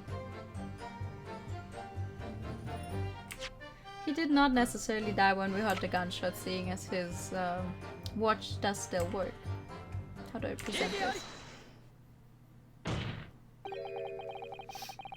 Legal realism 1110. Yeah! There's actually, I think by this point there's several actual lawyers out there who play the Ace Attorney games to, you know, see how they hold up against really courtroom tactics and the law. It does not work out. Objection! I'm afraid that's not necessarily the case. Oh. At the scene, we found this key to the winder of the inspector's pocket watch. A key. And having wound the pocket watch, we discovered that it in fact still works. You see, the watch didn't stop because it was broken at all. And that fact completely undermines one of the most fundamental premises on which this entire case has been built. He he he. Order! But Counsel, the watch was stopped at almost exactly 5 o'clock. Yeah, which is just when we heard the gunshot. It is exactly the hour. The time that was showing on the watch tells us nothing other than when it wound down. It is merely a coincidence that it happened to be at 5 o'clock. It's a convenient coincidence, but you cannot prove it. Even if that's true, the 3 witnesses here all heard the gunshot at 5 o'clock. So that's obviously when this crime was committed. No, that doesn't hold. Why not? Recall what Inspector Lestrade said only moments ago. The boss used to wind it up every evening without fail when he was waiting for his grub to come at the pub. Said he hadn't missed a day in the last 10 years, polishing it and winding it. It meant the world to him that watched it. The victim was in the habit of winding his watch once a day in the evening. We can reasonably assume therefore that he wounded the timepiece on the evening before he died as well. And yes, that would be entirely reasonable. But if that's the case, you wouldn't expect the watch to have completely wound down by 5 o'clock the following day. Oh, well, I'll explain it then. In summary, the evening before the day of the incident, when the gunshot rang out in that room, the inspector was already unable to wind his watch. You can't mean... What would stop a man winding his watch if he's been in the habit of winding it every single evening for 10 years? The obvious answer is that he was already dead. I said that before. Maybe my earlier theory still holds up. He actually died earlier.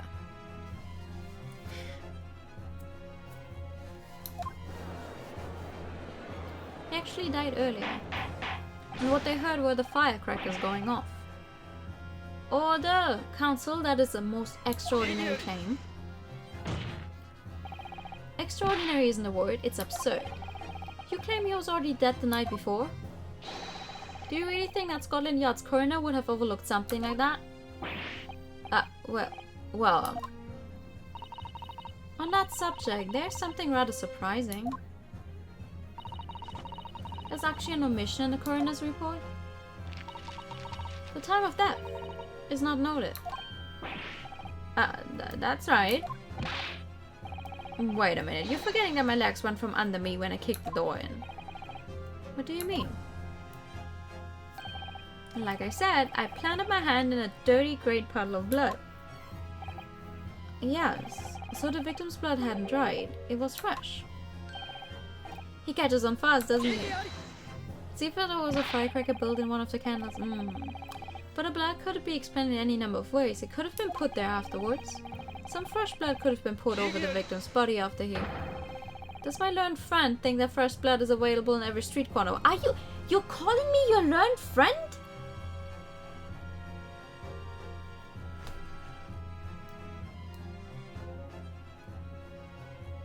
I'm your fucking boyfriend, bitch! Well, maybe not. Bruh! Okay. It's his mouth, not his tongue? Yeah. He has a weird mouth. Well, it needn't necessarily have been human blood, of course. We've been told previously that Scotland Yard has no way to identify blood as human. The problem is currently being researched. At present, you're correct. It is beyond our abilities. Oh! His ex-boyfriend. Yeah! At this point, Kazuma is definitely Edgeworth's ancestor. F in chat.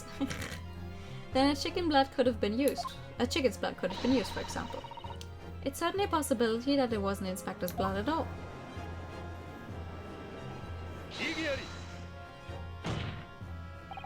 But the gunshot was heard at 5 o'clock that afternoon. That's beyond question. Is it though? What? Given that the time of death of the victim has already been called into question, it isn't beyond the realms of possibility that what these witnesses heard wasn't a gunshot at all. Oh, please, what are you trying to say? You literally just demonstrated exactly what I'm trying to say. As Lord know what we heard, it was a loud bang that came from that there room. Now you listen to me, a street seller's ears are his livelihood. I don't doubt your ears, sir, but all you can say with certainty is that you heard a noise. Eh? Explain yourself then, counsel. A noise that sounds like a gunshot could have been made with... Dun, dun, dun, dun, dun, dun, dun, the firecrackers. Something like this?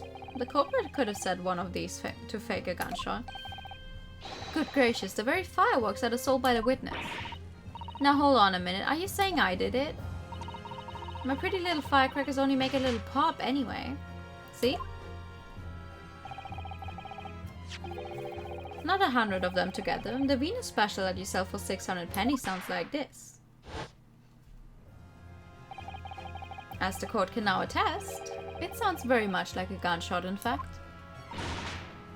We're trying to suggest that somebody set one of those fireworks off at the scene. I'm suggesting that somebody knew the defendant was in the room at 5 that day, and sought to implicate him by creating a sound like a gunshot for these peddlers on Fresno Street to hear. But even the accused himself has testified that he saw no one else in the room at the time. Whether it was a gun or a firecracker, the only person present to cause that bang was Baroque Van Zeeks. One whiff of a match and my firecrackers go pop. See? It's why people like him.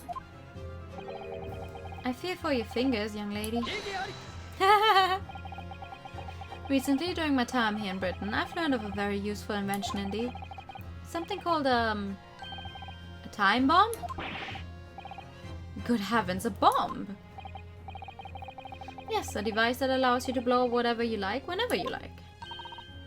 Mr. Naruhodo, I worry that your unfortunate phrasing there may lead to yet another international incident. No, wait. It's the whenever you like part that's important. A timed device. Yes, exactly. A timed device. Something of that nature could have been planted at the scene. A device that was able to produce the sound of a gunshot long after the culprit had left. Your excellent claim will have to be substantiated with evidence, counsel. Of course. What proof do you have to suggest in any way that a timed device was employed to create the gunshot sound? The candles.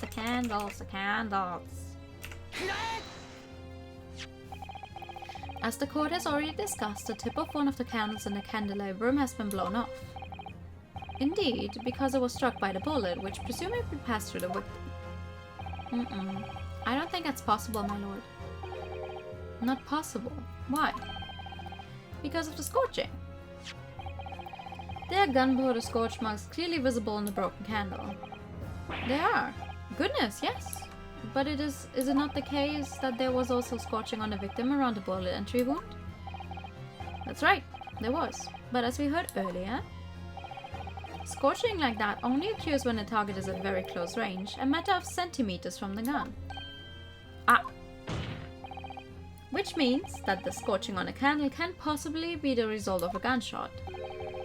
You're suggesting it came from the fireworks. How can that be, eh?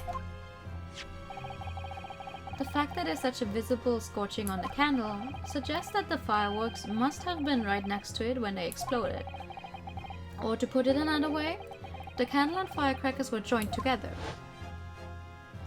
That's what I've been saying. I can't believe I was right. The culprit somehow attached the firecrackers at a point partway down the candle. After the killer had left the scene, the candle slowly burned down along with the other two, until eventually it ignited the fuse of the firecrackers, generating a loud bang. That's what I've been saying. That's what I've been saying. I can't believe I was right. Hello? Headphones, can you please stay where you're supposed to? Was right too, even though I was joking at the time. Huh? That's the magic of an Ace Attorney game. You think something sounds so off, and then you're right. That's the best part. And that is how these three witnesses came to believe they heard a gunshot at 5 o'clock. Well, what a plot. And this implies that the victim could have died earlier than we've been led to believe, the previous day even. Now, just hold your horses. All as Lord here saw the victim going into the building, remember? I couldn't forget that flame-colored hair even if I wanted to. The person you saw entering the building wasn't the victim at all. Consider this. Obviously, anybody can wear a wig. So the person that these witnesses saw entering the building 15 minutes before the incident occurred could easily have been someone else entirely, wearing the red hairpiece. Someone else? Do you mean to say? It was the same person who contrived the firecracker trick? In other words, Inspector Greggson's killer.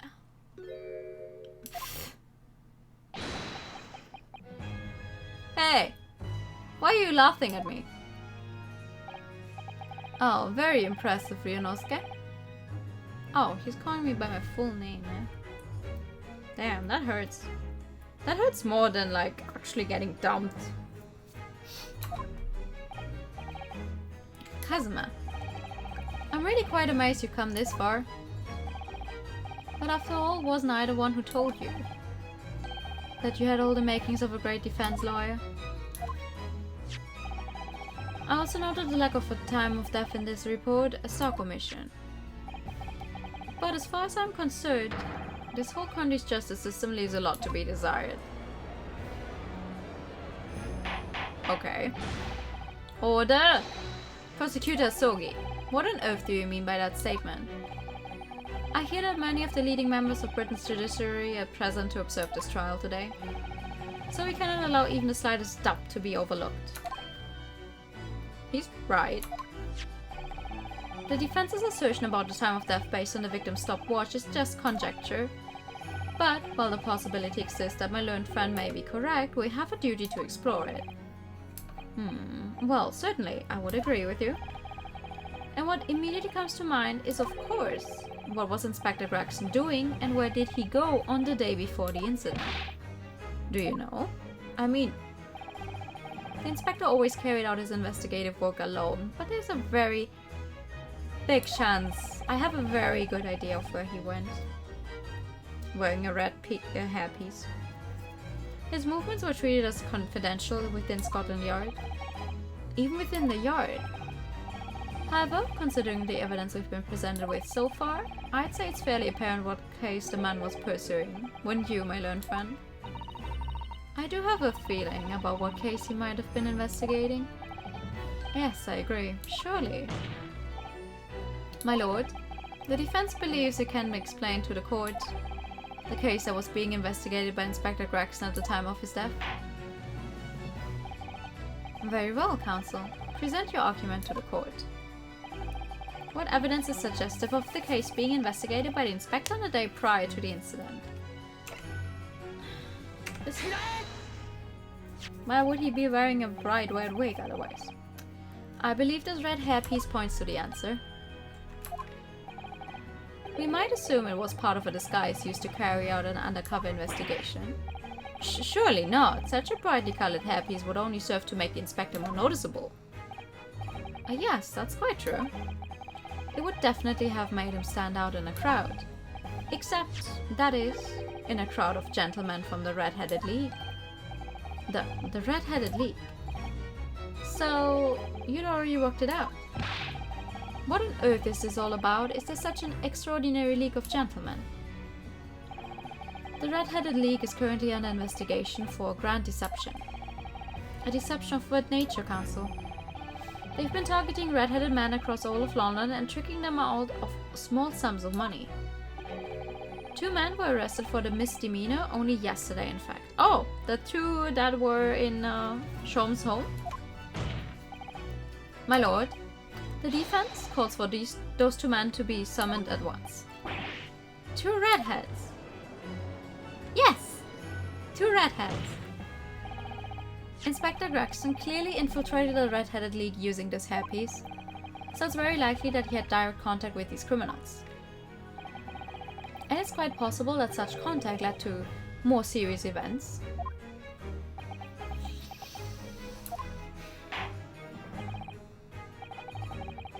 I concur that we cannot in good conscience leave this new avenue unexplored. Well done, Mr. Naruhodo. Well, it's another possible line of inquiry for us, at least. Prosecution will make immediate arrangements for the charged man to appear. Bring these 2 Red-Headed League conspirators before me, Prosecutor Asogi. Sure. Well, I mean, Kazuma is not evil. I mean, he's certainly being mean to us right now, but also he is working together with us, no? He's like, well, the defense sure opened up a possibility that might not sound like anything correct at any point in time, but we should look at it. And he's bad-mouthing the legal system in London, meanwhile. So, points to him. Once, my lord. Very good. We will have a 30-minute recess. Court is adjourned. That sounds great. That sounds great. To be continued. Ooh. Yay. Save your current progress, absolutely.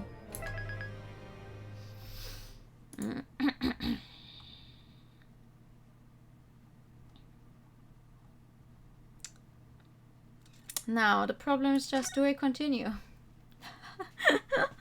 Thank you for the high time. We've been going for almost 5 hours. And we're going to get another trial now. Another trial part. Right, this is the 4th chapter. Oh, this is probably going to be really long. I don't think I can do all that tonight.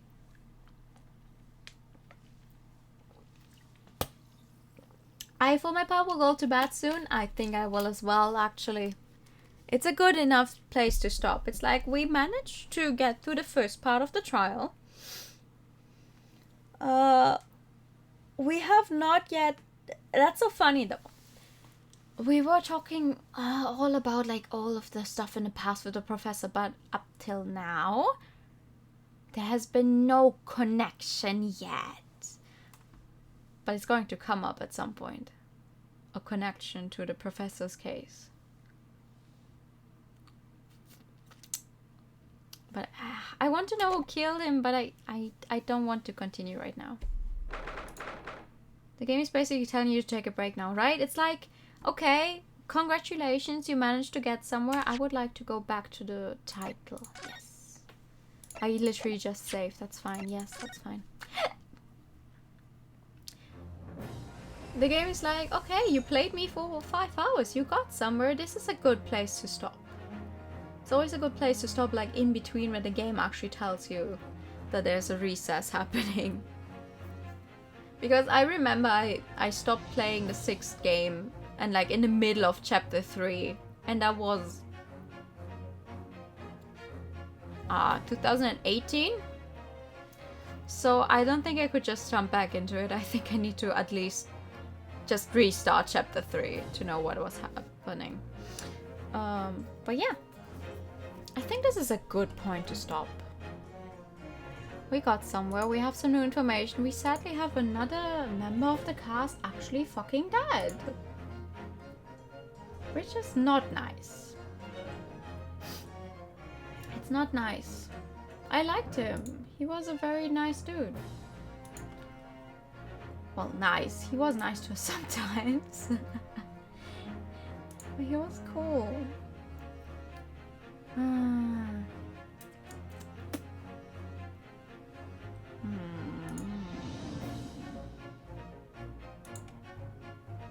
Now the question is just who do I send you guys to? Ooh.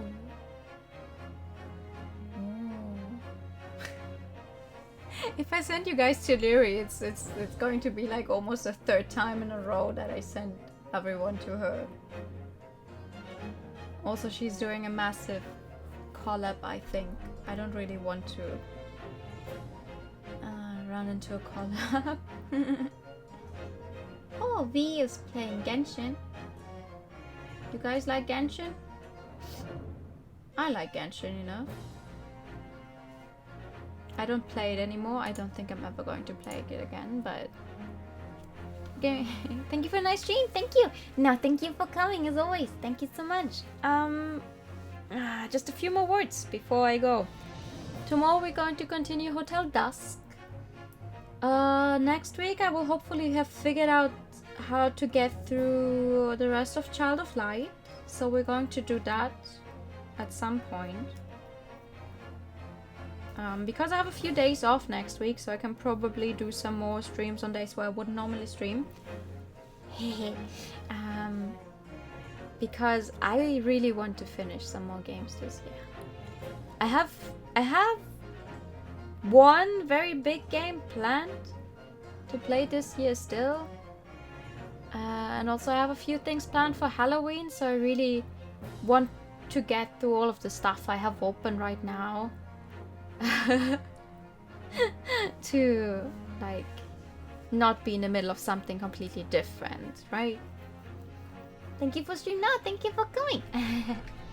But yeah, let's say hi to V as soon as I remember how to write her Twitch handle, because I always mistype it, I feel. Hold on. Oblivion. No, that looks about right. Yeah. Thank you for streaming. No, thank you. You guys keep saying thank you. This is V. V is playing Genshin Impact right now. It's how do you pronounce his name? Chinyu's birthday. I think she started Genshin Impact only very recently, so be careful. So it wasn't like not to spoiler her and anything yet. I don't know how far she is.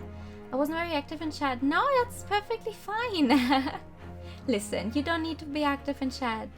I'm always very grateful for everyone who's here. Whether you're lurking, whether you're active in chat, that's all fine. And if it's nice to you to listen to your voice, aw, thanks.